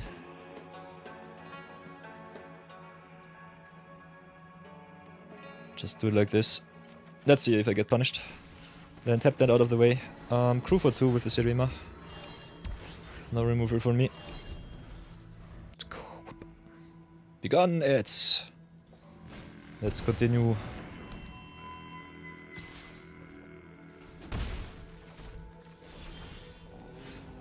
Okay. Tap blender deck it is. I think I just draw a million cards. I'm stupid, I had the Enduring Curiosity in hand, so no reason. No reason for me to do it like this. I think we still try and be on the offense.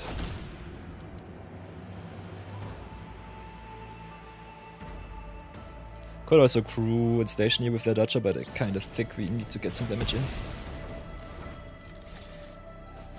So draw another card.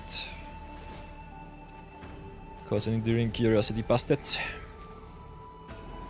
Welcome back, everybody. Sorry for the ad breaks. Still have to try to figure out what the best amount of ads is and when to trigger them.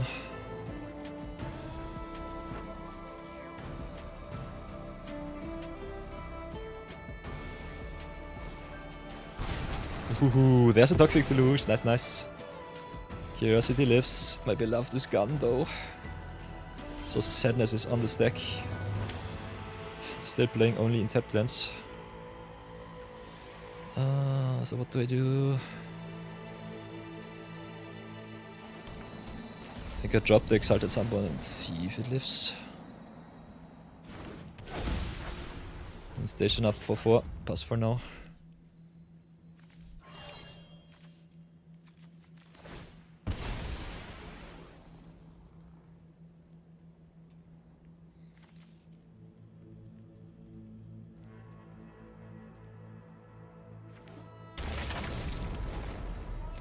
Brownie Man already at 10 too. So yeah, that Toxic Deluge cost a lot of life.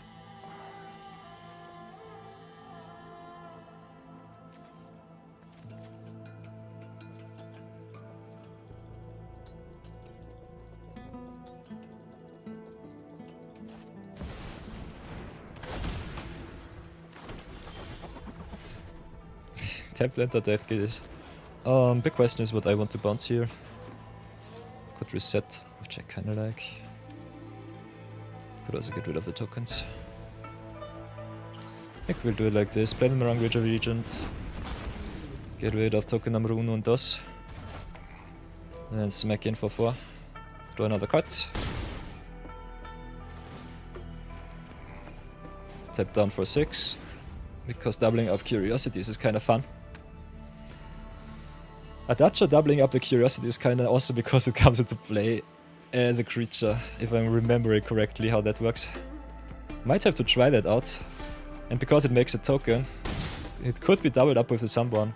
Only thing is the token is legendary, so that does not work too good for us. Okay, with the Diabolic Intent. That's nice.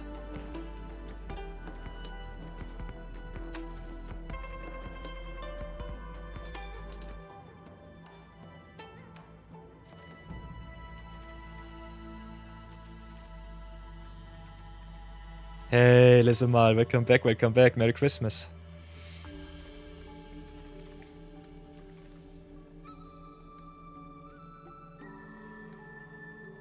Yeah, if you make me craft a card, I will use it in the next deck that I build. If you make me craft a commander, I will build a whole commander deck around the card. So if you want to burn one of my precious wildcards, Simal, now is your time. Yeah, if I can play the card, I will play the card. Always consider I limited the mythic redemptions per day to only 1 card. So keep that in mind. Oh, was it 1 card? Give me a second. Give me a short little second. 1, 2, 3, 4, 5, 6, 7, 8. I think we just do like this. Play Dark Command Encampment. If Brownie Man has interaction, I might be just pretty dead. I'm greedy as hell right now. If my Sunborn lives, this is dead.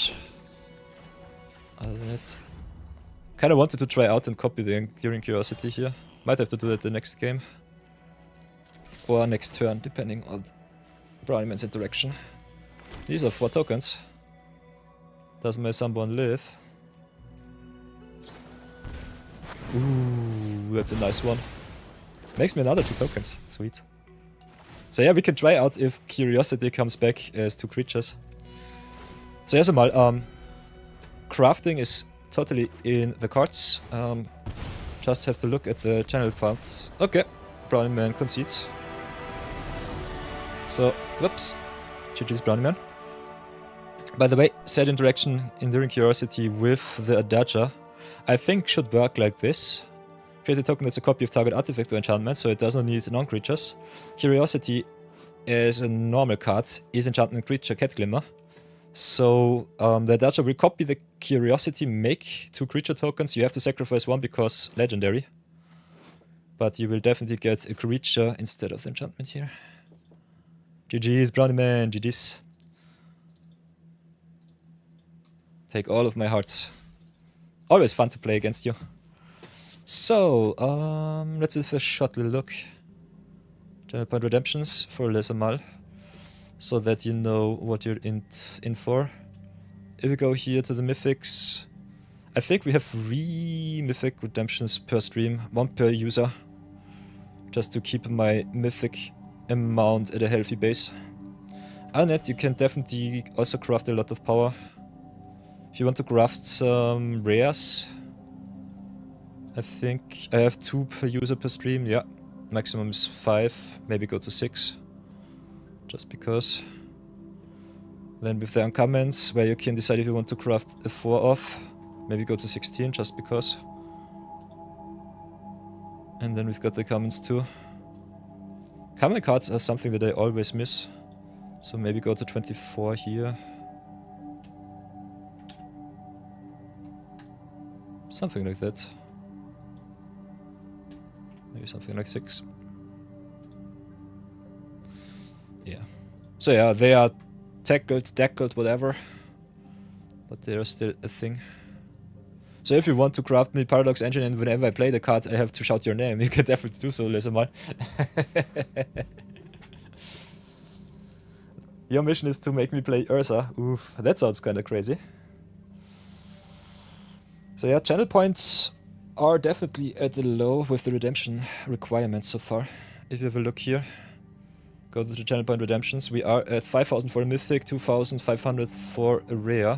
And I think if you watch me for 4 to 6 hours straight, you might be able to get yourself at least an uncommon or a rare out of 1 day of watching my stream.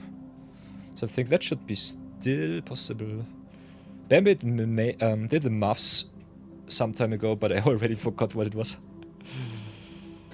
Ay, ay, ay. So yeah, a little bit of deck testing with Brownie Man today. Kinda like it.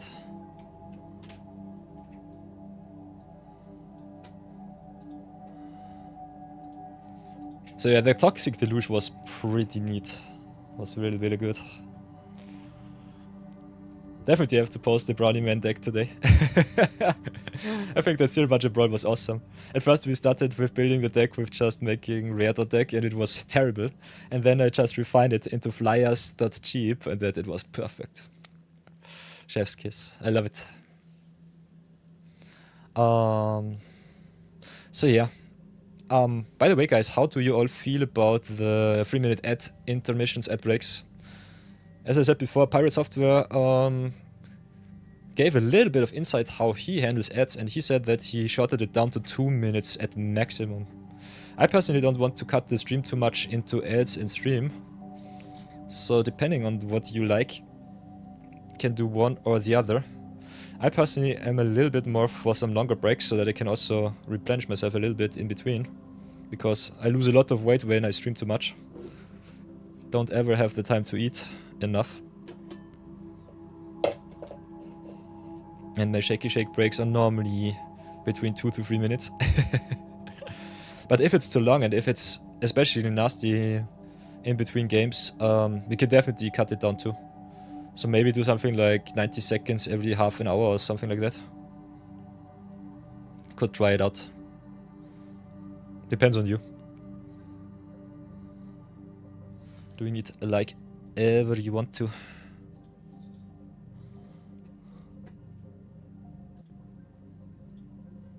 So stop the recordings, keep the stream strong. By the way, Vault progress already at 200%. Still have a lot of avatar packs left to crack. We could also do a little bit, discard deck. We could also do a little bit of drafting. I already have another solid amount of gold. So depending on what you want to see. Ooh, Lisamal is half lurking. That's totally fine. Family's around. Sweet. Definitely spend some time with your family, Samal. Especially the holiday streams are something that I just want to do so that you all have a place to hang around if you're feeling lonely or if you want to have some fun with the community. So I will practice it like my icons and just be there for you. So yeah. And if you want to have some ASMR stream, let me know too. Can do that too. Other than that, Lesamal will not make me craft Paradox Engine. That's too much power. Too much power in my hands. Still kind of surprised that Wizard did not ban Engine out of the Brawl queue. But yeah, power is power. Do we have some Christmas avatars? Ooh, Brownieman wants to join once more. Ooh, I also got some free packs here. Made a Ursa deck last week. Sweet. Very nice, Samal. Very, very cool. Ooh, Winter Sale. The dogs are rampant. And also the slivers. Oi, oi, oi. So Winter Sale kinda nasty. Ooh, the festival feasting sleeves. The Fopter with the cake, look at that. That's so much fun. Ursa is so dumb. Yeah, Ursa is pretty dumb. Ooh. That's one Frostback. Sliver's looking definitely nice. Also got the Chocobos. So a lot of sales going on. Especially big sales here. 500 gems instead of the 250. 500 is kinda nasty. So yeah, for everyone who wants to splurge some gold, some gems, definitely here are our biggest sales right now with icons. The big one is nice, yeah. So yeah, Brownie Man, let's go at it again. Too bad you have no currency right now. Ooh. But I think they should be online, whoops, for a little bit longer. At least they did not show you the timer right now. The daily Ds are normally separated. And the Christmas deal should be at least, winter sale should be at least, I think, after the holidays. So for the next 10 days, I would say.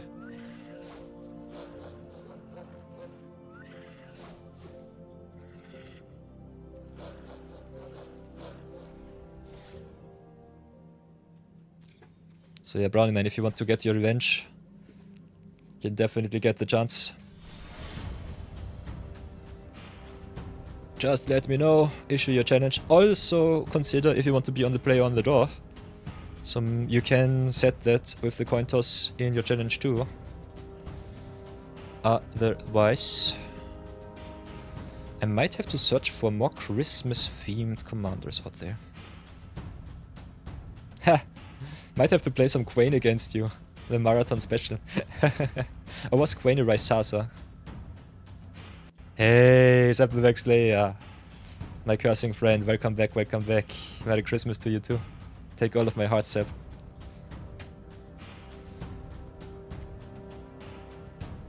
And thank you so much again for the blessings. Definitely helped me regain my strength for today.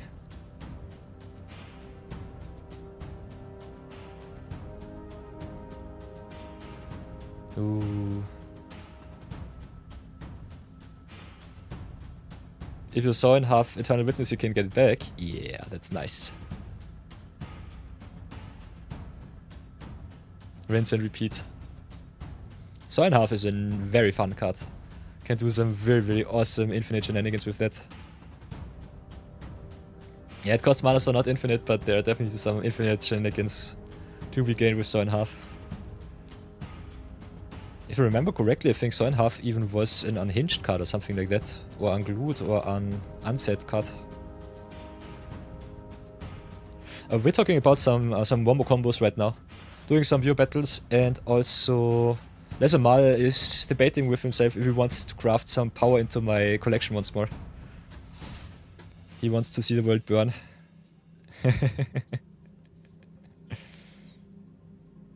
Okay, challenge is issued. So here we go. Accepted the plate.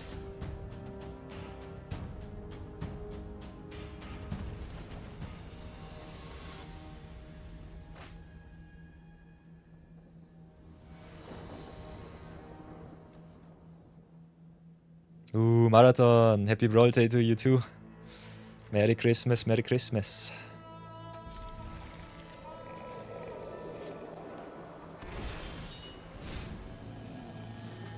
So playing Campment passt. I could have searched for basic Darkner Killer and Ramp. Might have been better though. No, I'm getting Omega punished. So play tap land, go for... we need only basic. White or blue, blue or white. Kinda think I'd have to go for the white source here. Yeah, if you want an infinite combo creature, then use Chunk Diver. Nice. Depending on the combo. That sounds fun. Ooh, with the Wishwalk Clock Talisman. Can I let that one live? I'm not sure. Ramp it up, that's definitely true. I think I'll seam rip that one. That's too much pressure. Could search for my awesome answers. But I don't want no shenanigans here. But Brownie Man has said he challenges me until he finishes his combo, so I might have just given him the talisman to search for his stuff. So that we can continue and go on with our lives.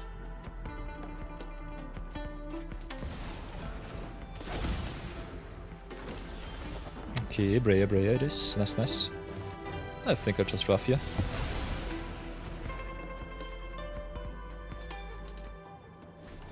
Nice little 1-for-1. Junk Diver is the closest card in Arena that there is to Mirror Retriever. Yeah, totally true. Kinda surprised that Wizards does not reprint their MTG online cards faster into the client. Okay, Archon of Emeria once again. I have the answer. But I think I will slow roll for one extra turn. Archon does not prohibit me from casting my spells on your turn, so it should be fine.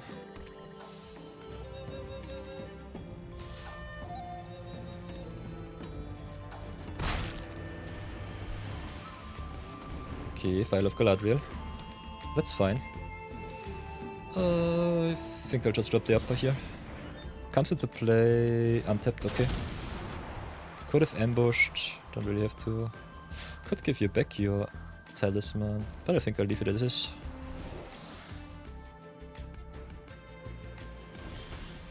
So yeah, Archon pretty neat with some flashy action. What do I want to do?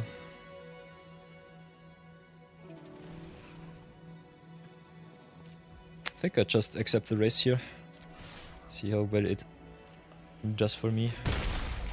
Could also just stay back on defense against the Archon. Brownieman wants to play the low game, slow game. So the longer I wait with my tempo, the worse it will get for me.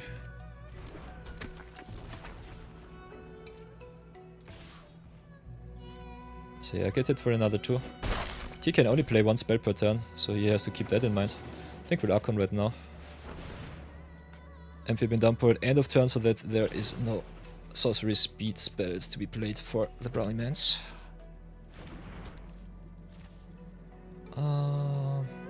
Could ramp myself, but I think I will not.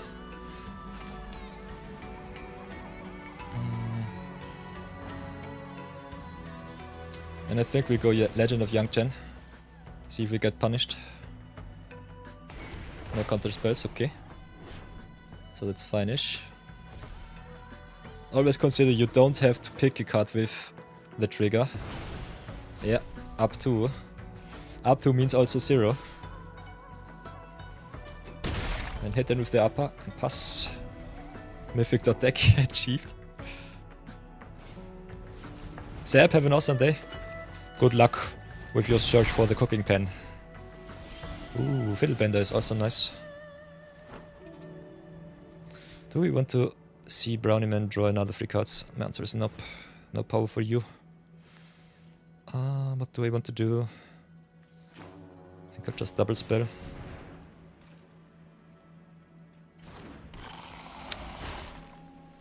Hit them with the upper first. Get my flyers online. Pass for now. This deck is so funky and nasty. I love it.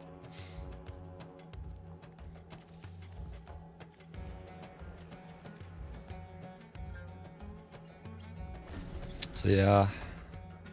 Zap the back there says all he needs is X-Bane Guardian and Sadek Lord of Secrets. And then it's Defender Milder deck. Nice.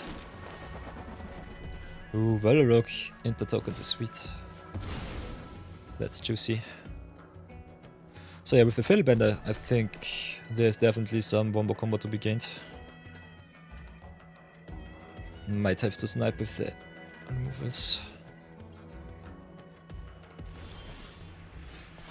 Could also just exchange on some shenanigans. I think we'll try it. Counter spell mana is up, removal mana is up.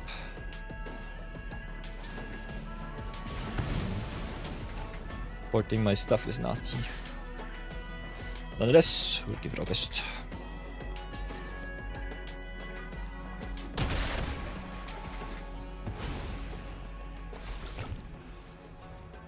Okay. That triggers whenever something is put into grave. So really, really good with tokens. There's a Day of Judgment. Sweet. So my Armada is gone. What also triggers, which gets back the token makers or the combo pieces.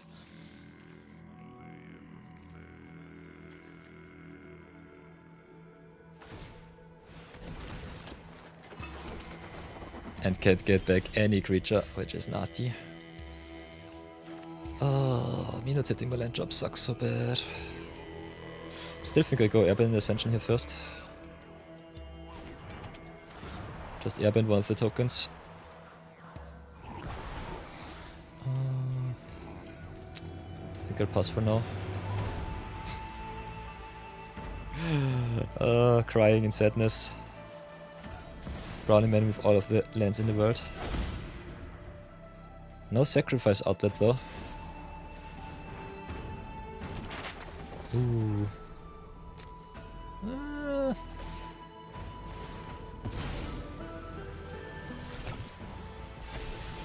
Okay, maybe I should have sniped the token.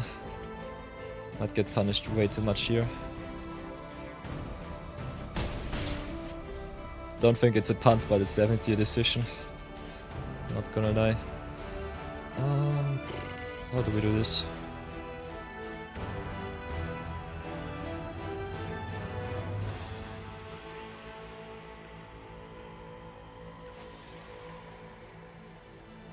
Enlightenment first. Have a look. There's a Mal special. Here we are. I think we can keep that. Any chance I want to play a quick game? Oh, playing against Brownie Man right now.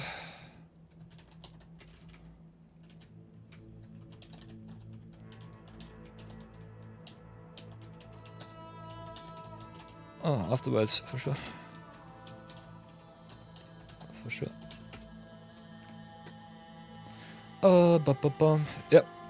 Enchant the planes. Make some tokens, get some triggers for the Ascension. Rise Asa up for some games. Shenanigans going strong.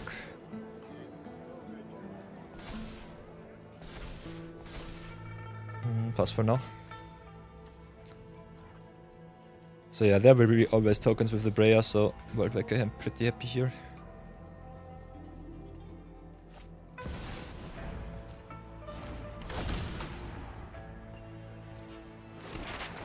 Oh, Worldwrecker is so good in tokens. Gives you the extra search on the top, the extra lands if you need them. Otherwise just mills you also too, because Explorer can also surveil.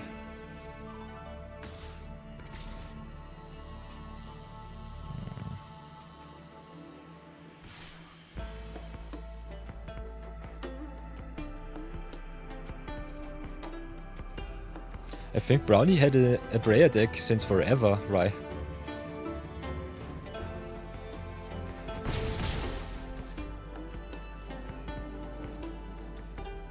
Might have to look up our viewer battle records.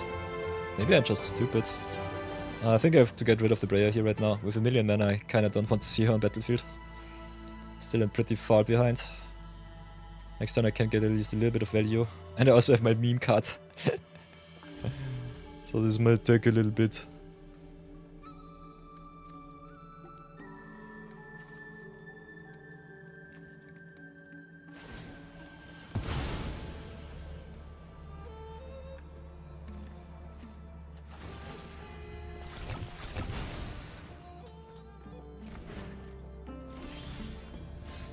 So yeah, what can I do other than cry in no lens dot list? Breya into Grave is kinda nasty with the Water buff.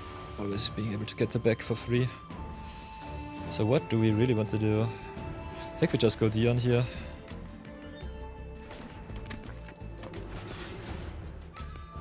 Go Dion, go wide, I think that's the way. Maybe get in for a little bit of Damageio, give you some more counters. But yeah, this looks grindy as hell. Not sure if I'm happy with that.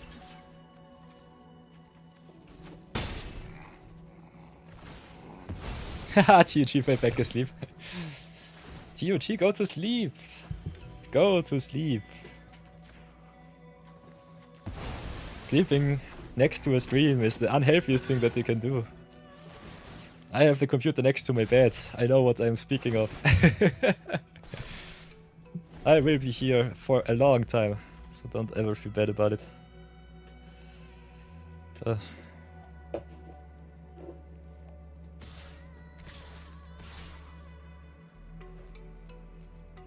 So yeah, getting into the tree. Besiege the mirror also kinda nasty. This is the best setup that I can allow Brownie Man to do with his wombo combo. So show me what you got, show me the goods. Your laptop is next to the bed as well. Ooh. Still, I think having electric devices next to you while you're sleeping is terrible for your sleep. The electromagnetic waves definitely make your sleep worse. And I think it might be better to maybe read a book or meditate a little bit before sleeping. But yeah, to each their own, to each their own. I cannot preach because I'm a streamer. I'm digital as digital can be.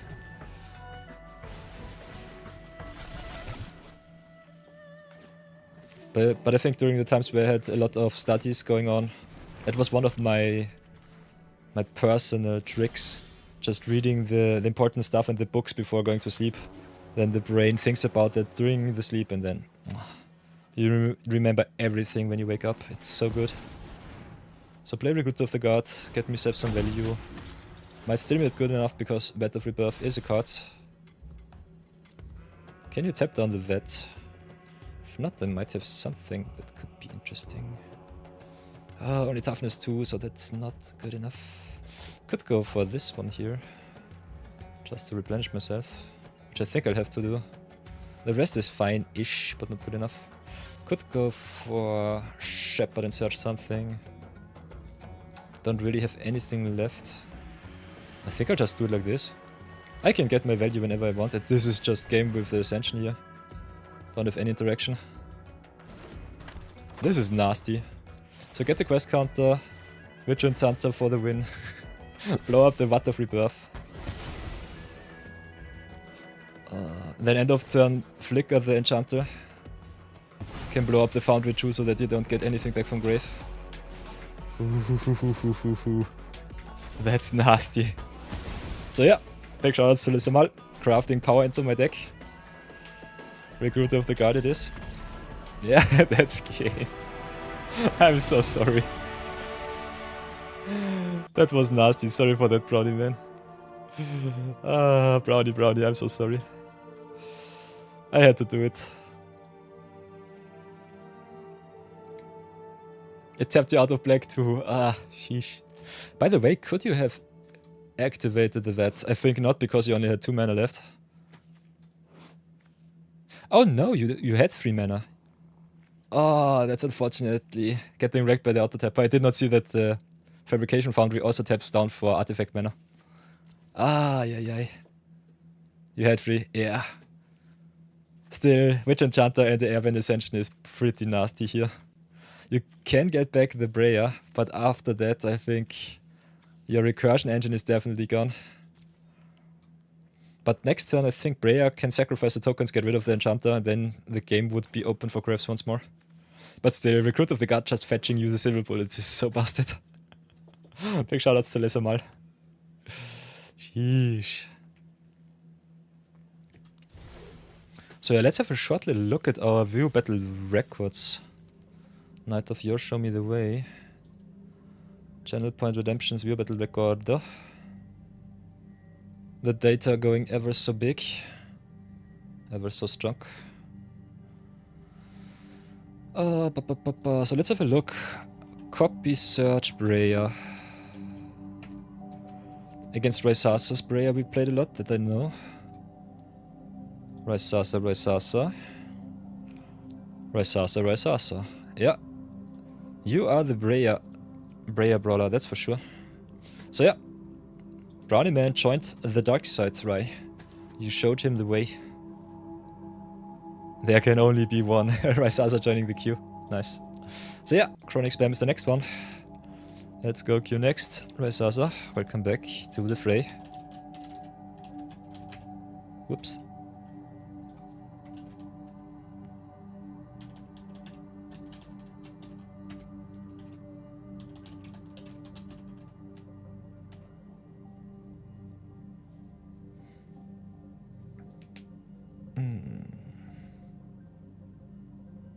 Ooh, Rai getting a mythic wildcard, so there will be some power up for the deck. Sweet. So yeah, Brownie Man, if it's fine for you, we'll be playing first against Rai, and then we can give you another chance for redemption, some revenge.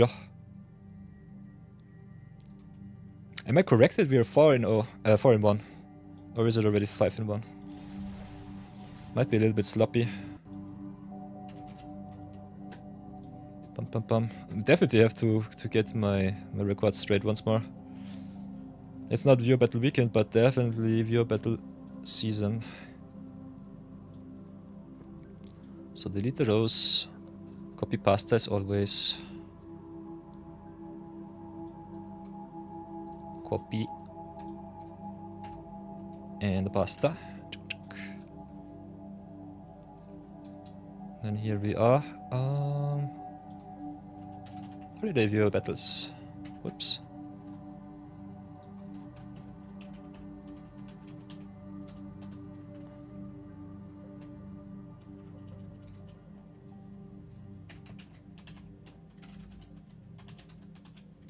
Cristo Masso. Boink boink. 25th. Ugh, I cannot write because I'm stupid. No King of the Hill this time. Just playing some fun stuff. So the challenge going strong. And then we've got the Brownie Mans. I think we have a solid 4-1. Played some Iroh first. Against... What did I play my Iroh against, you Brownie Man? I think it was a solid 1-1. Then I think we have some forth and back with Breya against Inyas.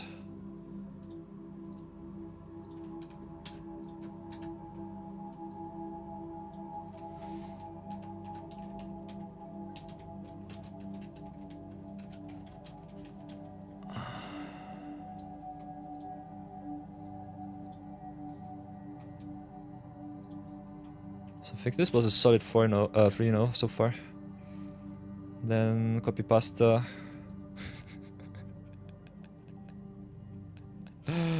I'm so obnoxiously slow. Sorry for that, everybody.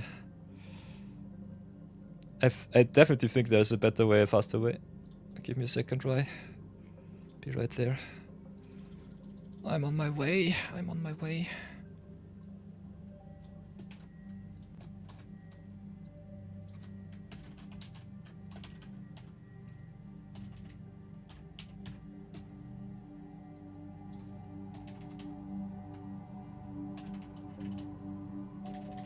I'm so slow. Oh, I love it. So, here we go. By the way, I'll have to show you my Iroh tier list. Got my decks. Show you the Team Master. He's so much fun. Ooh, you got one game in before you start cooking Christmas dinner. Sweet. Nice, nice, nice. 100 card brawl. Let's go. Sorry for the wait. And thank you so much for joining us once more. Oh, Raisas are one of my first VIPs. I love it. Ooh, with the Combustion Man. Nice. No blue. No blue, no green. Combustion Man going at it again. Come on. That's a nice arrow. Look at that arrow. What the heck? That's something. Oh, this looks good. I think we can keep. Look at the peaks. Peaky blinders.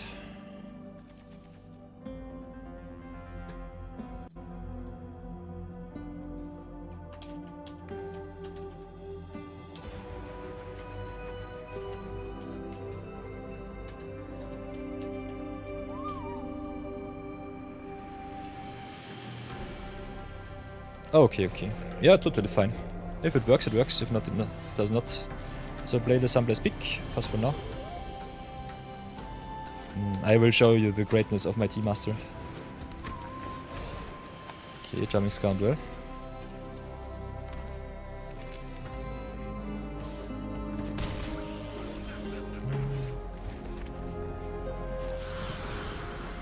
I think we'll do it like this.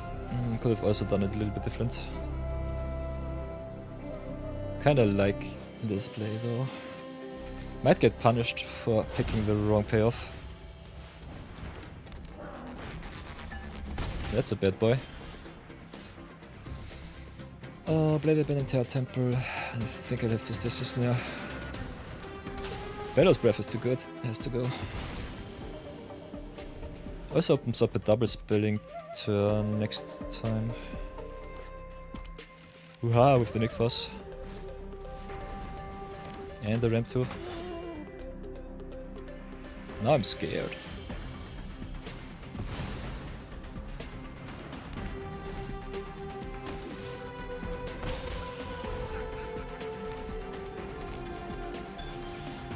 Okay, that's crazy. I have an Ascension with the attack triggers here, isn't it? Oh, so what do I want to do? Kinda need more bot presence, so I'll do it like this. God of Souls into the Iroh.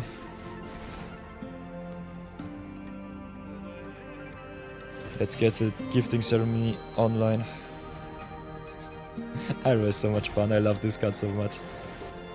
He's my favorite avatar character. And he's a really strong commander. So give to the Stasis Snare. Enjoy. I want me save some tokens. More Laifu.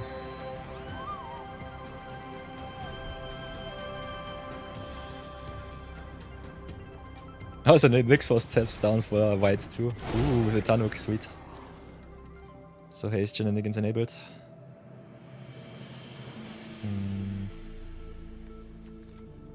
Depending on what is in Rai's hand, there might be still a very good attack possible. I will definitely have to block, that's for sure. But my blocks don't look too juicy right now.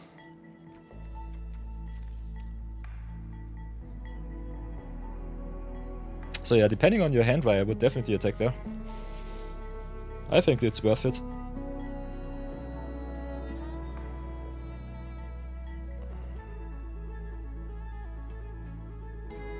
Because the longer you wait against Iroh, the worse it will get if you don't remove him.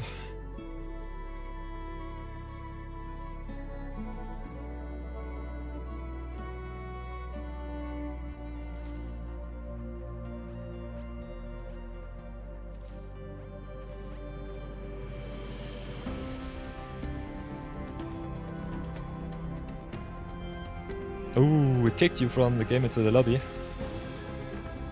Oi oi. Wonky Christmas internet.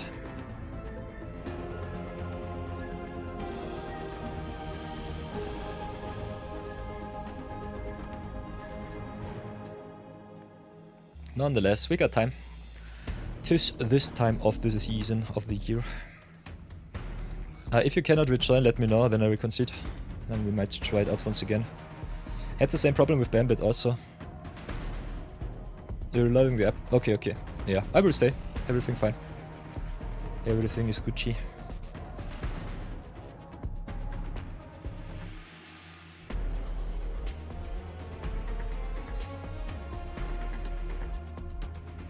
Ooh, the new MTG bug.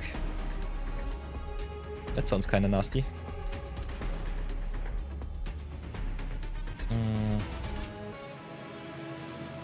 Yeah, that Arrow 99 was a little bit strange at the start. Other than that, I did not see any bugs so far. So I'm praying that it's not something too bad.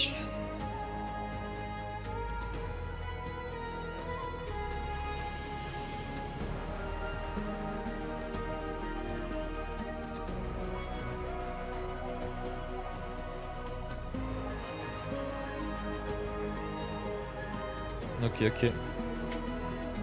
Let's give it a little bit of time, otherwise we might have to reset. You're back? Sweet. Very good. Okay, no attacks here. That's fine. I need to do something against your board. The question is, how do I do it? I got a lot of good answers. I think I'll do it like this. Play the last by law. No hastiness for you.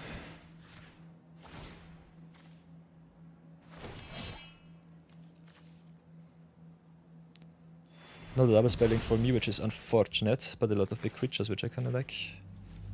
So enter that one tapped, go to combat. Then gift you the lassoed.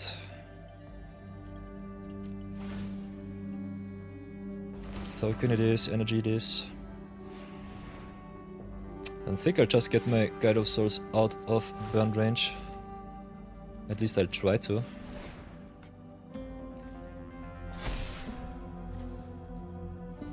Big Guide of Souls against Mono Red should be neat. Stay on defense pass for now. And I think we're in a really good spot with this card being able to pump my board even more.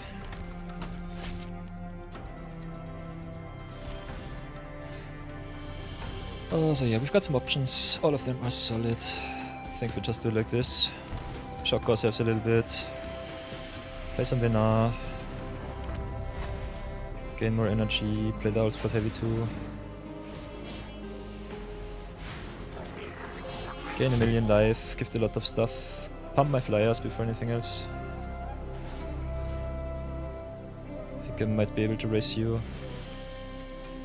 Then gift you the food token. Make another token. The goblin has to attack, so I think I'll just attack with the goblin, give him some counters.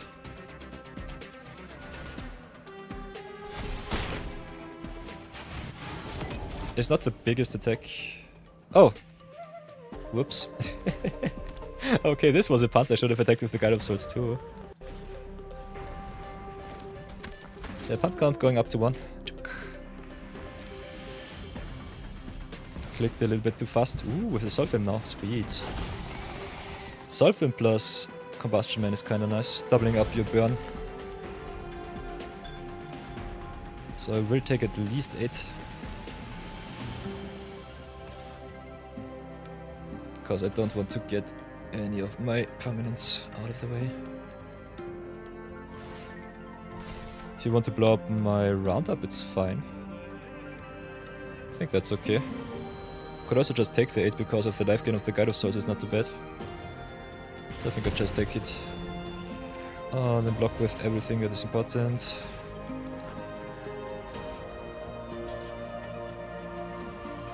Do it like this.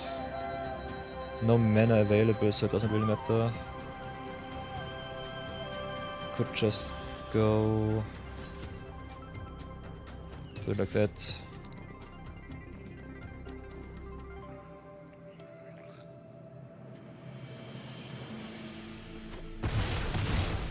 Ooh.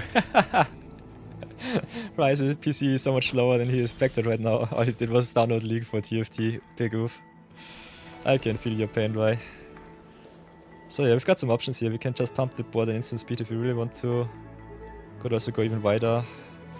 Could flip Venar. We have a lot of really, really good options. I think I'll just flip Venar here. And then exile the Sulfim. Then pump up my flyers.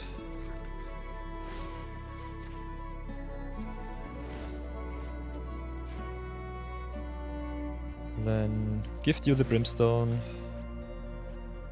Give the counter to my legends so that the Iroh can attack 2, get indestructible for the next turn. Give you the roundup or the land. Yeah, no draw, no search. This is tough. That's true. Then just go right click attack all. Can keep the house code heavy back. Then could also give some counters to the heavy. But I think pumping up my token here is good. But yeah, this is a little bit too much for mono red. Especially with the big creatures. Ah, it's totally fine.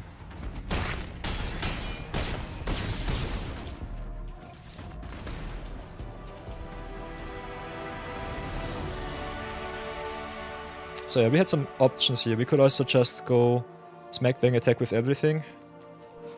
Pump all of my creatures for +1/+1, which I think might have been better than just flipping the Venar here. Venar plus Iroh is pretty busted though, because you have indestructibility and mono red cannot deal with that. So I think this was the safer play for me. Other than that, just my creatures being big might not be good enough, because if he draws a sweeper from the top, he just gets rid of my whole board and resets. Yeah, definitely get you, Rye. I tried to download something in the back too during our last variety stream with the weekend. What was it? I think it was my birthday stream where I downloaded Kingdom Come Deliverance in the background because I forgot and I could not play Magic. The client went so downhill, so that was a big oof. Had to download always in the breaks between stream, so that was a thing.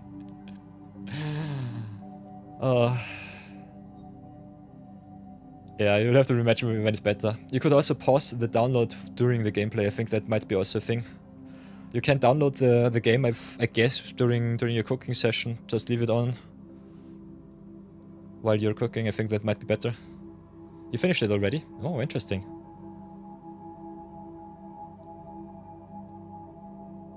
Tough, tough, tough, tough, tough.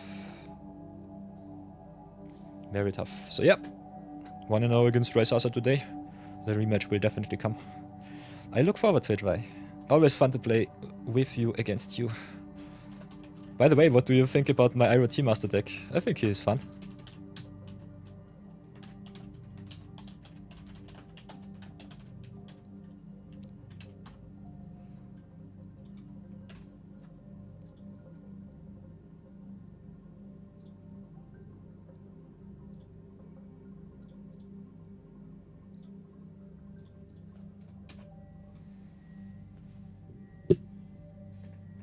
Yeah.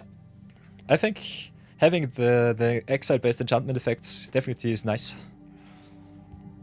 It's kind of fun, like, it reminds me a lot of Inyas. It's fairer than Inyas, but in some aspect it's a little bit tougher because it also makes you a lot of tokens, so you can go white while you remove the opponent's stuff. Inyas just switches the control. Yeah, definitely. For Combustion Man I need the removal, otherwise mono-red Combustion Man is so busted, especially if you can give him haste. Or just give him all of the extra damage effects like with the Solfim. Combustion Man is really strong.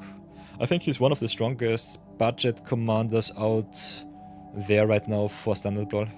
He's also pretty strong in Historic Brawl. I think he's definitely more busted, tada, pun intended, in Historic Brawl, that's for sure. You would have warped Ulamog with the Ulapog in hand, sheesh. Yeah, if you want to warp in Ulamogs, I think you should just go Tarnuk in the command zone rather than Combustion Man. Yeah, Ulapog with Firebanner's Ascension doubling up the attack trigger, milling 40 cards per attack is kinda busted. No, Ulamog kills me, right? I think Ulamog mills half my deck. Is it... I think this is like it works.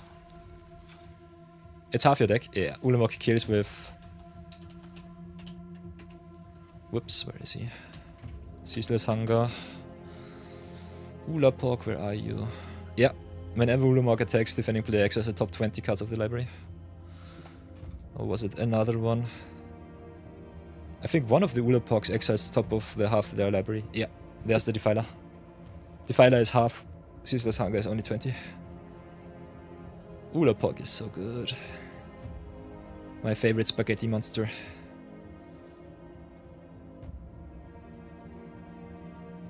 Especially his special art is so nice. Look at his special arts, they are so awesome.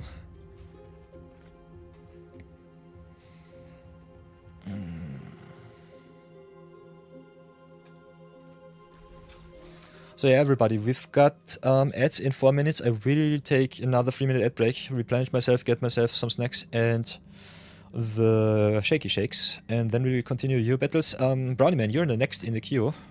So if you're still there, Brownie, set yourself up. You're next.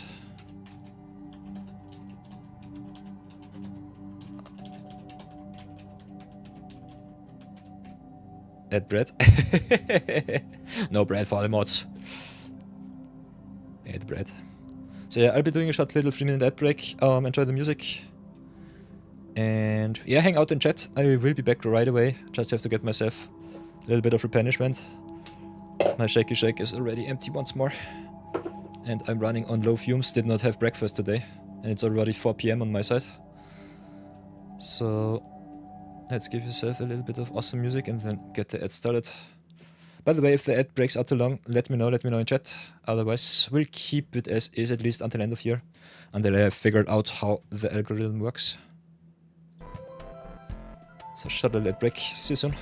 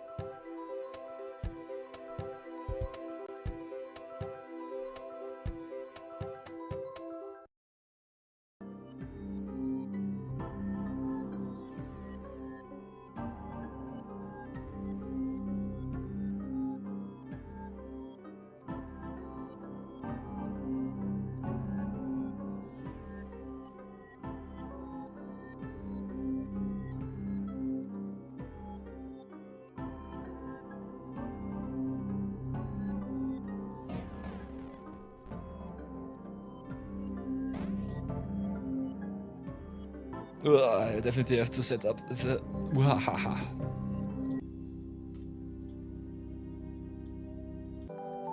Yeah, way better.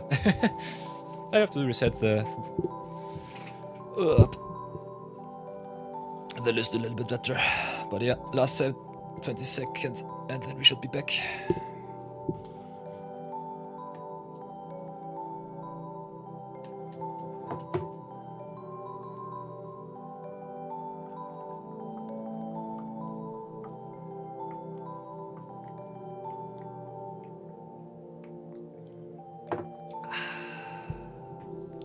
Om nom nom slurping sounds.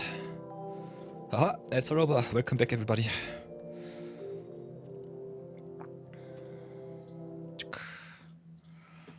Get the music online once more. Scuffed as always. So yeah, Brownie Man, you're the next in the queue. Otherwise, I'm back. Raizaza, we've got ya.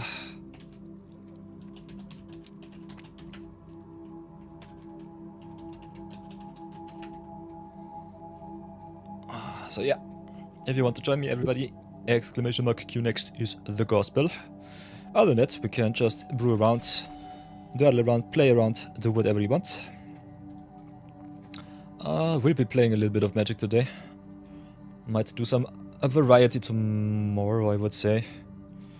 Or maybe take a short little stream break and come back in 1 or 2 hours and then just do something else. Keep the YouTube bots as clean as possible. So that I don't have to delete everything if there is some problem with some special property. And that we also have some Pack 1 Pick ones to do. So here we are with a Christmas Pack 1 Pick 1 Avatar Edition. Whatever can we get this time? Another wildcard for my viewers. I love it. Other than that, Catgator is pretty good. This is 7-drop, a little bit expensive. Theo Spirited Glider is solid. Big fan of Iguana Parrot.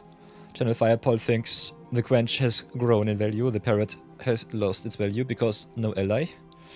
still like this card a lot as a tempo piece, and prowess can more than often just tempo out the game. Also very good on defense and on offense, which I personally think you have to consider in this format.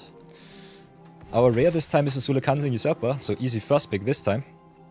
But my second pick would be definitely, in my opinion, the Cat Gator over the Teo Spirit the Glider.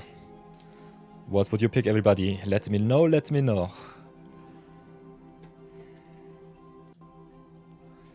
I think this pack looks definitely like a blue-black awesome pack.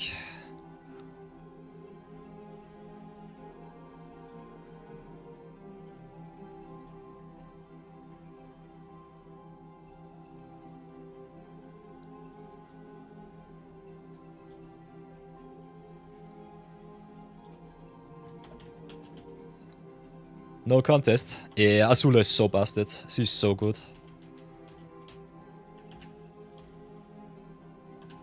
She's really, really good. We played her a little bit in Brawl, but I think she did not really convince me. But opening her up for some constructed decklist is definitely nice. I think in block constructed you can play her. Kinda surprised that constructed is so tight with the mana though. So I think a 5-drop in blue-black might be a little bit too tough. But yeah, for draft she's awesome. Cat Gator is definitely something that has won me some games out of the blue. So I have a very, very big soft spot for that one. But I think for the best decks in the format, white, blue, tempo, might definitely go for this Teo here. If you don't see any good rares or other uncommons. By the way, Brownie Man, it's your turn once more. Do you want to challenge me? Or do you want to see me open more power? We have a lot of decks to crack, a lot of shorts to make. So that's the thing. Yeah, it's gotta be Azula. So true.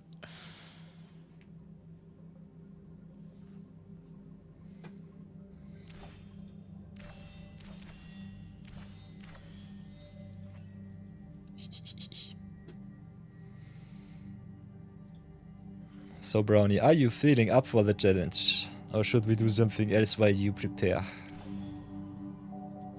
If you want to lurk, let me know. If you want to see something specific, I will gladly take some wishes and some recommendations.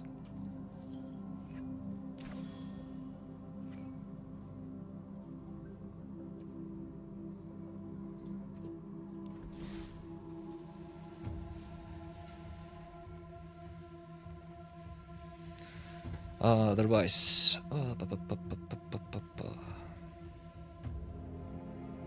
Otherwise I could record a small little zero budget brawl episode for the Iroh Team Master. I think I want to go to get that video online tomorrow or the day after. You're gonna take it to the normal queue, do a little bit of refining? Yeah, come back when you feel like it. Show them hell. Show them the greatness. I salute you.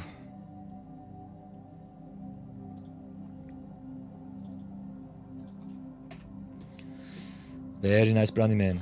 So yeah, I think we'll do a short little zero budget brawl. Just do the recording for the YouTubes because I did not have the time to do so. So everybody, it is time for another episode of Zero Budget Brawl.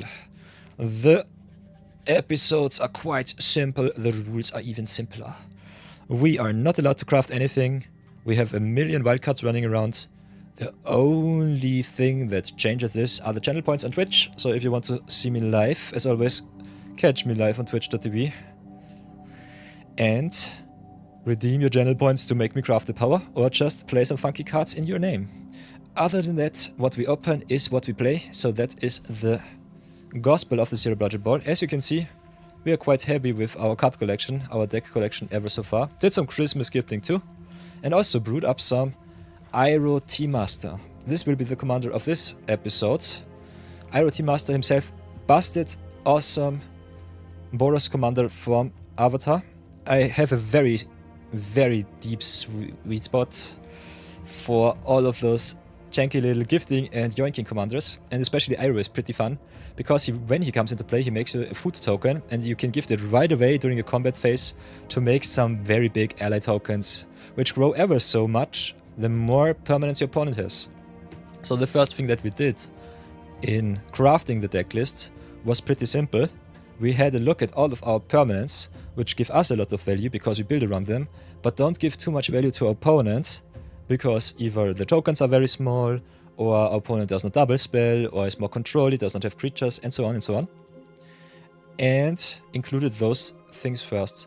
So the first things that I do if I build me some Iroh from scratch, I go for all of the token makers in my collection, have a look at that, and definitely consider a little bit of power. My zero budget brawl lists these days are quite heavy, mythic and rare heavy, but this one is pretty uncommon and common heavy, as you can see. Play a lot of good stuff. Some very nice double cards, some very nice cheap spells. So if you want to play a little bit of power, can definitely put all of your rares into the deck. But I personally say you don't have to. Iroh is always good. Just craft yourself the rare and go a lot of ham with just the token makers. Important thing is it has to be a 2-for-1 so that it gives you value, and it has to be also something that does not hamper your speed. So cards which are just permanents that are lying around, which are, for example, like the Graveyard Bricks, not in black or blue or green, which can only be flipped if your opponent has the corresponding mana, are awesome to gift. They give you right away value, search your planes for example, like the Graveyard Bricks, or give you, for example, some pump for your tokens. If your opponent doesn't play tokens, Intangible Virtue doesn't do anything for them. I built also a little bit of Mobilize, but the Mobilize tokens only trigger on attack, so that is a little bit of a non-bo, does not work. But other than that, you could also just get some token makers into the deck list, like the Cosmogran Zenith, make yourself some small tokens, give them to your opponent, make yourself some very big allies. You can also gift all of your lands, by the way, to your opponents. So if you have some extra lands lying around, don't need the mana, you can just go even bigger, give them the lands, and they cannot get rid of those. So that's pretty fun. And other than that, some cards which make some things like map tokens, lander tokens, food tokens are also pretty easy to gift. So I love me all of the 3-for-1s, I love me all of the 2-for-1s, I love me all of the permanents which don't do anything for your opponents, especially the removal spells are pretty high in demand here. So if you start with the tokens, get the token makers in so that you have your core, then go to the exile effects here and get yourself all of the good permanents which do something right on entry, which you do not want to be removed, like the Duskro's Reliquary or the Heartlight Containment, which also might have ward, which is really tough to remove, or which your opponent cannot target because most of the spells says exile target non-permanent opponent controls.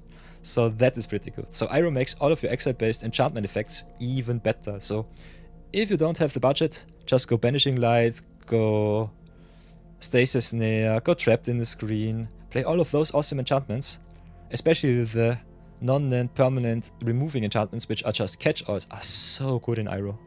So I would definitely recommend you put those into the list, get your token makers first, so that you have an aggressive core, and then just go for the removal spells, and maybe some mana rocks, especially non-green decks, I always recommend that.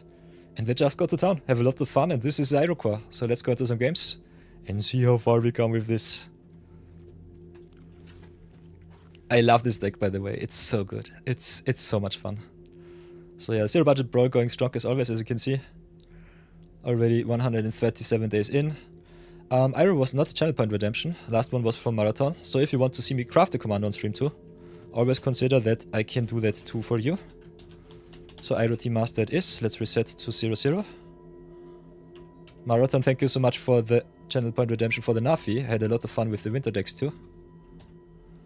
So that's also a thing.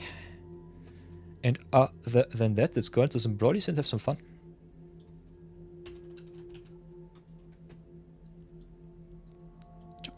Chuck. Recorder out of the way, and let's see how far we come in the random queue.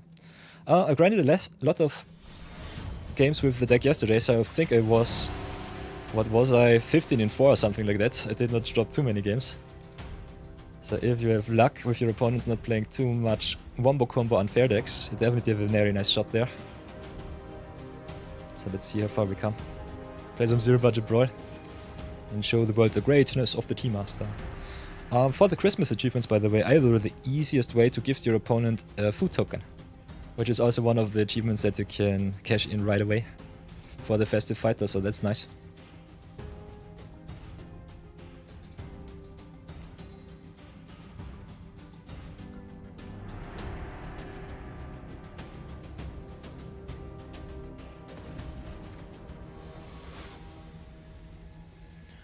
Ooh, playing against power today, so let's see how much we get crushed. Against fair decks, I think we have a really good matchup. Against unfair decks like Ishtola, it might be tough, depending on how much removal our opponent packs. The opener is a little bit slow, but especially with warp cards, Iroh is kinda neat. Does not grow my tokens too much, but is still sweet. I think I'll give it a try. Especially with Roundup being able to make my board even wider. And Shepherd being able to search myself my busted 1-drops. I think it's kinda good. So we could warp in Shepherd, play Roundup into token, then drop the Iroh when the shields are down. And start the gifting. Could also just drop the Roundup, play the Shepherd next turn. Both plays are valid. I think we'll do it like this. Shepherd giving me the value right away is more important. And Iroh can also come into play. Other than that, Shepherd searching you for lands is normally the better way to do things. So this is greedy. But let's see how far we come with this. And a good thing is, we also got the Asteroid Reclaimer to get ourselves back the Brimstone Roundup from grave if they counter it or destroy it. So this is perfect. This is an opener against control where they have one counter spell but we have 2 spells to play. So drop the Roundup first, see what happens. Okay, nothing against non-creatures. Creature spells are also fine-ish. Okay, they have at least a removal spell in hand. So my Guide of Souls might not be safe. Which is fine. Guide of Souls pretty good in this list. Giving my creatures flying and also giving me a lot of life is so nice.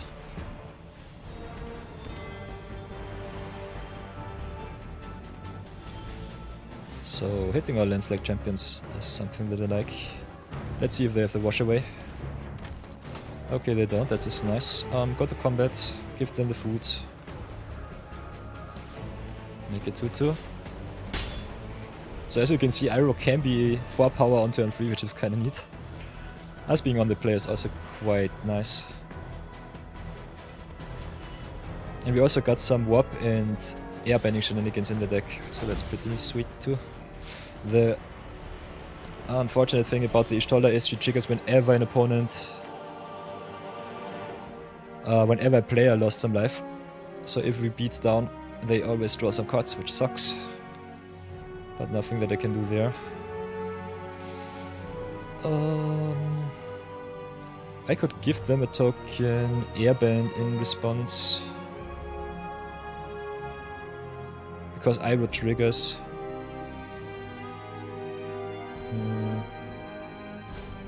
So yeah, we got some options here. The later I play the Scurry, the better it will be for me. Could also reset the Roundup and do it like this. Could also just go Scurry and try to beat down as much as possible. Lot of good plays here.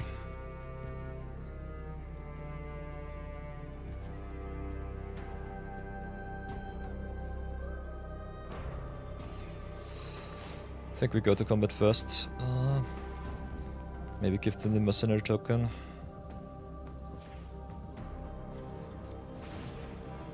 Play it like this.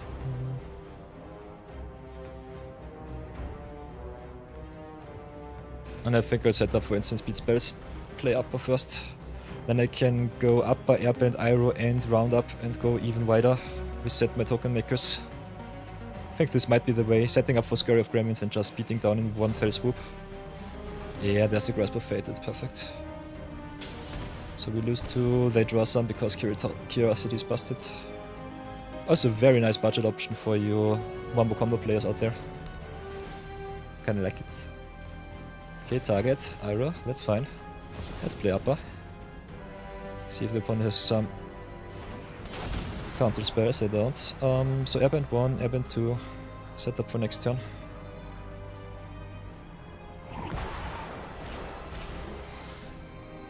decline here. We want to keep him in exile. So yeah, cards like Grasp of Fate really nice with Iroh to gift. Roaming Throne triggering the Ishtola twice sucks. Will it be Cat? It's Warlock, okay. And we just set up for a big scurry of gremlins and then just go to town with our hasters. Ooh, Blue Star is also kinda sweet.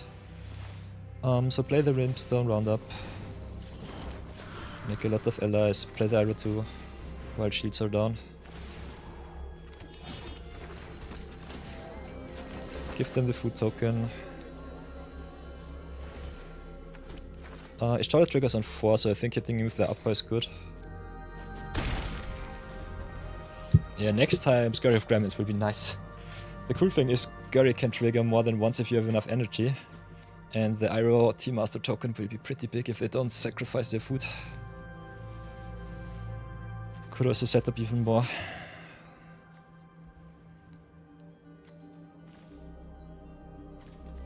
But depending on the deck that our opponent builds, might be a little bit tough. Okay, Dran and Linvala, okay. Active of creatures your opponent controls can't be activated. This, fortunately, is an enchantment. So that's fine.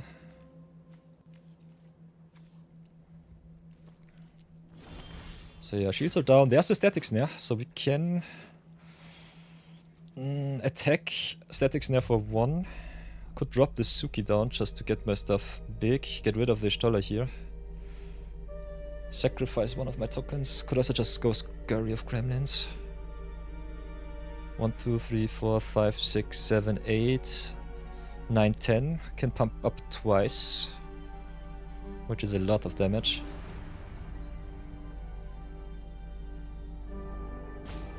Is this good enough? It's a lot of pressure, definitely. I think we just do it like this. This is omega greedy, but I think it's the right way. Could also just play Suki, pump the team for 1 and play the Static Snare on the Ishtola. Set them back for a lot. So 2 plays, both of them are fine.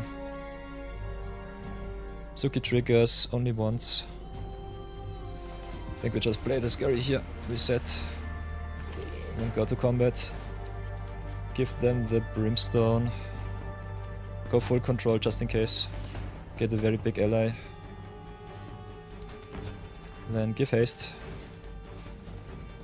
Pump once. Go to attacks. See if our opponent wants to block, how they block, and then we could pump another time. I think this should be it. So yeah, this is the power of Iroh. Ay ay ay.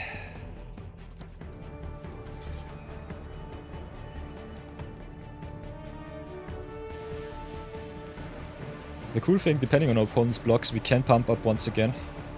Or we can just keep up the haste for another awesome turn with Suki and Static Snare.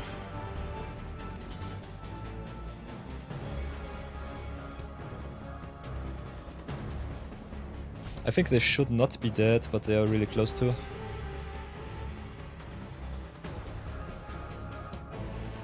This is 4, 6, 9, 13, 17, 21, 24 right now.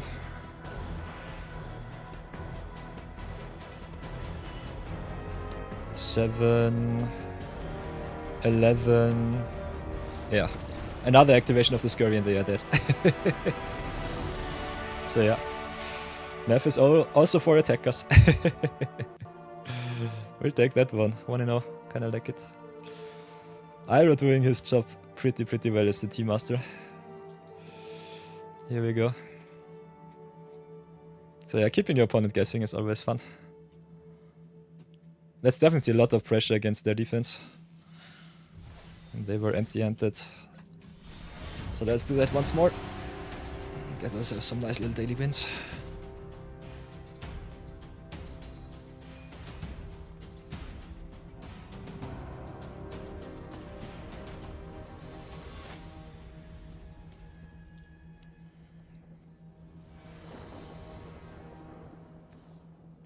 Okay, that's sweet. Play versus draw difference. Playing against some Kren. Spider-Man action it is.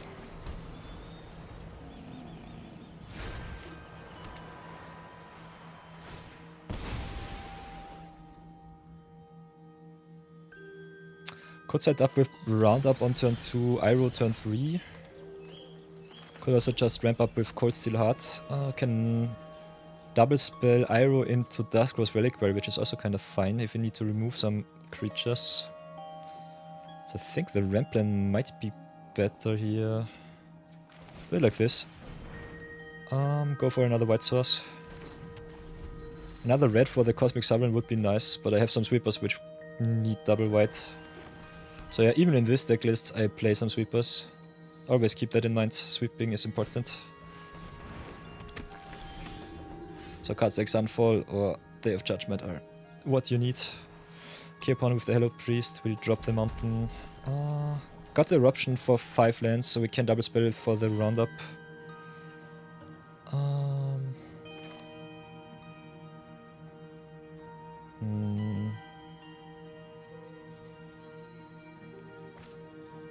Could also just play the Howl Squad Heavy to get the engines online, which I think might be better here. Let's play the Howl Squad Heavy first, got the attacks, then set up for double spelling next turn. Go Roundup into Team Master maybe. The more red we have is also better for Cosmic Sovereign here. So I think for our late game potential this might be better. Our opponent also with the Arven here, so prime target for my Duskgrowth Reliquary. Ooh, and we've got the Wombo combo, Iroh Team Master and Animpakal, sweet. So shock ourselves for... Do we shock ourselves is the question. Could also round up into Reliquary, sacrifice a token. Keep Iroh back. I think this enters tapped. Do it like this. Could also Animpakal. I think Animpakal might be even better. Play Animpakal here, we still have the white. Sacrifice our Goblino. We need Arven off the board, that's for sure. So exile there. Set up for Iroh. And as you can see, you don't even need Iroh early on board. If your deck has a lot of in-earth synergies, it's just busted. So this is pretty neat.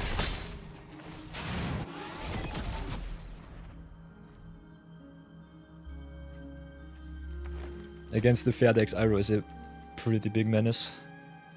Next time we can round up into Iroh. Could also just drop Sovereign.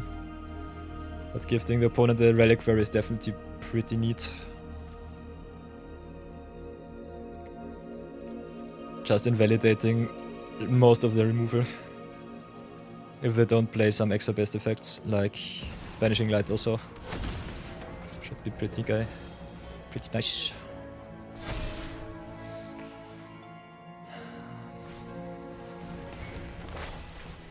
Okay, Fall of the Imposter. So this is counters to deck.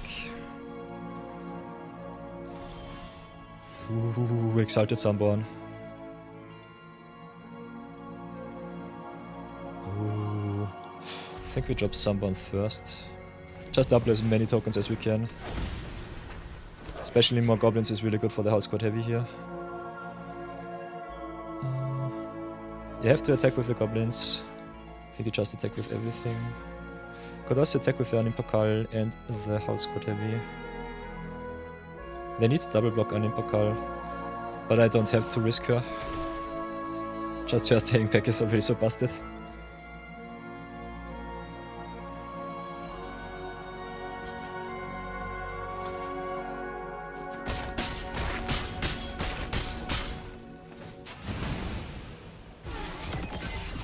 And I think we just use the mana here. Still have 3 left. Can also plot the roundup to not lose any tempo. So yeah, I think this game, if our opponent does not hit white into sweeper, is pretty over next turn. And I can also showcase off the awesome wombo combo of Iroh himself with the token doublers. Iroh himself has a very nice ability with replacement effects. So every token that he makes gets some counters, and every effect that doubles those tokens gets also counters on those tokens. So Iroh plus token doublers is busted. It's really good. So let's see what our opponent does. We'll drop the land, that's for sure. Play the Brimstone before anything else. In Historic Brawl, you have to be careful. This could be shenanigans. Nonetheless, we'll see what happens. Might be inclined not to attack with everything. So can drop the Cosmic Sovereign too, which I think we just do. Because Sovereign conjures. The Conjuration could make more tokens with the Sunborn here. I will definitely not attack with my Flyer, that's for sure. We'll give them first the Duskro's Reliquary.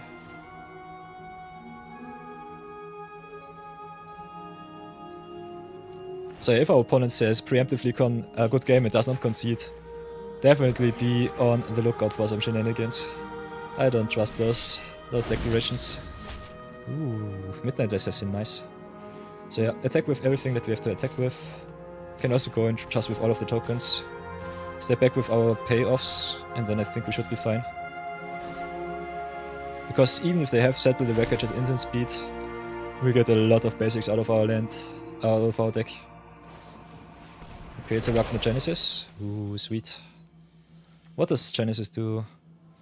Prevent all combat damage and damage this turn by non-spider creatures. Sweet. So it's a fork that goes pretty big. Nice. So as you can see, opponent bamboozled us. We are still in a pretty bad spot, but I think we should not be dead on the crackback. They can eat all of our tokens though. So that sucks. But otherwise I think we're still in a solid position.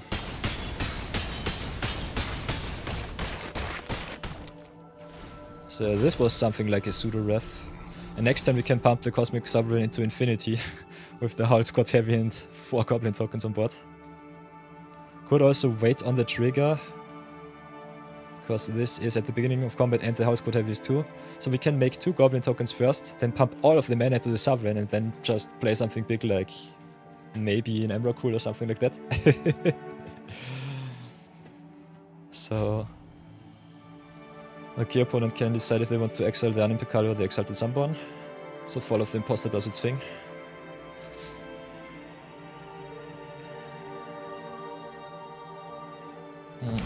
They go for the Unimpecable, okay, that's fine. We have still a lot of token doubling going on. So enabling is the Unimpecable, payoff is the Sunborn. I think both are problematic. Okay. Getting rid of my Iroh. So this is also a very nice card against commanders for a short period of time. But its punishment is pretty strong. We can have a look at the top. Could also just pump the Sovereign into infinity, which I think we'll do. Oh. Yeah, I cannot reverse that, so that's also a little bit of an oopsie. Activate this one here, which is fine.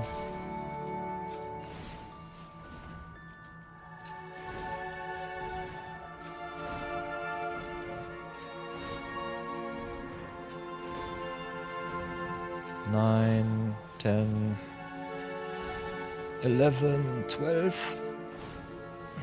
Could go Pinnacle Monk too. Kinda want to see what we can hit for 13. So let's see if we can hit an Emrakul. And then go next. Make some house squad heavy tokens. Yeah, and there's Emrakul. So yeah, keep this rest on defense, hit them with Emrakul here. Could have also gone for 15 and maybe hit an Ulamog or something big. But I think this is fine.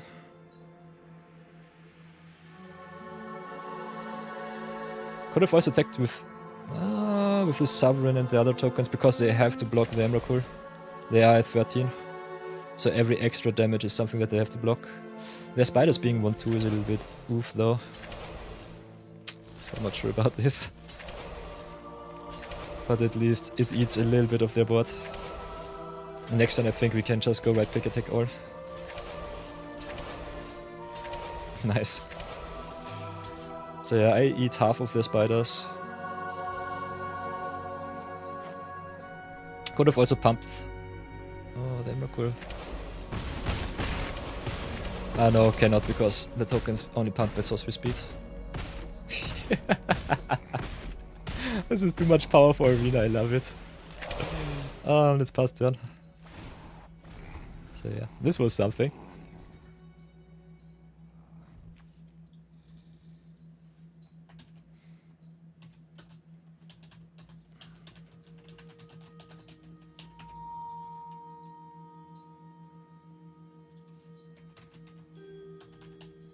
By the way, the MTG bot should give you an answer if you go for cards like CMC 14 or something like that. No, this is 2014. Okay. Never mind me. Okay, flipping the Cran. That's a thing.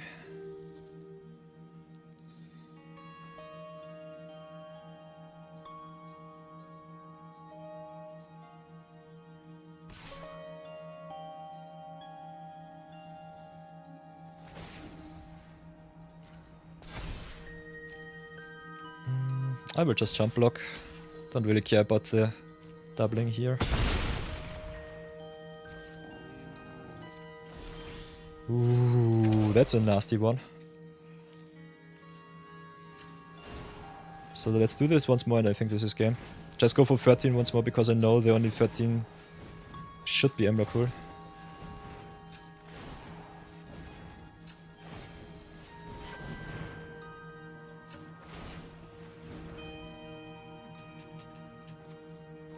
Not having the red here sucks. Why, Arena?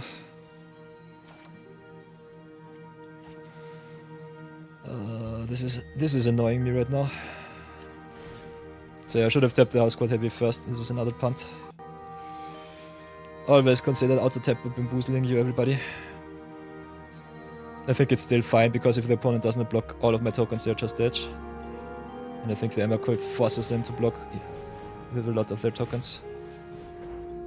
So got to 13 here, and then go to attacks next. Attack with everything.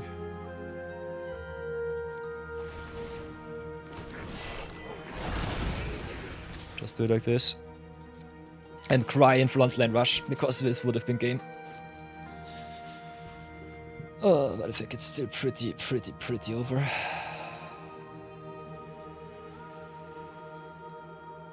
So yeah, frontline rush with 1,000,000 tokens on board is just game on the Emrakul itself. And if they don't block every creature, they're also just dead. So yeah. Crying in auto tapper.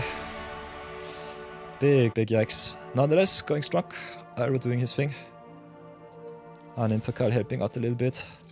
Opponent also with the bamboozle, so keep that in mind. Bamboozling is a thing. And we go again. Oi. Oh, I love me some Christmas Iroh shenanigans. So here we go, game number 3. Ooh, playing against the special sheet Jumpstart Ang. If it is not even a Precon Ang.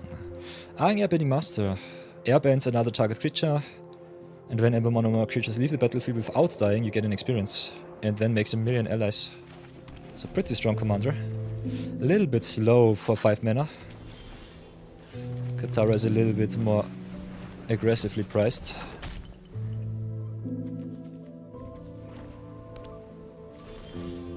Okay, with the mono white opener, as is the commander. Big question is, do we want to play it safe or not? Kinda want to drop the Iroh. I think I'll just see if the opponent has the remover.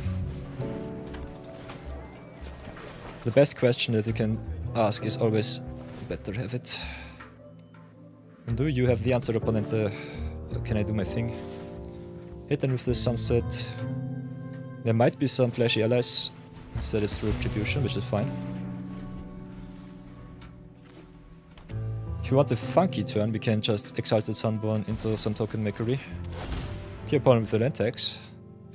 So that sucks. Land tax being a 1-drop is good, we can exile it with the Seam Rip here. So that's sweet. So drop the planes, play the Seam Rip, give them our Rip at combat. Before that I think we just go as wide as possible, play the Evangelist, and then give the Rip. Iroh is so busted. I love this card so much.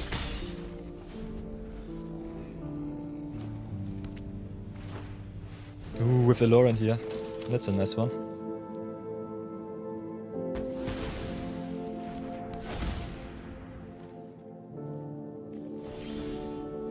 Ooh, a still Reclaimer. So do it like this, play the Reclaimer. Could even warp it in if you feel funky. Which I think we do. I'll show you a nice little thing here. Go steal Reclaimer. Warp it in. It's not the most fancy play, but it's still pretty strong. Get rid of the land tax once more. Then we can go to combat, give them the Seam Rip. Can also warp in the Sunbound here. So we've got a lot of good options. You could give the warped creature and it comes back into your zone, which is kind of fun. But tempo-wise, I think we just want to pressure our opponent, so I think we just go for the Seam Rip here. Give them the permanent, make 2 tokens because the Sunborn. My angels go to town. And I think we just go aggro. We have 5 mana, so we can replay Iroh, give them another T token. Another food. They can eat whatever they want. It's fine. Get the Iroh back.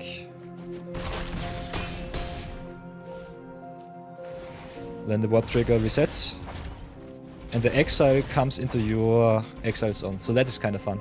Even if you give the warp creature to your opponent, it comes back to you. Okay, Urban Ascension. Resetting the Lore Run into the Seam Rip. So no more gifts from us. We still have a pretty nice aggro board here. And we can get the Seam Rip back once again. No extra lands for our opponent. I kinda love it. So yeah, go play our flyers. Play the Reclaimer once again. Get the Seam Rip. Seam Rip their land tax. Don't want them to draw 3 cards every turn. Could go for the Ascension too, but this is pretty bad if they have some bounce or some destruction effects. Just go big, just go wide. Battle Cried up. No flicker. Yeah, and I think this game looks pretty over. Yeah. So yeah, easy peasy free no. You'll love to see it. So yeah, for everyone joining the stream right now, Iroh Team Master in Zero Budget Brawl. Going pretty heavy, gifting some nice little stuff to our opponents for the Christmas season. And yeah, warp creatures are busted, as are the enchantments and permanents, which you can use to remove your opponent's opposition and just go to town. So easy free no, let's go next. And for all of the lurkers, or all of the challengers, if you want to challenge me, go !Q join to enter the viewer battle queue. If you want to have a look at the queue, you can just go !Q. And other than that, enjoy the show. We'll be doing same procedure as always. Queue will be open for the rest of the year. So whenever I'm online, you can challenge me. And that will be, I think, every day until the end of the year. So that's kind of fun. So, let's go next. Playing against Hey the Menace. With a solid opener. Tapland.deck sucks. But we're on the play once more, so see how far we come. Drop our red land first. Play maybe for a mountain. Or an untapped land. Iroh on the play is good. If we just play our tapped lands, it might be too slow though. So drop their Dodger, pass for now. Next turn can go Cold Steel Hard for red, play encampment, or just go untapped land to Iroh. Opponent drops all of their basics, kinda neat. Okay. I personally think we have to ramp here. The shrine is annoying, but not too bad. So go for red here, play the encampment, pass for now. Next turn can go Iroh into Seam Rip.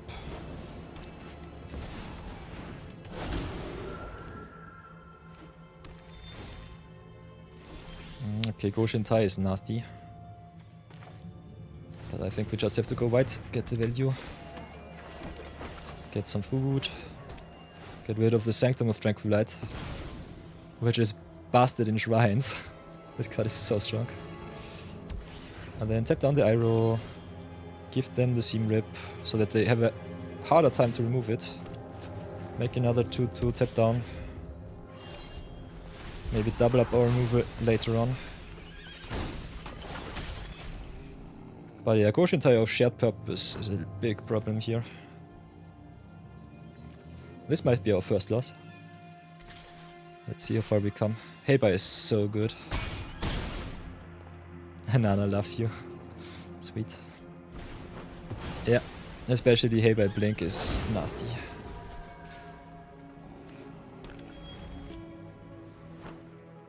Opponent playing all of the Kamigawa shrines. I've seen some people, by the way, not playing even the Kamigawa shrines because they have to tap for some effect. Or at least not the Neon Dynasty ones. Just to have a little bit more of a faster paced game. What can we do? We have 4 mana. Animpakal is nice. I think I just get the engine started and then Animpakal House Code Heavy should be good. Opponent with a counter spell. Ooh, Swords and Plowshares. Okay, sweet. Take action, that's fine. We'll definitely have to get rid of the token maker, so play the Duskross Reliquary, sacrifice the 2 food token. Get rid of the Goshin Tai of shared purpose. And I think I could tap down for the House Quite Heavy. And the token take 1,000,000 damage. I think we have to pass for now. Stay back on defense. Crash in our zombie goblin. Our goblin token, I meant.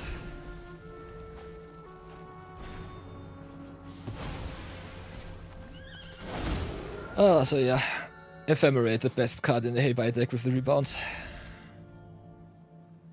Giving you 2 extra enter the battlefield triggers.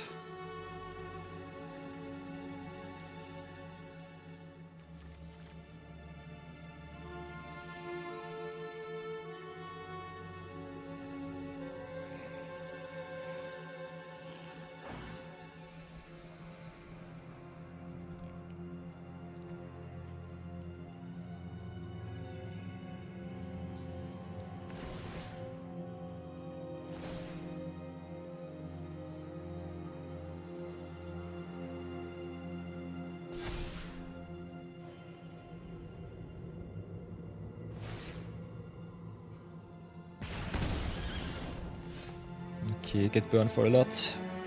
Cry in not drawing our lands. Cannot replay the Iroh, which sucks. Could play the upper. Can just play the Animpakal. Even if our stuff gets crushed, I think it's the way. Just play Animpakal, crash in with the tokens. Go wider, go bigger. We're still in a pretty bad spot. And they've got the path. So at least we get now our 5th land for the Iroh.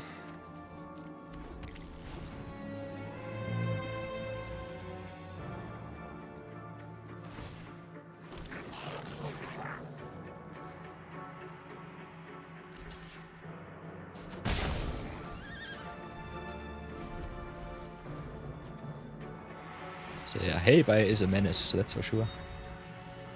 Kinda like the deck, especially because it's filled with a lot of cheap commons and uncommons. The only very expensive card is the Heibai, otherwise you can just go to town. Don't even have to play the rares. Yeah, the land slots might get you in a tough spot, but if you go Historic Ball, you can play also a lot of commons and uncommons. So yeah, and this commander loves to crash in because whenever they replay him, he just cheats another very expensive shrine into play. So we'll always get a lot of value. Yeah, and I think this is game against the Shintai of Hidden Cruelty. I don't have anything to say. Can play the Alfred Stalker, exile it. Not sure how long this will hold though. Sweeper might reset the board. But yeah. I don't really play too many of those. And the shrines also play around the sweepers quite well.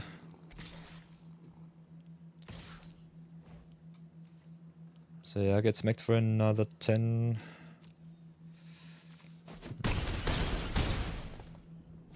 And even sweeper next turn is bad because they get another token with the Crescent Shrine. Crescent Island Temple. Yeah, I'll concede this one. Hey-Bye too strong. At least this time. The Ephemerate was really the game breaker here. But yeah, Hey-Bye is a menace. So if you want to play some power, definitely play Hey-Bye.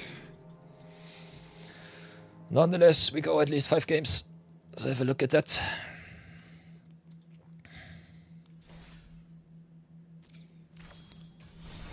Game number 5.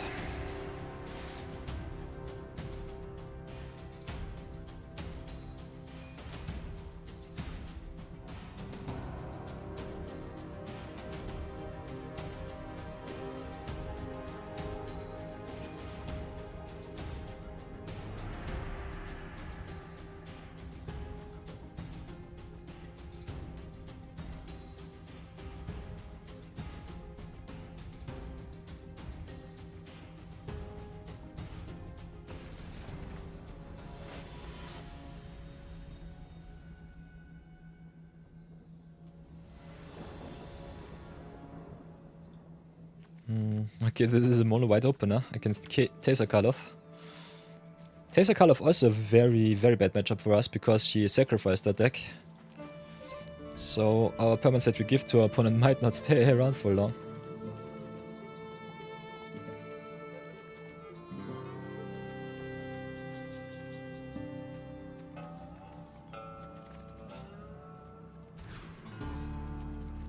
This looks better. Got the starting town to fix us into white, got also the Starfield Shepherd to have some warp shenanigans going on. Could ramp a little bit with the Transformer first, maybe remove with the Aura side second. Get rid of Taser. Apprentice also with the drain effect here. So I think I'll have to go Solar Transformer. Just play a little bit of removal to Iroh. It's a tough matchup, but I think we have the tools in the deck that we can win. We'll at least give it a try. All of those aristocrat effects are still pretty nasty. So play the Aspire Advantage. Could also just go a little bit wider. Depending on what I want to do. Could also just ramp up a little bit more. Apprentice is bad. As long as Taser is not on the battlefield, it's not too bad though.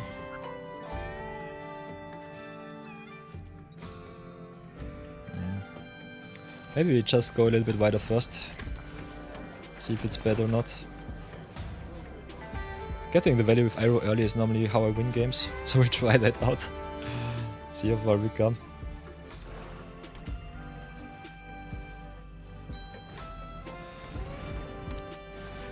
Okay, Bastion of Remembrance. That's a thing.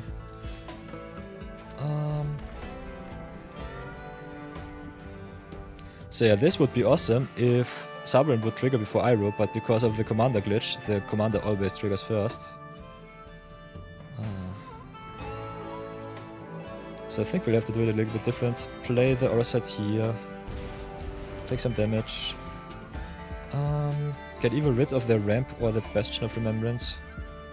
Kinda want to get rid of all of the effects, so I think I'll go for the Bastion here. Then warp in the Starfield Shepherd. Get myself some life gain with the Guide of Souls. Then give them the Starfield Shepherd. Make another token, no attacks here, and get the Starfield Shepherd back for me. Haha! Warping is so busted. Warping is so nice.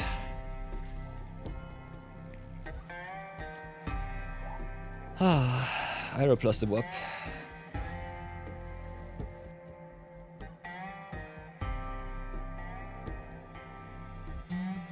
Yeah, next time we can make 1,000,000 tokens, gain a lot of life, get some flyers, go to town.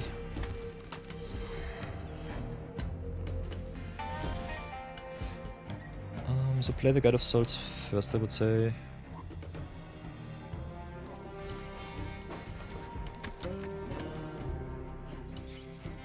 Need a free drop so that we can attack in exile. Kinda want to get rid of the Taser here. Taser is nasty.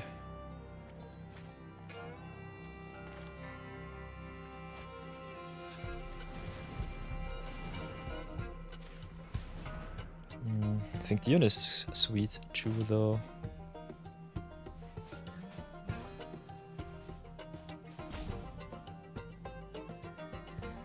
I think we'll just do it like this, play the Dion, get more flyers, get more pressure.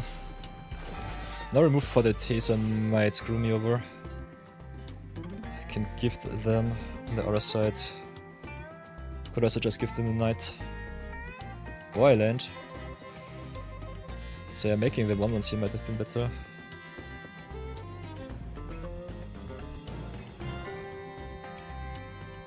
I think I just give them the 2-2. Ooh, gets vigilance. So might have been a little bit of an oopsie. We'll see how bad it will be. So just attack with the token, give it flying.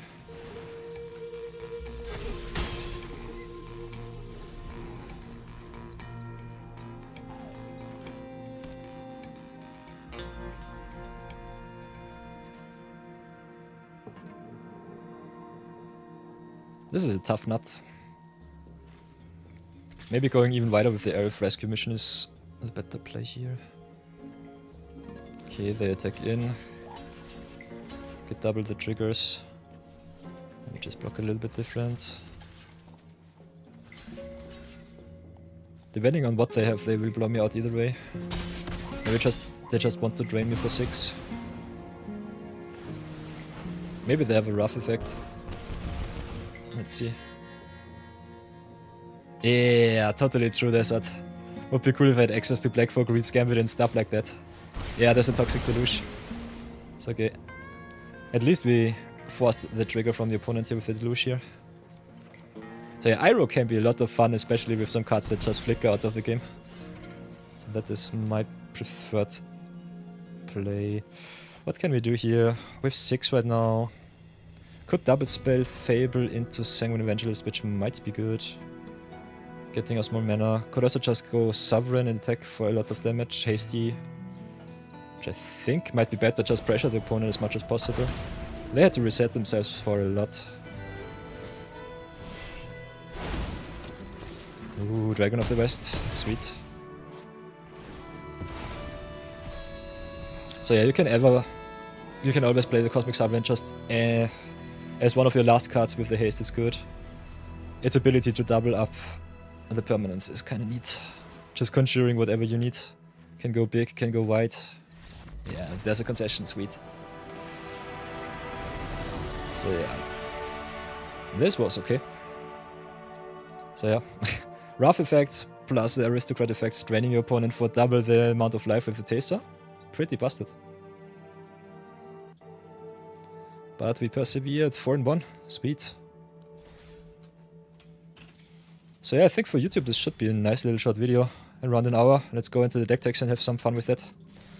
Show off a little bit, and in 5 minutes we have some ad break. So I think that's also nice to replenish myself. Still have not eaten anything, it's already 5 PM. Sheesh. So everybody, here we are back with a short little deck tech and some upgrade options for all of you non-budget players out there. If you have a look at our mana curve so far, thank you for that, Wizards. Making everything so tough for me. Playing a little bit of aggression, playing a little bit of control. It's always a thing. Other than that, I think the most important part, as I said in the intro for Iroh Team Master, is go as wide as possible, have some anthem effects which make your tokens bigger than your opponents if you have to give them creatures. If you give them all of your removal pieces, it's even better, so play a lot of cards like Stasis Snare, or maybe some Banishing Light if you want to stay in the budget area. If you want to play a lot of non-budget cards, I think you have a lot of good options. If you go here for Rares Mythics, go for enchantments and artifacts. You have some very good extra best effects. Nice. That's what says he's playing in standard right now some aggro black, white, red Iroh deck. So yeah, there you can see it. It's a menace. It's a really menace. You can also give your opponent some stuff which hampers them, like High Noon for example, which are some symmetrical effects which definitely get you some value. Or you could play some into the battlefield effects which lose their value after they have entered the battlefield, like Skysia's Chariot. Just pick whatever card your opponent plays and just give them the Chariot. It's also a creature, so keep that in mind. I normally would give them some cards which they cannot use, like Pinnacle Starcage, for example, which they need white mana to use. Otherwise, you just draft their board for a little bit and give them a permanent, which they cannot get rid of. So the Iroh tokens will get even bigger. You can also play some stuff that you can exile. For example, all of the warp creatures are pretty neat. And there are some nice little additions here in the alchemy sheet too. So I don't even play all of the warp cards. And you have seen how powerful they can be. Especially the cheap warpers like the Technician, the Guided by Light, the Halia. They just go to town, have a lot of fun. The Excel best effects, definitely your best friends. You can just play all of the good permanents though, which hamper your opponent or give you some value. Especially the Excel based removal is really good. So keep that in mind if you build a deck, that is the way. I personally think you don't have to up the budget way too much. As you can see, we had a very convincing 4-in-1. If we play longer, we'll definitely go even higher than that. I think a 60% win percentage is pretty solid. Is something that you can definitely expect of Iroh if you play him the right way. Sometimes the biggest problems are sacrifice-based commanders like Tesa, for example. Other than that, I think go white or value piles normally might sometimes a little bit too intense if you don't get your pressure on the board fast enough. So always consider some Anthem effects like the Suki. Or like the Intangible Virtue. Go wide, go big, go aggressive, and go to town. So yeah, big shoutouts to Anim Pakal. Definitely MVP in one of our games. Big shoutouts to Scare of Remnants in the uncommon slot. I love this card, giving you 1,000,000 energy, hasting up all of your tokens. Especially giving the Iroh's tokens haste is pretty nice. So if you get some get haste cards in your deck, that's also a thing. So you can definitely play some cards like Detective Phoenix. Or other haste enablers like the Ogre Battle Driver, for example. This is one of my favorites, especially from the starter decks. You have this card in your collection right from the start. So if you play Historic Brawl, always consider the battle drivers in the haste enablers. So yeah, everything that gives you tokens haste is also pretty neat. So keep that in mind. I did not even include it and it was busted. Other than that, Iroh, I salute you. Thank you so much. If you want to support the stream, by the way, we are live on twitch.tv/NightOfYour. Can always hop by, say hello. Can go to the channel, have a look for the Inception. We also got the links here. Can join our Discord server here. We've got some nice little updates for the Magic from Scratch series, with some wombo combos, some Magic the Gathering forum, and a general section to post your links. Also have the stream announcements that you can see whenever I go live. Also have those on YouTube, so that's a thing. Can go also to the channel here. Chuck. And have a short little look at our live section. We have all of the VODs here. If you cannot join us live, you can definitely check those. And other than that, we also have some nice little shorts. We have some Pack 1 Pick Ones. And the Zero Budget Brawl series as the Limited Madness series. So if you want to get better into Sealed and to Draft, check those out. Other than that, I will always post another awesome commander that we brew around with from scratch, right live on stream. And that I will also post on YouTube. So if you want to support us, consider following, liking, subscribing, commenting, whatever. If you want to exchange your thoughts and your awesome deck lists with the community, join us live on the Discord server. The link is in the description box and on the About page on Twitch. And other than that, Iroh, I salute you. Thank you so much for your service. Check out this awesome commander. He's busted. He's so good. And we will brew even more with awesome Avatar Legends. So check this out. Until then, we will go to Rave and see you in the next video. My Twitchers, I'm still online. We had a little short late break, so I will get myself another snacks package and then we will continue the viewer battles. So see you then. Until then, enjoy the music and behave.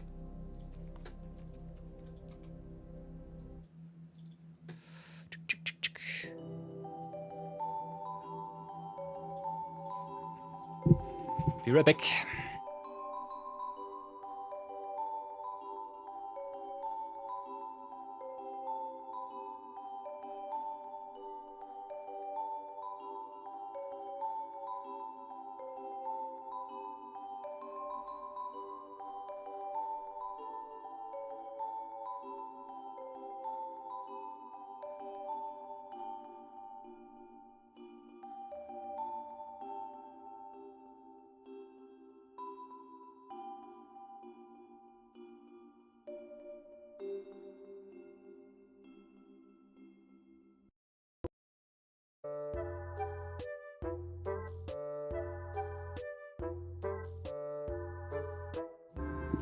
Ooh, I'm back. Got some nice little peanuts. Nom nom nom nom nom. Crunch it up. Replenish myself with some good stuff. Hihihi.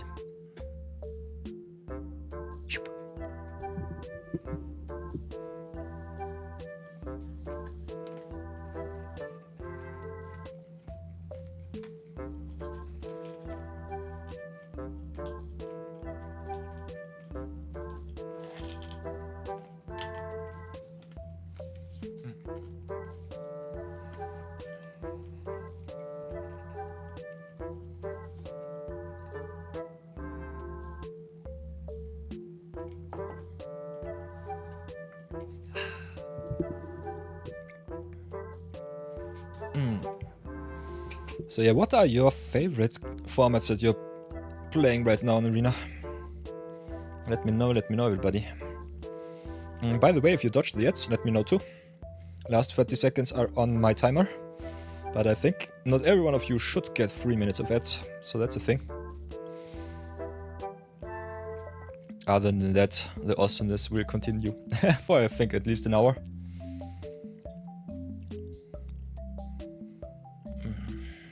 So yeah, everyone new joining the stream, Merry Christmas. Thank you so much for joining me on this fine holiday.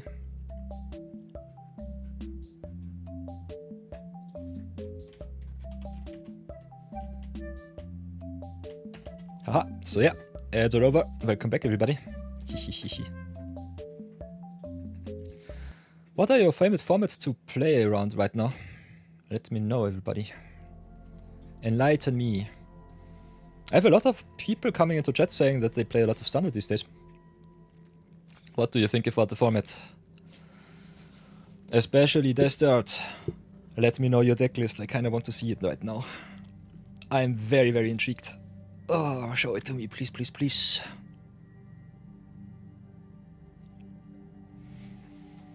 Or is it a secret sauce? Is it a secret weapon?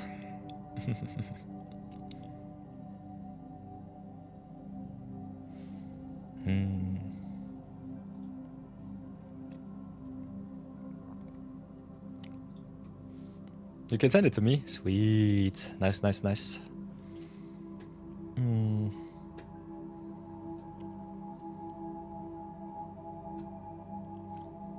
So if you want to post it in chat, you can definitely do so. All links should be whitelisted. Other than that, you can also just join the Discord for free. And drop it right away. I just have to verify you. So yeah, can also always DM me. So a lot of options.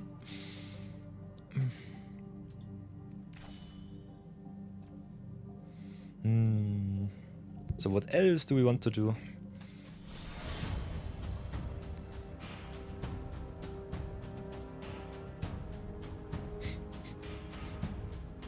By the way, these are the deck lists that we've grinded out with the last time during our holiday season. For the winter grind. Played some Greatest Ritu for the foods. Zero budget. Zero budget, a lot of elves, a lot of food making. Some wombo combo shenanigans with the sacrifice outlets. And some busted cards like Chidoni Nightmare. So that was a thing. A very nice thing of beauty. But yeah, would never ever play this decklist again. We took 7.5 hours to get the achievements done. Also played some very wonky standard gifts list with all of the wildcard gifts that I got from Wizards. So one-off gift.deck. So if you did not do already, there are the winter achievements. You can have a look at those. We are festive fighters, that's for sure. Ooh, Ninescar, welcome back. What should I guess? What did you do? Let me know, my friend, let me know.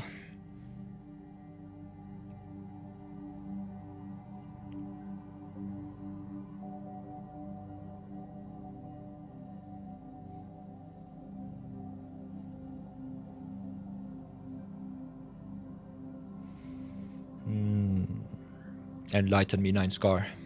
Enlighten me now. Please.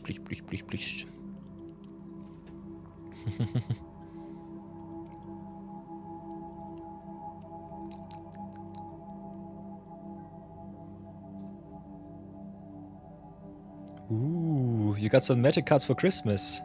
Sweet. Some Amjik cards for Jirmus. I like it.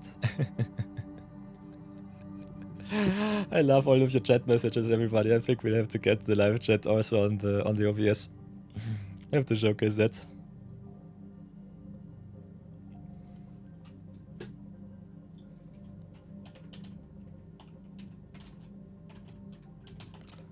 You can go to ntdgoldfish.com to start. You could also go to Architect or Moxfield.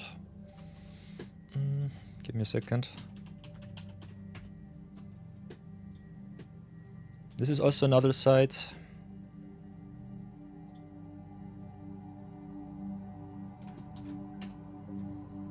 Whoops.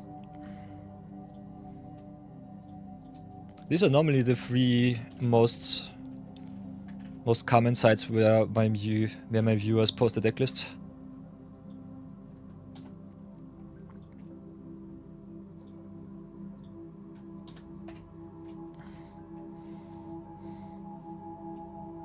Ooh, Bloodletter of Aklasotz. Sweet.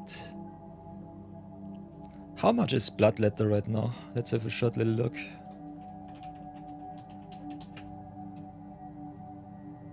Okay, by the way, this is Moxfield. Here you can watch all of the deck lists from everybody. My personal favorite site is still MTG Goldfish because I think it's so easy to do. You can go create your own account or go to user submitted accounts, can search up all of the cards in the deck list that you want to see. I personally use it as a collection for all of my decks. So that's pretty neat. And you can also have a very nice look at the cards, can search them up, see how much they cost on MTGO and on tabletop. So that's pretty sweet. Then we also have the Architect. So yeah, last list that I've been sent by was, I think, Lesamal. Or was it Lilith? I don't know. I think it was. This might be one of Lilith's lists. Looks a little bit like her. She also always loves the artworks. So yeah, on Architect and Moxfield you can also get the versions of the cards however you want. So that's pretty neat. So a lot of options to build your stuff. How much is Bloodlet of Aklasotz right now? By the way, the easiest site to search for card prices in the US and Europe is scryfire.com.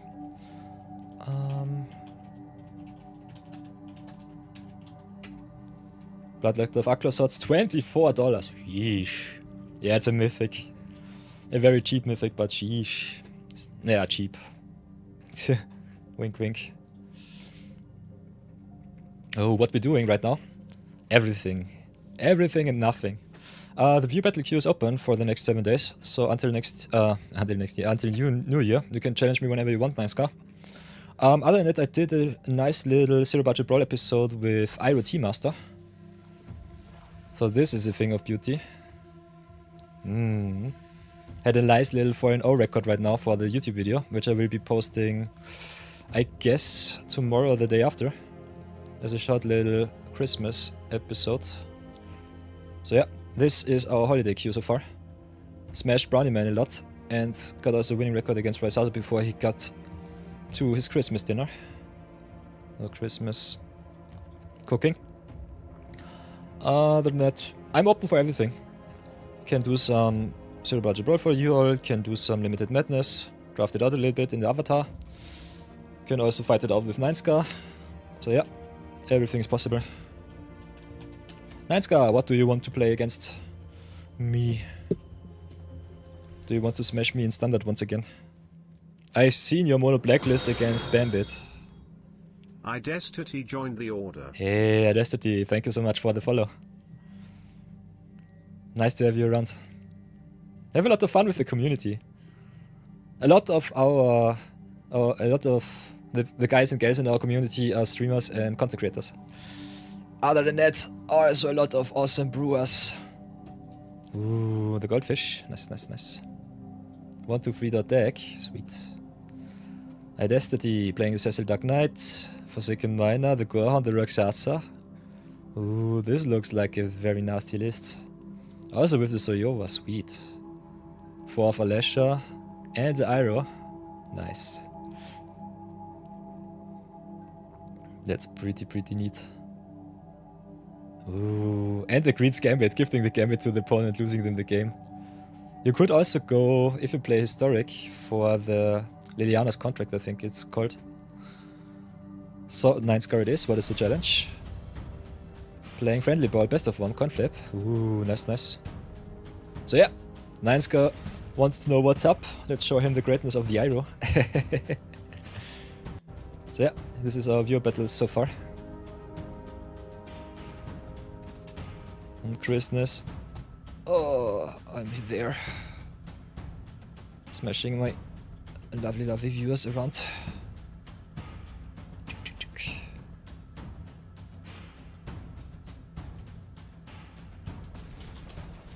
And then score it is playing some Brawl. Kinda like it. Iroh against Katara, water tribes up. Sweet. Katara is busted. Still have to post the Katara list on the YouTubes. So copy pasta be done. You're not 100% happy with the 4 mana drops. Ooh. Can have a look at that afterwards. But first, let's go and play more viewer battles. It is time. 9 scar challenges me to some friendly brawl. My fellow streamers going nuts on a fine Christmas day.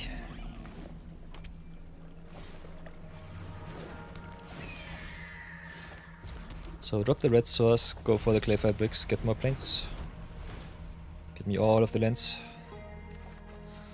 9 scar playing white, so gifting the clayfire bricks might not be in my best interest.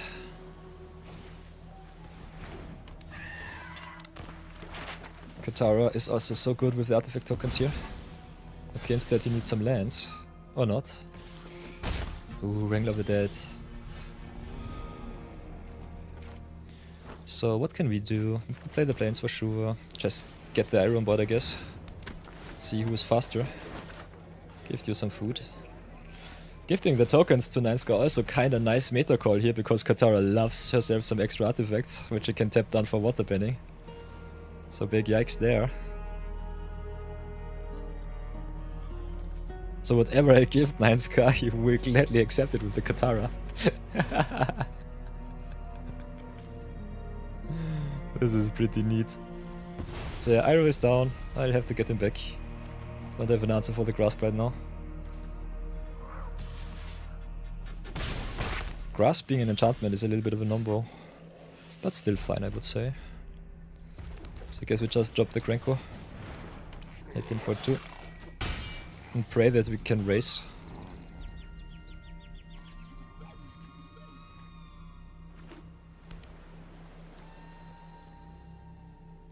But yeah, the turn Katara untaps, I'm normally dead.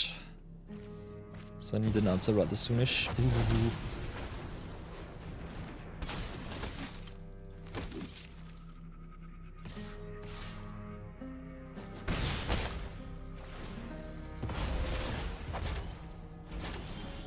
Ooh, that's a juicy one. Play the planes. Do I want to replay the Iroh here? Kinda da.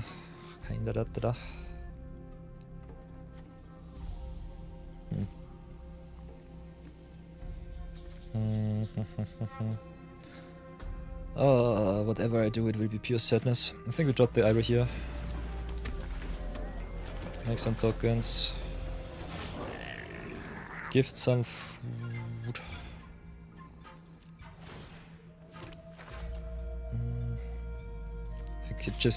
I think we just have to hit in and see if we can race. I don't think we can, especially not with an assault to someone on the horizon. We'll still give it our best, I would say. Ooh. Desktop already cut his demonic pact from his nice little Iroh list in standard. Interesting. Definitely have to have a look at the deck afterwards. Kinda excited to see if we can deck doctor it a little bit. What can we do? Going ever so big, making everything busted with Katara. Cannot double spell. I think I'll Sacred Foundry here, play the have to double spell. I think it's not correct.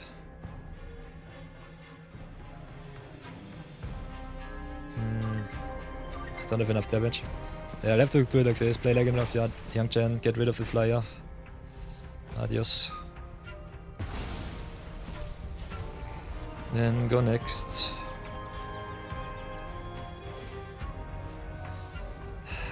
Guess I'll give you the Clayfire bricks. It's not what I want, but definitely what I have to do. Go and hit in.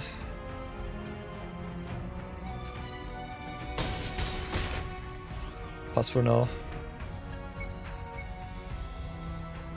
The question is, am I dead?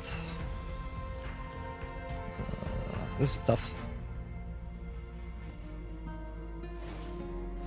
Ooh, sacking the food tokens, that's interesting.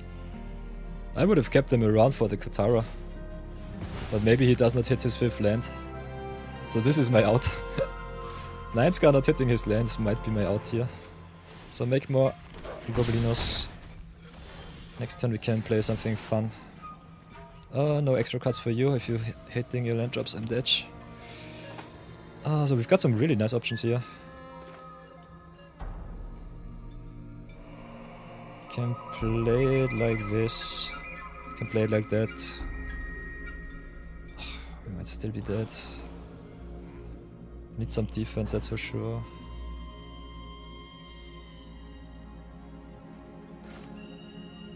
I think we play it a little bit more conservative. Play the house quite heavy, play the old fat stock right now. Get rid of one of your flyers. Because this kills me. The floor is good as it is. Then now comes the funny part. We go full control, go resolve next. Go to combat. Then trigger the house squad. The Iroh will trigger before that, because reasons.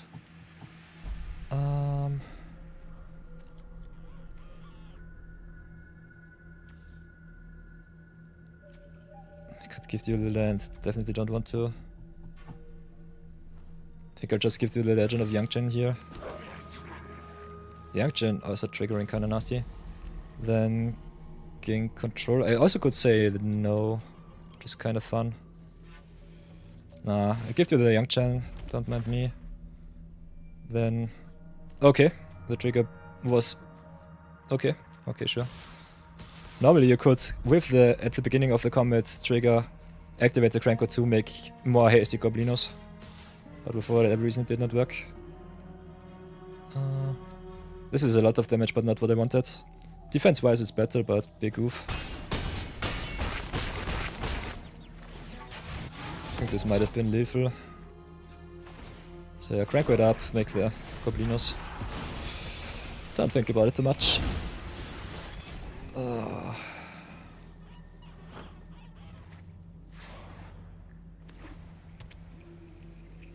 So yeah, I could have gifted a land too, but I don't know.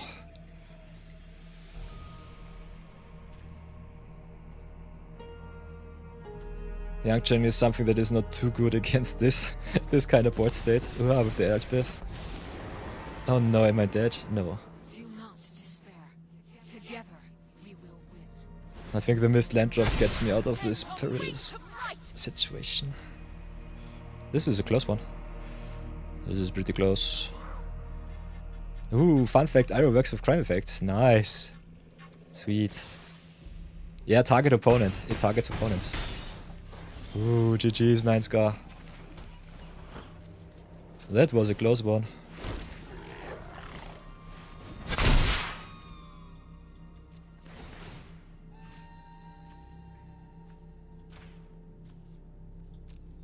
You can also decline the Iroh, so that's a thing. Ooh, 30 attackers, sheesh. Ay, bye. Ooh. Yeah, missing land drops hurts. That's one of the reasons why I play all of these flip lands.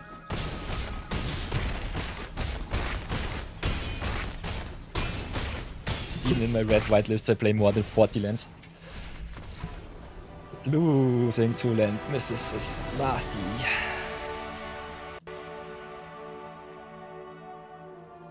So yeah, welcome to the show, 9ska.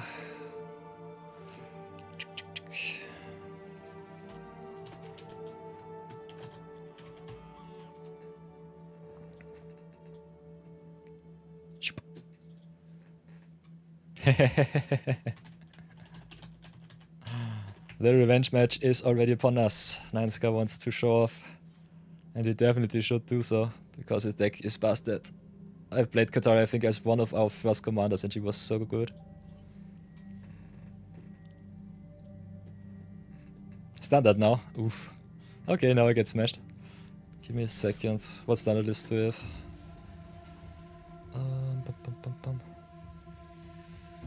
Can I not sort?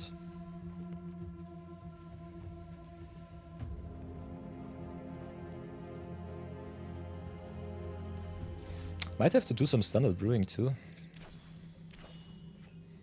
Can definitely bring my mono white legends. Kinda want to see if I have some other standard potential there.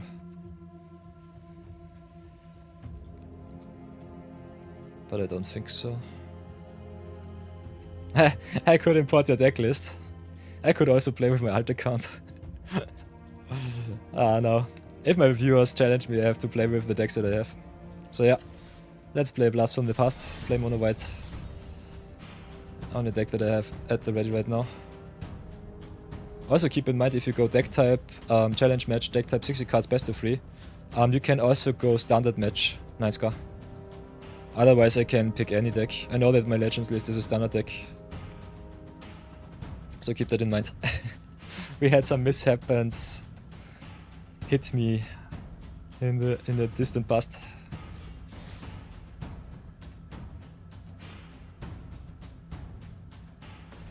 Ooh.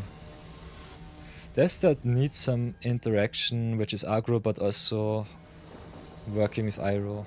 Yeah, that's a tough ask. We'll be on the play, see if we're fast enough. Guess 9ska might come with his mono blacklist and just crash me.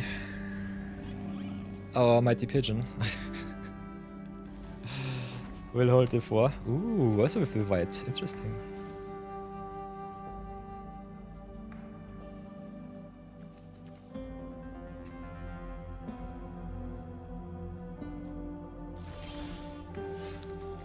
So, drop another pigeon. Show them the might of our birds.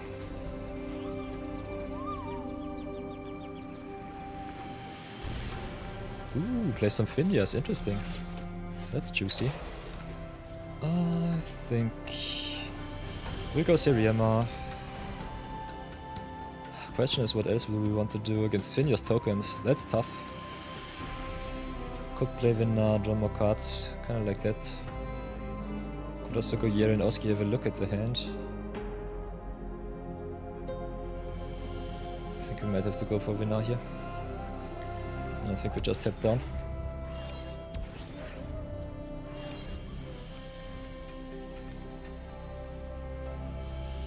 My beloved. Sirima, my beloved. Then just gifting some counters. Ooh, juicy. Oh, this is so greedy. Quest Caller is so good, but as is Phineas. What do I want to do? Kinda need my blocks, so I think I'll go for Vinna first.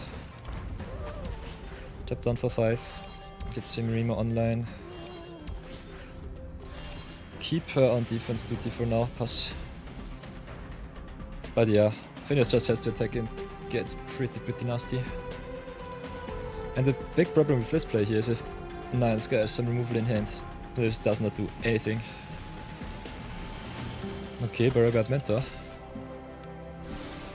So some blue Burrow Rabbits it is.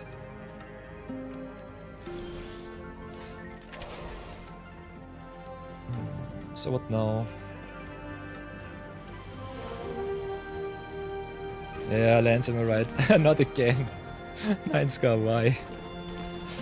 This is so nasty. I do not comprehend, I do not understand. Oh, so what now?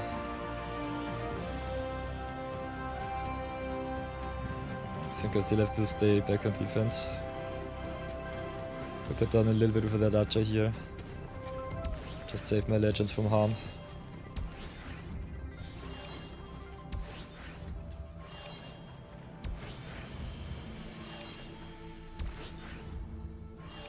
Maybe shields down for one turn. Let's see how much I get punished. Especially against the Beauregard Mentor, this is not the best play.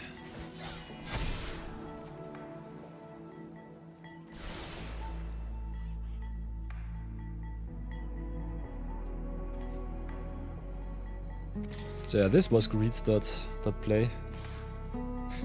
Losing against the two lane 10 from rabbits is kinda nasty. So yeah, take a 7, Phineas goes away, but 2 quest calls is nasty. So play the Shepherd first, I would say.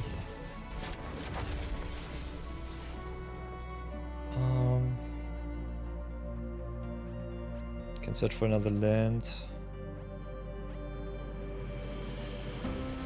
I think hitting my land drop's kinda nice. But having sec on demand is kinda sweet too. Yeah, land drops for Vietnam might be the play though. Not sure about it. Let's get rid of the Beauregard Mentor. Here have some tokens. Play sec. Try another card. Tap down the Shepherd. I think we just try to race here. So greedy.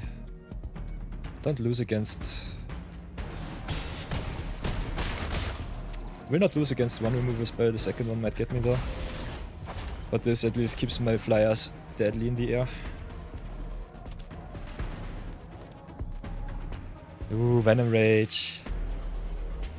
Brawl, it's a Christmas deck, so you tried not to be so Krampus. Ooh, sweet.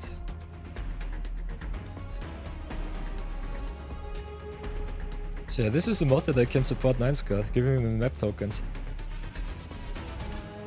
Also leaving myself wide open for some swings.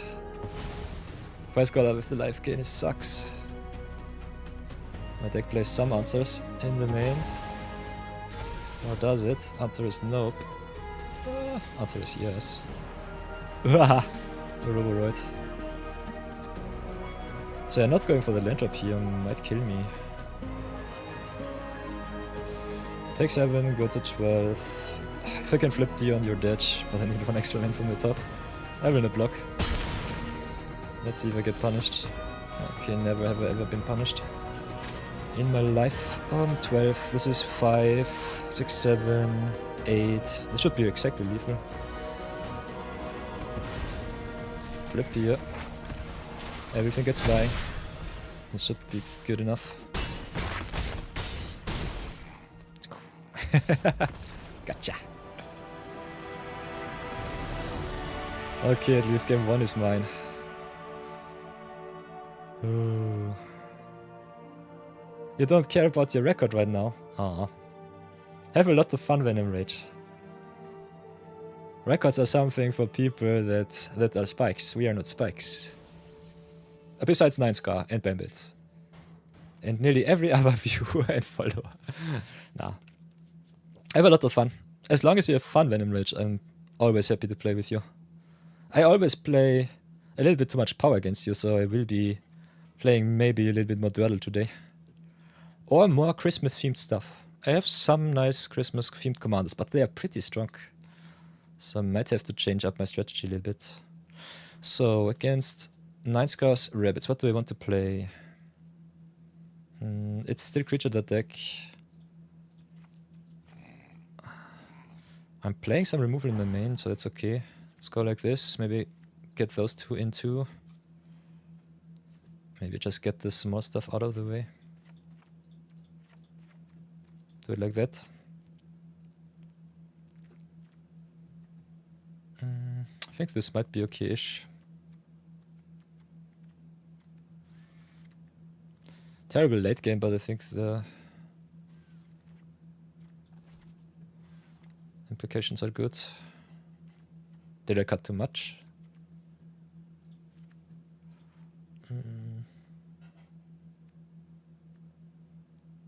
I think this one is still good.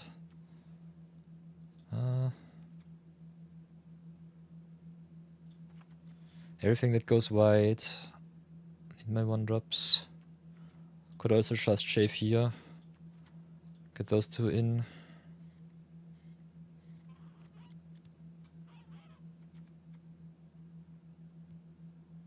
I think we'll do it like this. See how far we come. Might get punished or not.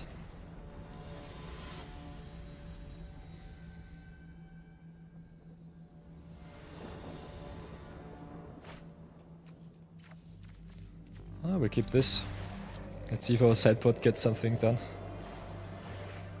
Is it Pop Patrick Root? Ah, big yikes.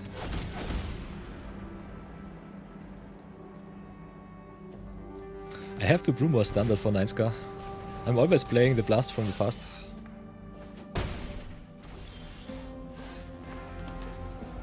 So play the role model. And get some taps in. Flying before anything.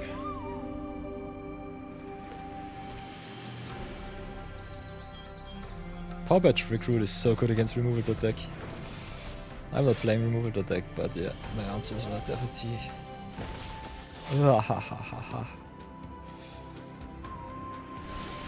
Not the best, I would say. Not the best.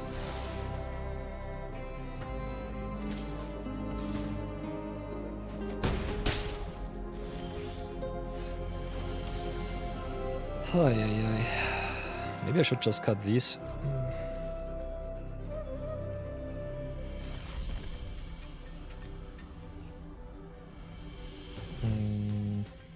So yeah, this sucks either way. I think I still have to do it like this. Play the Alfred Stocker. Exile the token. Refuel counter.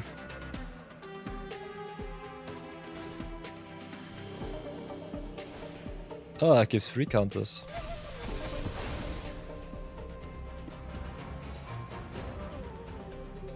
So yeah, no attacks. Station for 2. Does not matter though. I'm just so dead. So if you want to get some free wins easily, just challenge me to standard or historic. Historic might be tough, but standard is definitely oof. This curve out is nasty. Nice. I think I'm just dead on board. Sweeper from the top might still be nice. Submit 0, no flyers for you. But yeah, this is game. Dion gives me 2 tokens, but yeah. I concede that one. Nasty, nasty. So yeah, this was not the best showcase. I just get a little bit more tempo in. The rest is so la la, does not matter too much. Could maybe play those. Get a little bit more tempo out of his sails. That's what I cut. Maybe shave some of my legends.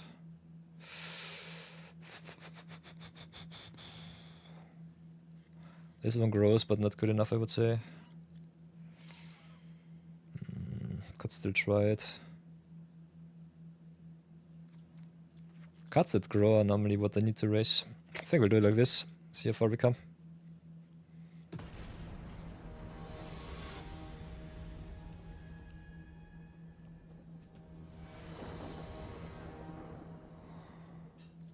On the play. Nice, nice. So Inquisitor, see what you can exile. It's normally in for control the deck. But I think against Aggro it might be also kinda neat. Maybe tapping down some lands.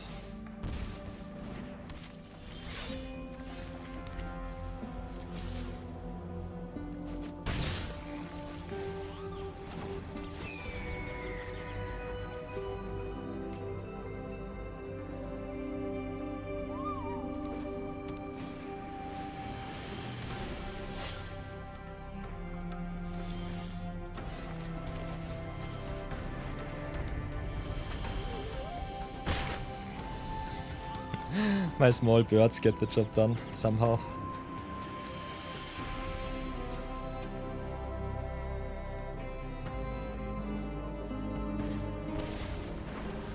So many tokens. So much scry. Big yikes. Rabbits is such a nice deck.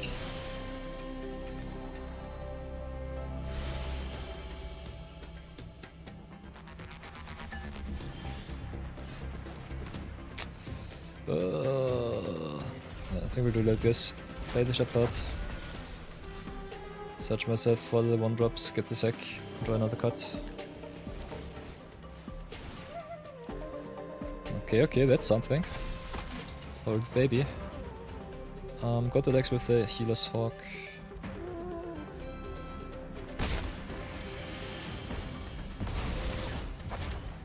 At death by 1000 cards, I love it.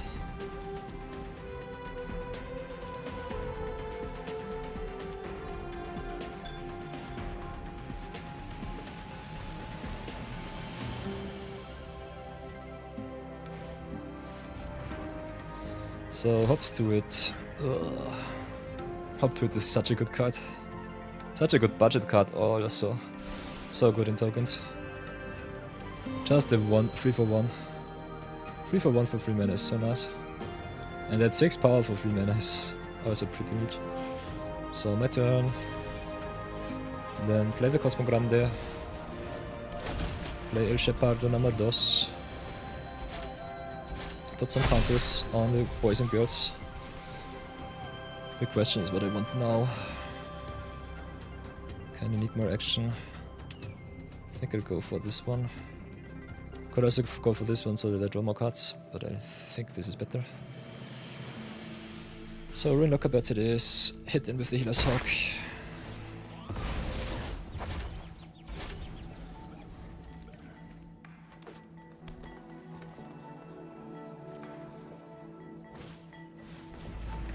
There's the Beauregard.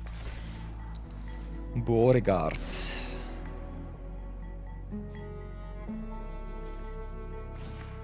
Yeah, 2 of them. Sheesh. That's a little bit too much.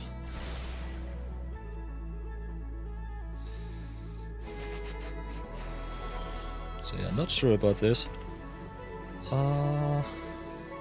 This is tough. I think we'll have to do it like this. Not sure if it's okay. Go like this. Search like that, I guess. And play the Ruin Locker Bats. Pump my flyers and my other creatures. Stay on defense. This is lethal in the air. Not anymore. Nice. Perfect top deck, you love to see it.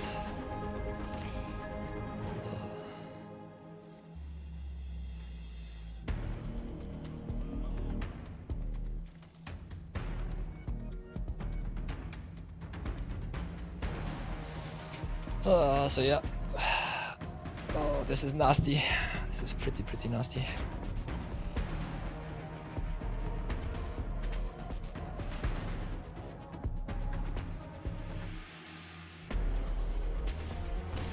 Ah, come on. Why? He hits everything exactly as he needs it. I love it. Oh boy.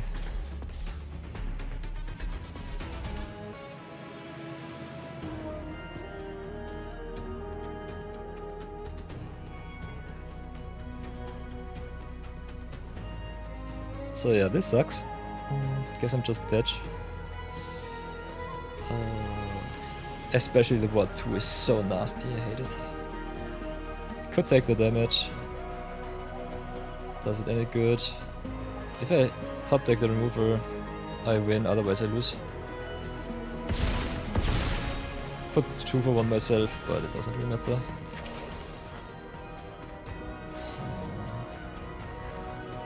Can get rid of the sheltered. Doesn't do me any good.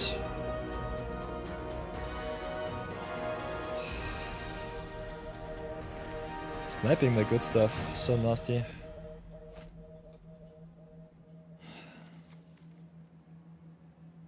Also missing exactly that 1 extra mana.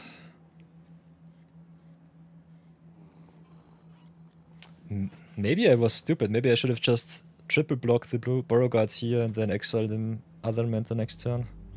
Taking out damage. I think this might have killed me. Was a little bit too greedy here. So yeah, I think this might kill me.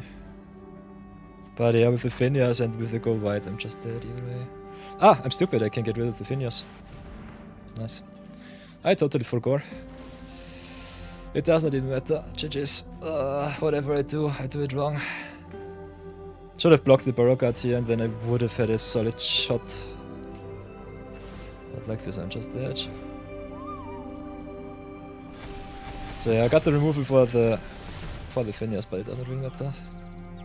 Can give another counter to the Healer's Hawk. But yeah, Heidelin comes tapped. These are all lethal creatures. So this is the maximum amount of damage that I can do. I can't see this one. Big yikes. GG's. GG's 9 Scar.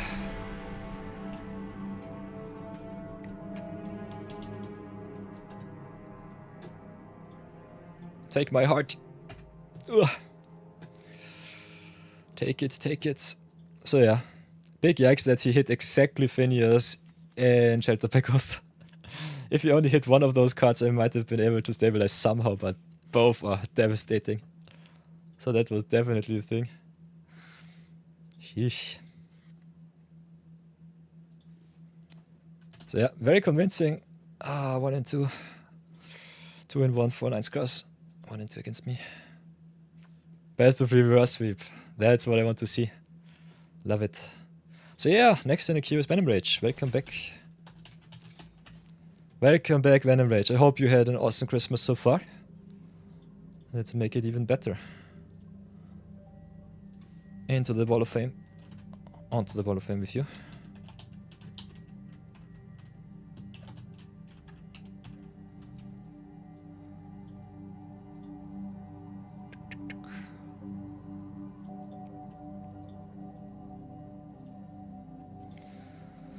Christmas Brawl, you said it is.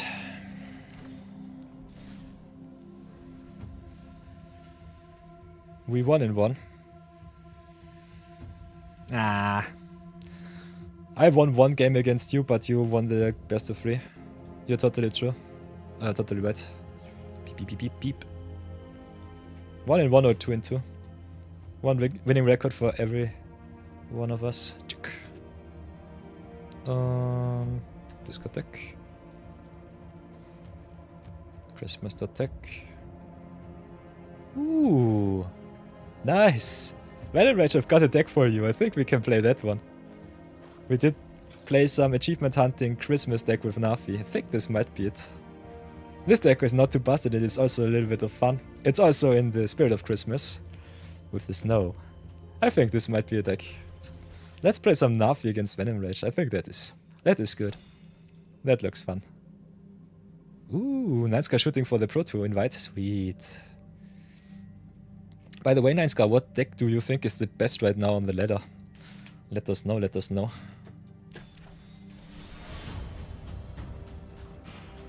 Playing some Christmas snow.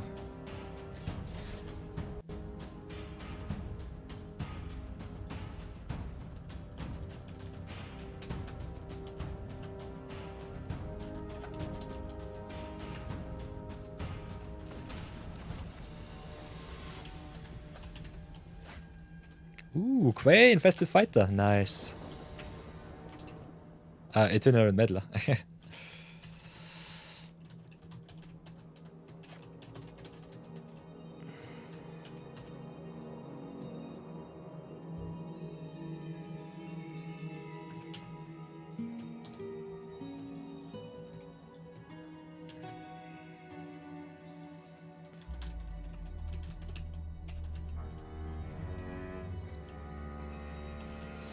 So, I think we can keep this.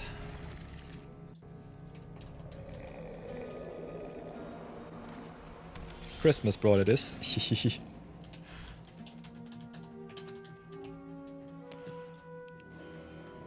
So yeah, I play some snow. And the Meddler's there.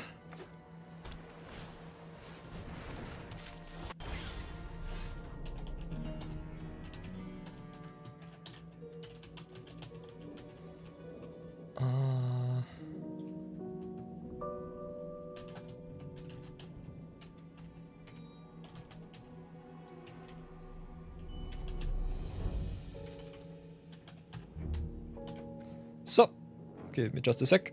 And I think we should be finish. Okay, Queen on turn 2. Sweet. Tablet from me. Real pick is mono red right now. Sheesh. Sleeper pick is reanimator. Ooh, top 32 at RC Milwaukee. Sweet. That will be definitely something. Oh, so what will I do? I think I will pass for now. See what happens.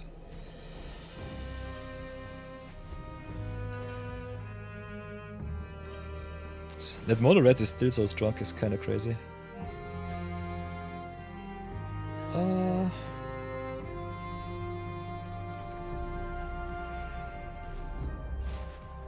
Okay, Wall of Omens, kinda neat.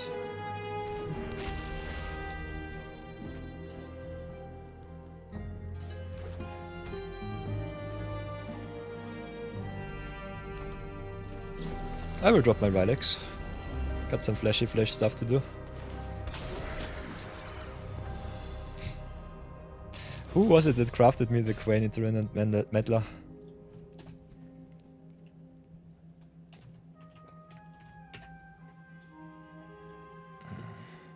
I know something crafted them into my collection. Not hitting my land drops. I'll try to resolve the black market connections here. That's a lot of damage, but I'll have to do it. Hybridization, sweet. Give them a free and I like it a lot. So who was the Quain gifter? Ah, it was Marathon. Marathon made me do some Quaining. I think I still have it in my deck collection. Might have to play some Quain today too. So yeah. Power is it is. Ooh. The Ferris Ish is inside, drawing a million cards. I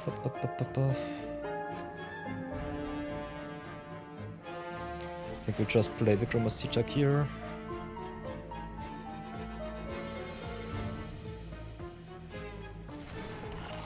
And then drop the Snow, play the Graph Liner.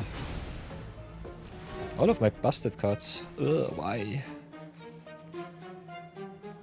By the way, thank you for the craft marathon. So much power. Way too much power.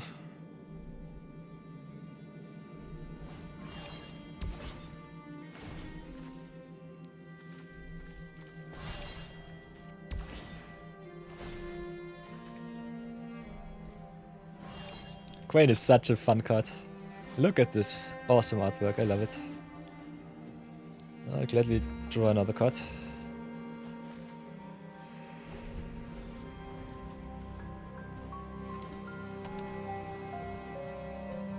Teferi also breaks the symmetry here, which is kinda neat. Kinda like it.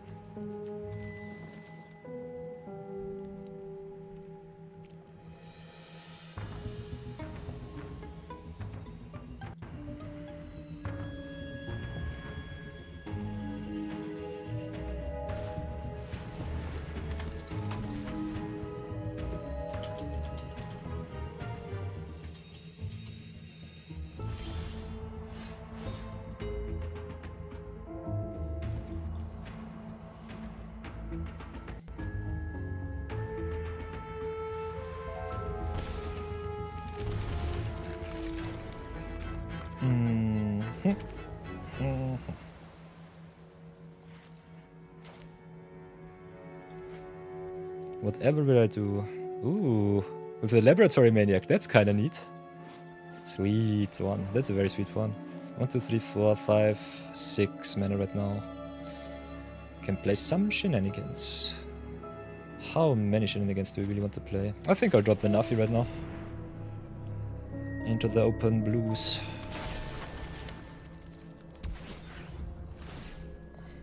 Mono Scrapliner is too busted. Give Nafi also the eternal life gain death touch. And this is not even an optimized Nafi list. Might have been a little bit too optimistic with that one.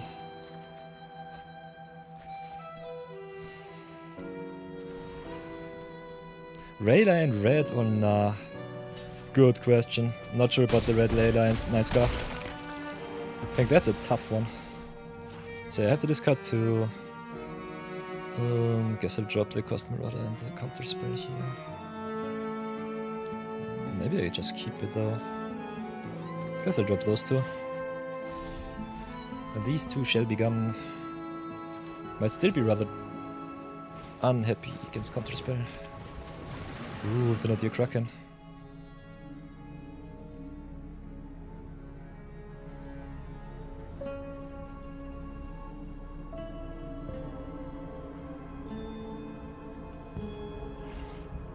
Quain is definitely a card that is tough to evaluate. I think if you have some cards like Nasset Pater of the Whale, it's definitely easier to play.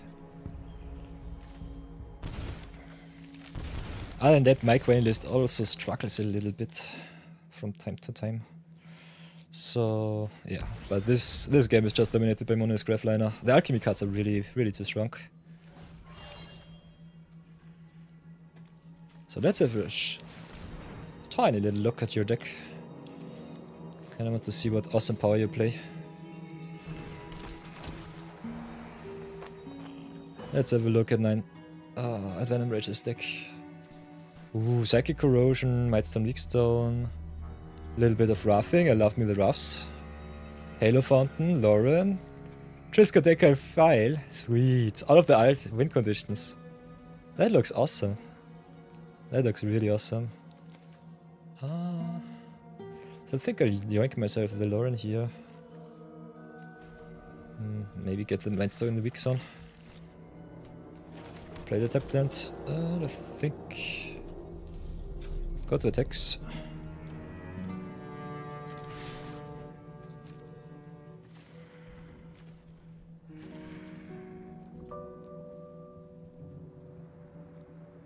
Yeah, Black Market Connections plus Mono Scrafliner is kinda neat. This is some eternal wombo combo. And all of the shapeshifters being zombies for Nafi is also kinda nice.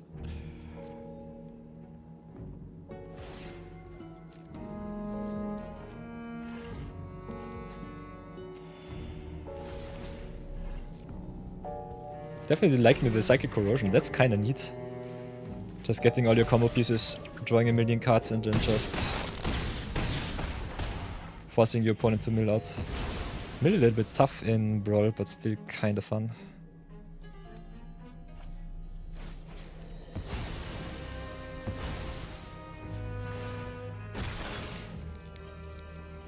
Go for another Black Source, pass for now.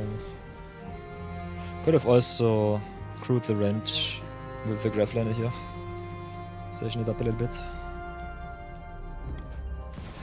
Ooh, Chromatic Orrery, sweet. That's definitely some magic. Ooh, that's a big Psychosis crawler.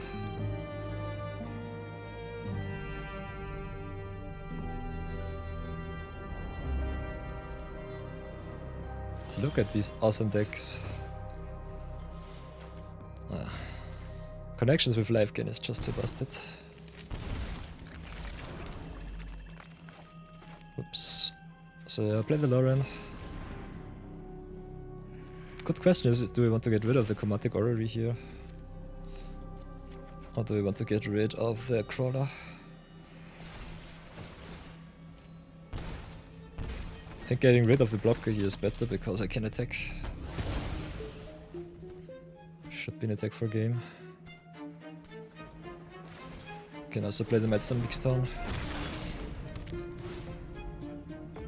Get rid of another token and I think now I have enough damage to win.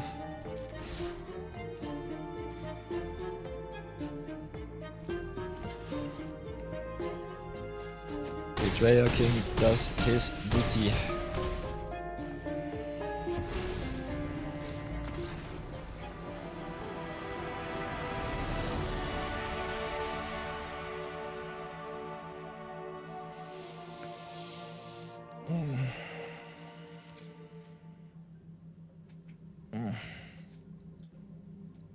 By the way, Venom Rage, welcome to the VIPs. Merry Christmas.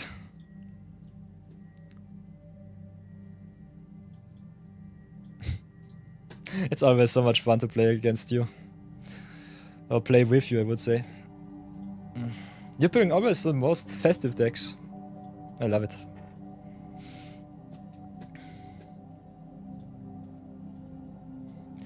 Definitely have to pack out my Quain list. Kinda want to see how Quain versus Quain functions. Can definitely run it back. I think the queue should be empty. We have a lot of lurkers in chat, which I kinda think is fine. A lot of people just want to enjoy the show. So if you want to fight me, I can definitely pack my Quain list out. That Marathon forced me to build. So I have also some Christmas decks. Some nice stuff. The Nafi list I did not remember was so I did not remember that it was so powerful. So I might be a little bit stupid. I play with too much power. So you can definitely run it back if you want to. But with ad break in 90 seconds. Okay. Ninesky, if you want to give Venom Rage the chance for a revenge, can we? I think we can definitely play one extra game out Venom Rage if you want to. Otherwise, if you want to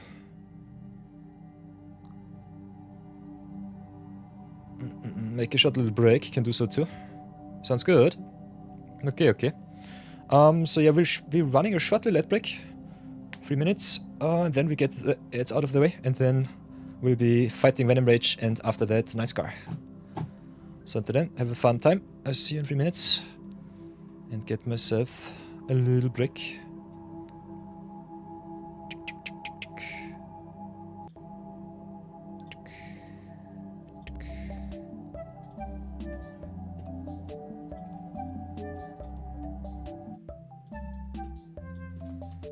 So yeah, have to run the ads now. Whoops. Otherwise, it will always obstruct our gameplay, and I don't want that.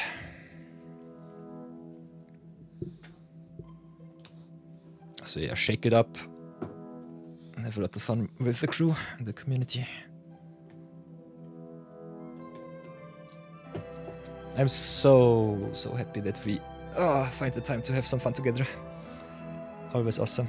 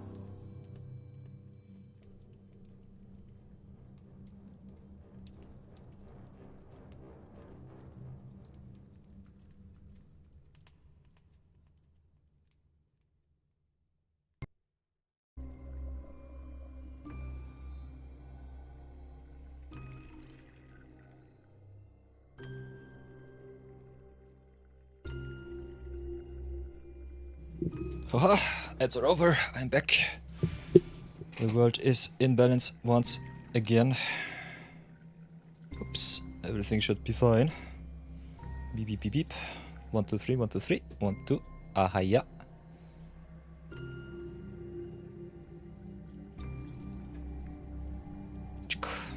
So yeah, welcome back everybody. Let's continue. 7 Rage. Let's run it back. Let's play some festive decks. You gifted me some cards, so now I have to gift some cards to you too.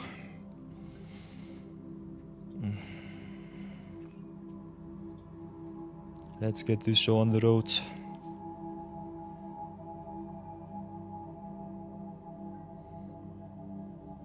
Here we go.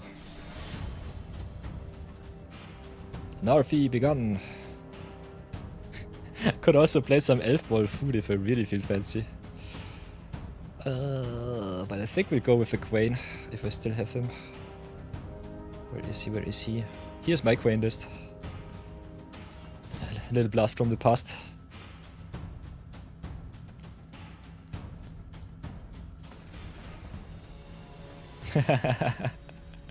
Here we go.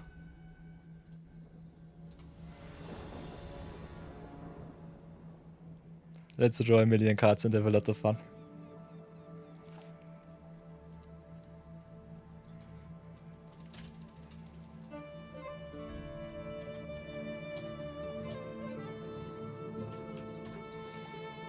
Okay, keep that one. Let's see how far I come with this. Christmas Brawl.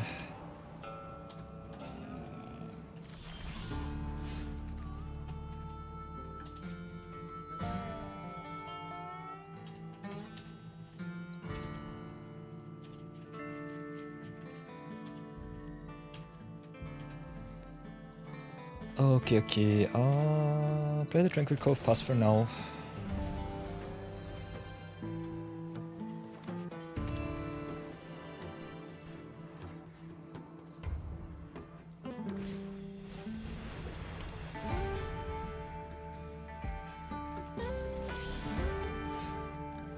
Okay, this one enters always tapped. I think we just play our Quain.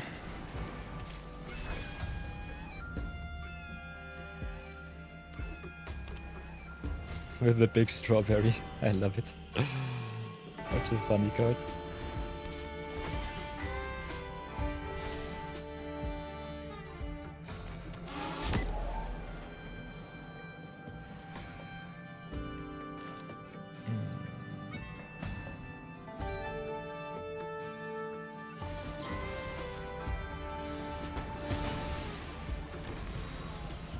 Do it like this, pass for now. Shields are down.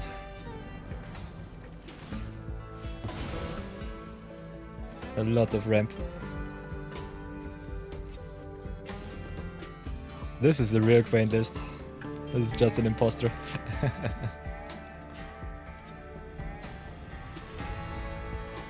Quain self-draw really seems so fun. I think I don't play any really busted wombo combos in this deck.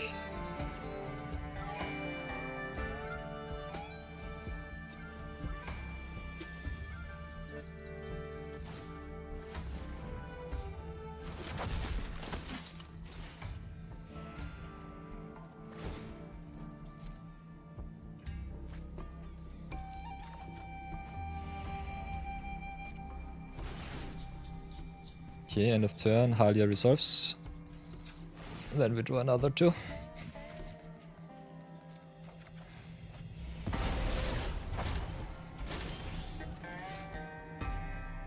Okay, what can I do? So much card draw.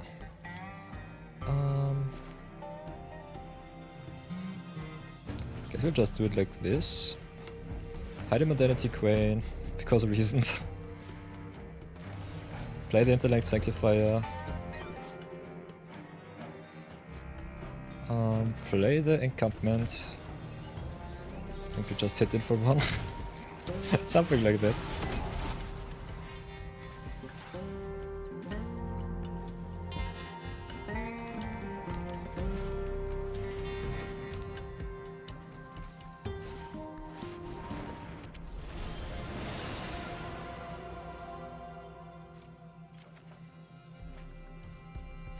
Okay, okay, okay, don't mind me.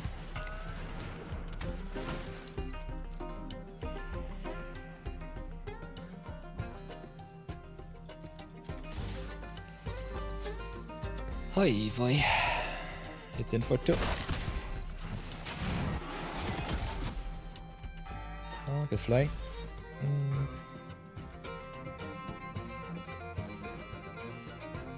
I think we'll pass for now.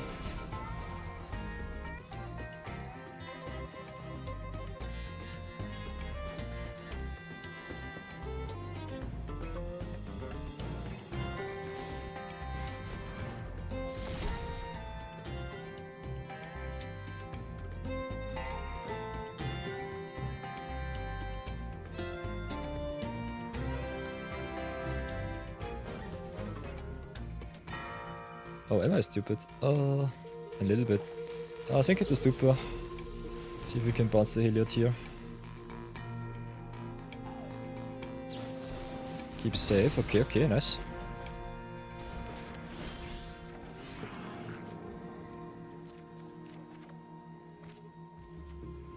Then start with Seam Rip.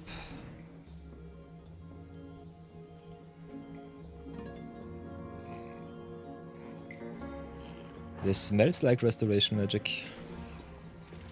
Is it?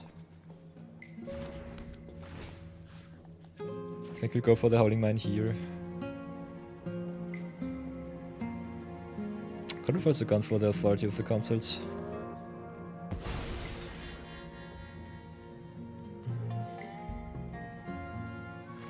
Have a look at your hand.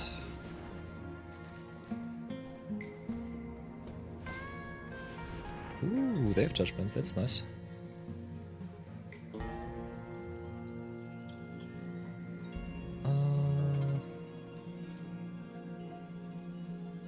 For that I let you draw another card. Enjoy.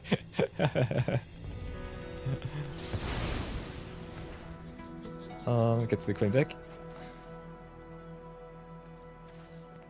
They have Judgment and instant speed is kinda neat.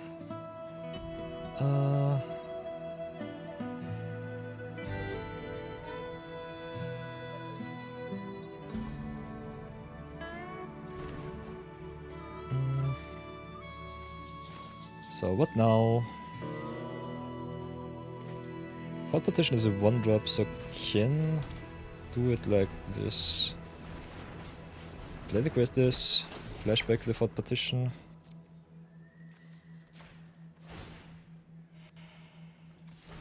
Do it once more.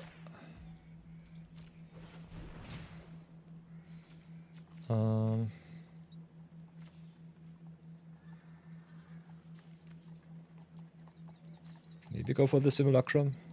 Jinyu Taxis next turn will be nasty.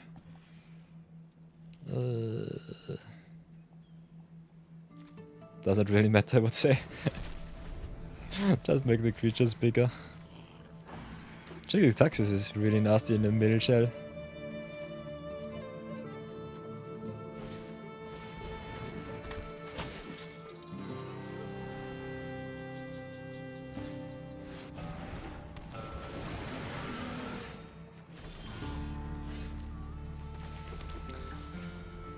So what else can I do? I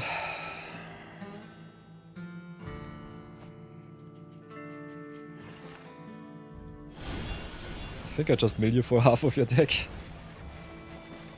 Let's try it like this. You're playing a standard deck right now with 40 cards left. Or something like this. Just dawdle around as much as possible, have a lot of fun.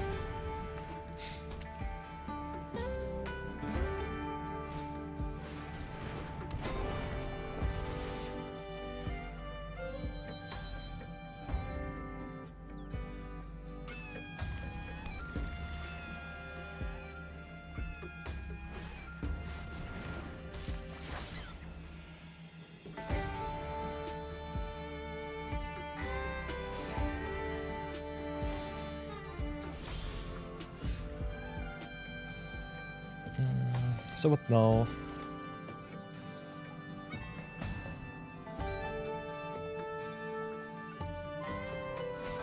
I think we Cloud Baser, see what's on top. that's a juicy one. Totally forgot that I had that one in my hand, in my deck. Okay, I hope Esther and play the tap clan pass for now. So I'm also playing a little bit of Mill. Sweet. Totally forgot about that.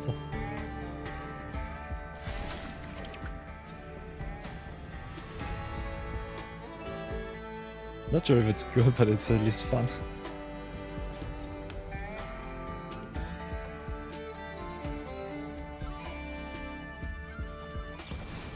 Ooh, that's greedy.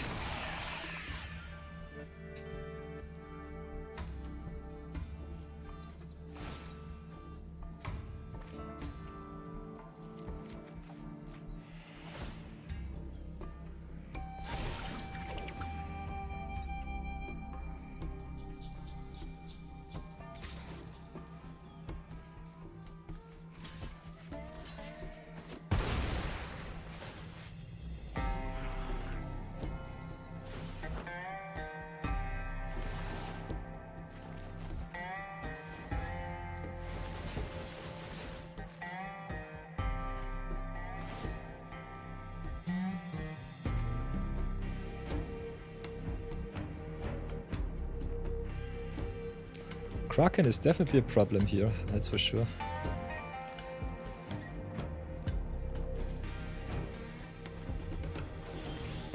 Ooh, that's a nice one. That's a pretty neat one. What do I do? So many options. So many good options. Play the henge.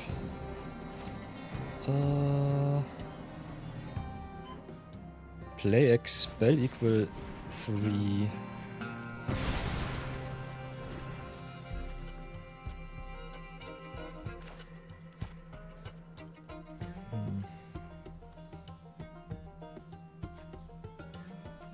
I think we just drop the queen here. And then pass for now.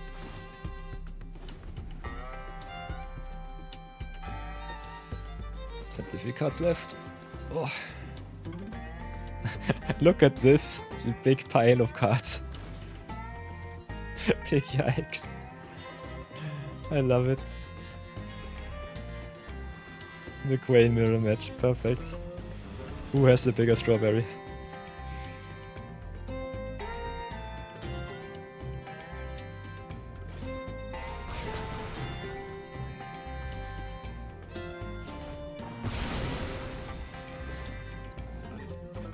Well, that was something.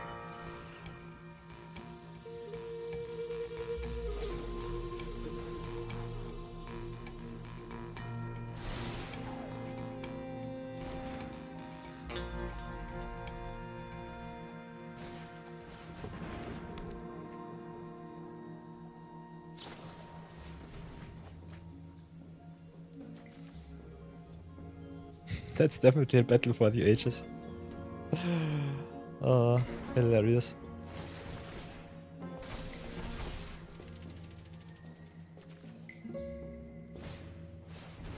Ooh. Yikes. Okay. Let's card match. Have a look. Okay. I'm at least safe for now.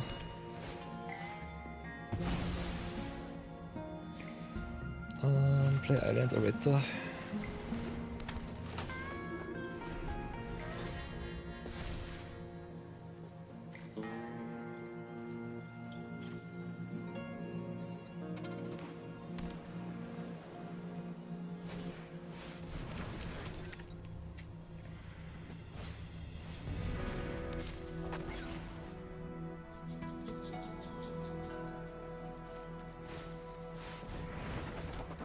Drawing ever so many cards. Ominous Seas is pretty happy right now. Could have answered the Ominous Seas too. Might die to that card.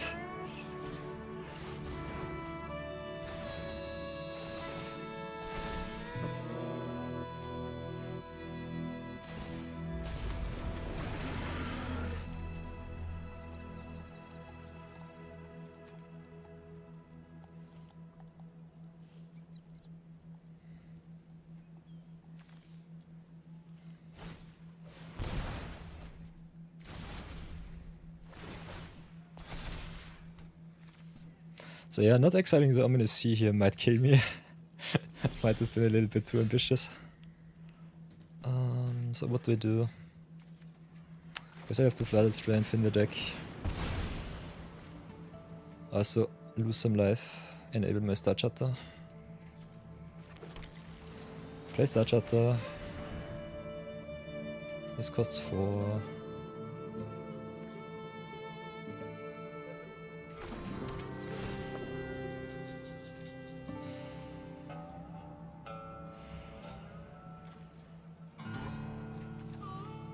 Should still be okay. Have a look at my top. Get the Aerith, which is nice. I think I'll just downpour here.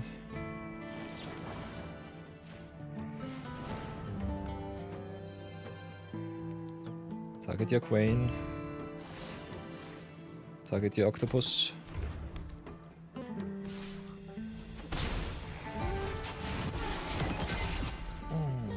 Windblade Disciple.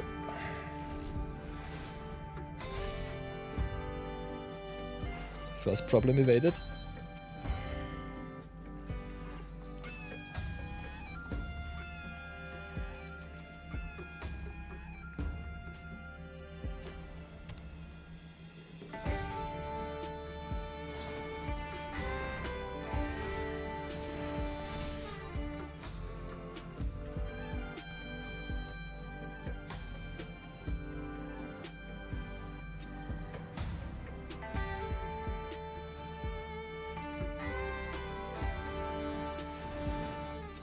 Ooh, 9scar will be doing the best of 1 standard. Sweet. Guess the Red Menace will be coming for me.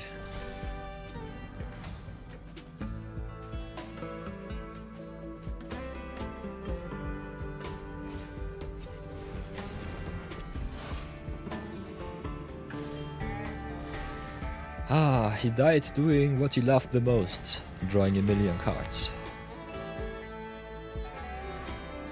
Ooh, Glancing Nova, sweet. Let Maniac back on the menu. Nice. Ah! Don't know if I have enough answers. And also the Kraken is coming for me. Need to draw all of my answers, that's for sure.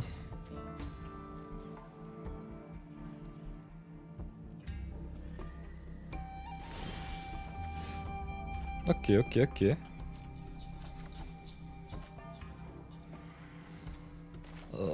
Dying to Lab Maniac, you love it. Got some options here. Against 48 lives, this will be a tough game. So go Disciple first, not tap down at least. And then I think I'll just drop the Aerith. Get more Laifu for my waifu. Play the Minwu too.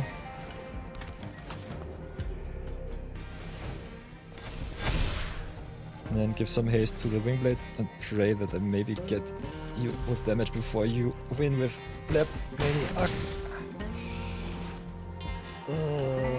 Okay. Hold the baby. Hold the baby.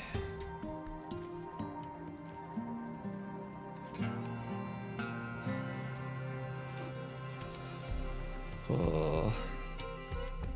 What did I do? What did I do? Do I still have some answers left in deck is the question. Oh yeah, I do. Okay.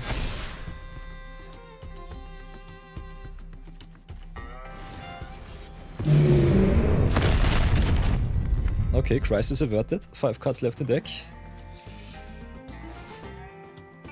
Big question is why Raph here? Raphing yourself seems kinda crazy. I'm also at 34, 43.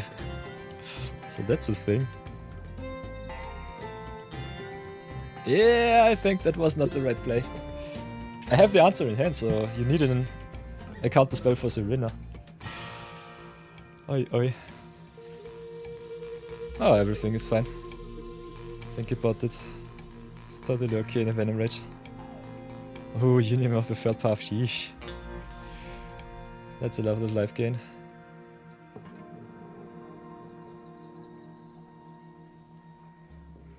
Ooh, also with the Dreamstone Hadron. These are some juicy cards.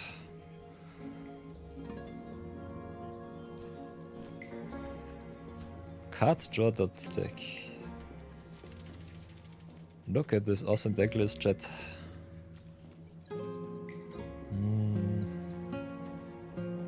So many good budget options. Pretty neat.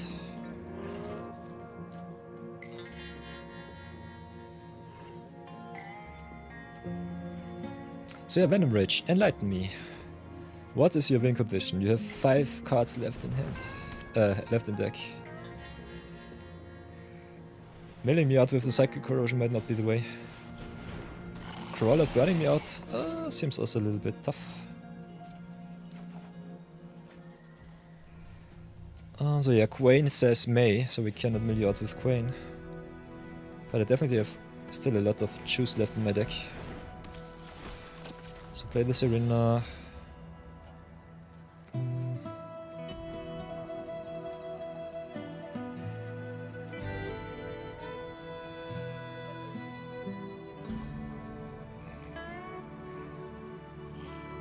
Does it really matter? Guess we'll go for that insignificance, try to snipe the Psychosis Crawler. Play Island. Search for awesome stuff from the deck. With the Shepherd. Guess we get the Guides of Souls. And play the Guide. Play the Angel. Gain more Laifu for my waifu. Haste it up, hit for 4.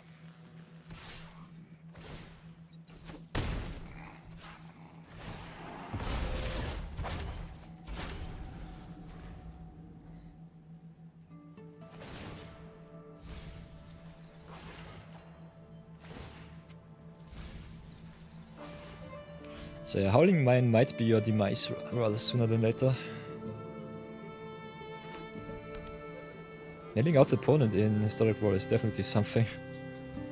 J-Dul for the win. Sheesh. And it's not even a legendary town.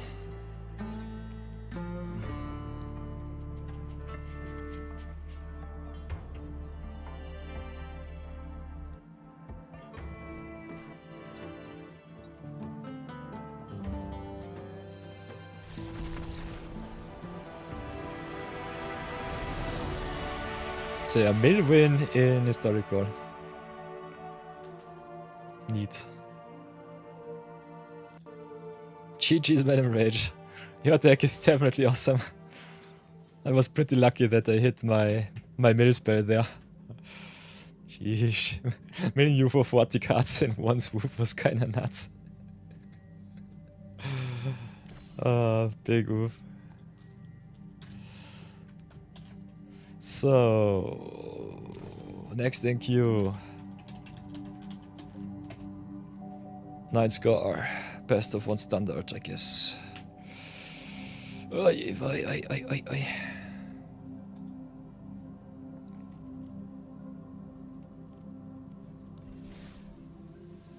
Best of 1 standard, he said.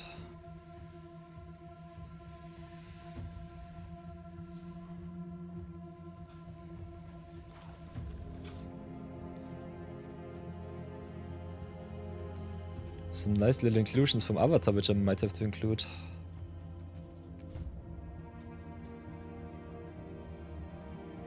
Look at this 9 scar. I opened 2 fire bending students in my last packs. Now I have a set 4 of set. So I think I could play mono red too. Goblins incoming from this set. Nice. Sweet. So yeah. Pretty neat. So yeah, I'll challenge you with what I have right now. But I think I will definitely have to update my mono red list after this game. So let's go for the standard red deck list from the last season. Oh, you also got some as promos at the game shop for the deck testing. Sweet. Very nice.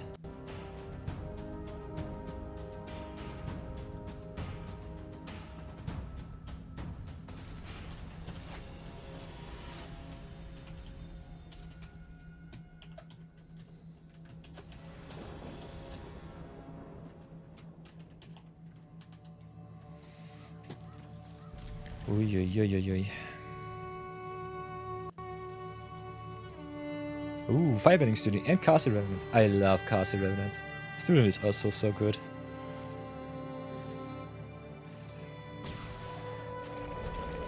Kinda like the aspect of Castle Revenant. It's an annoying creature twice per game. That point does not have graveyard hate. Ooh, kein mit the mono blacks at me.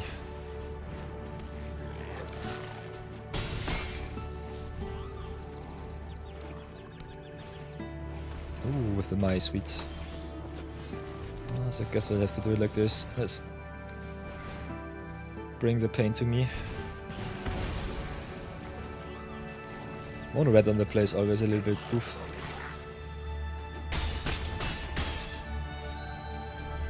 The Gobelinos for the win. Ooh, Demolition Field, sweet.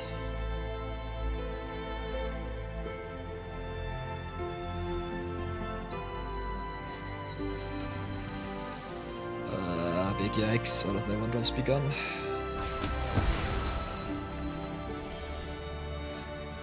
Okay, let's rebuild, or try at least. Rebuild or die trying. Main deck, Day of Black Sun is kinda nuts.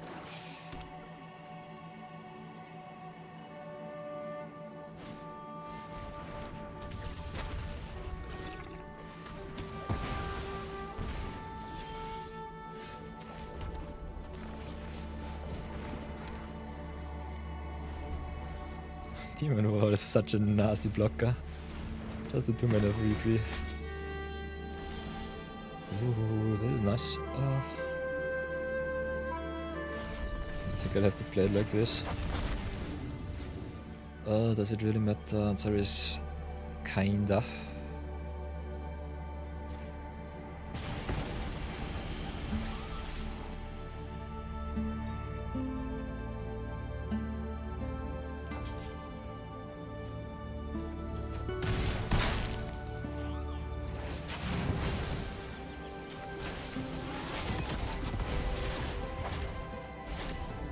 Nova Hellkite. Whoop whoop. Ah, Raven Eagle, yeesh. At least no extra land for the life drain.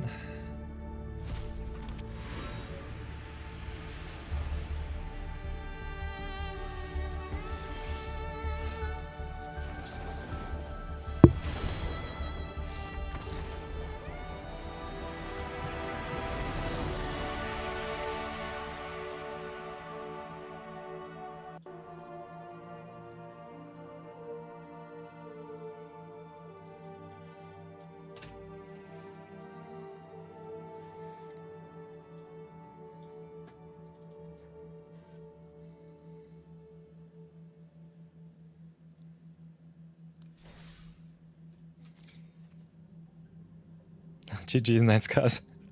Never did not have it. Sheesh.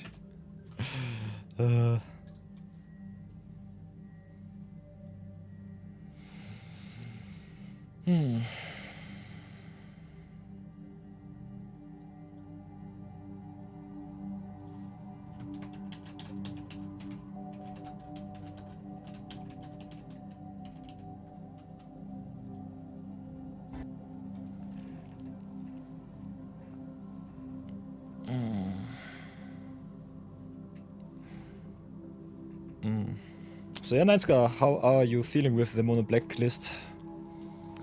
Does it bring you joy? I think it's quite strong. Especially with the demon wall on 2 is kinda nuts.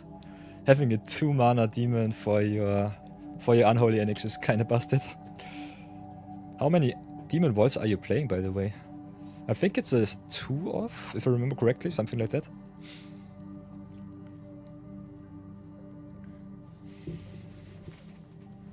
Ay. Reminds me that you need lifelink vampires. Ooh, you play a 3 off, sweet. Oh, such a good early defensive play. And if you can give it a counter, just smack in for 4 or 5 menace, it's pretty neat too.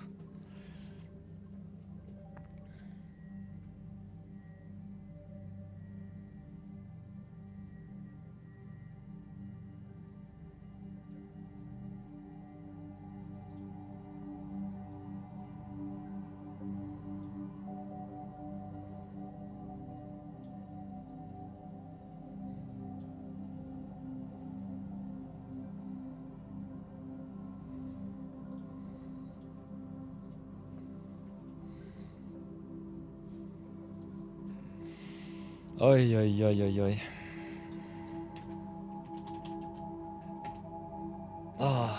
So yeah, everybody, I think this will be it for today. I will be raiding someone else. If you have someone that you want to raid, can do so. Otherwise, big congratulations, Venom Rage, for the VIP slot, and Merry Christmas. Always happy to see you come back. Your decks are so creative. It's a lot of fun. And Ninescar smashing me from left to right with his awesome standard builds is always something that I definitely love. So for everybody new to the stream, or all of my lurkers, you know the drill. We've got our laurels here for our awesome viewers who want to redeem some channel points to craft some power or make me redeem some wonky crafts like the Queen. And if you raid someone, we can also support smaller streamers and at the same time earn you some free laurels. Over Hellkite. Beep beep whoop whoop. He never did not have it. Yeah. Gotcha, Ninescars. So yeah, we'll be raiding someone else. Go for same category, similar size maybe. Mythic Ladder Climb, Merry Christmas. Ramen Fella.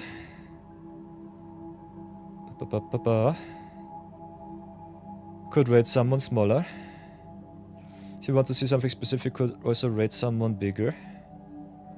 Otherwise, I think I will just send you to another small streamer. And wish you an awesome Christmas so far. Have a nice little holiday. And I think we will see us tomorrow, same time, same station. How does that sound? Hope that sounds good. So let's go start the raid. And just send you on your way.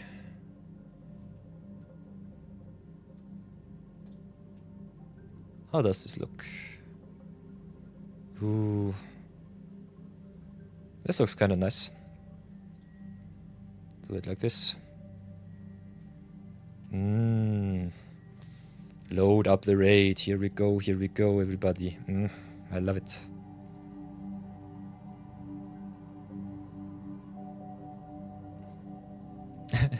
Brownie Man will have a functional list next time. See you later, Brownie Man.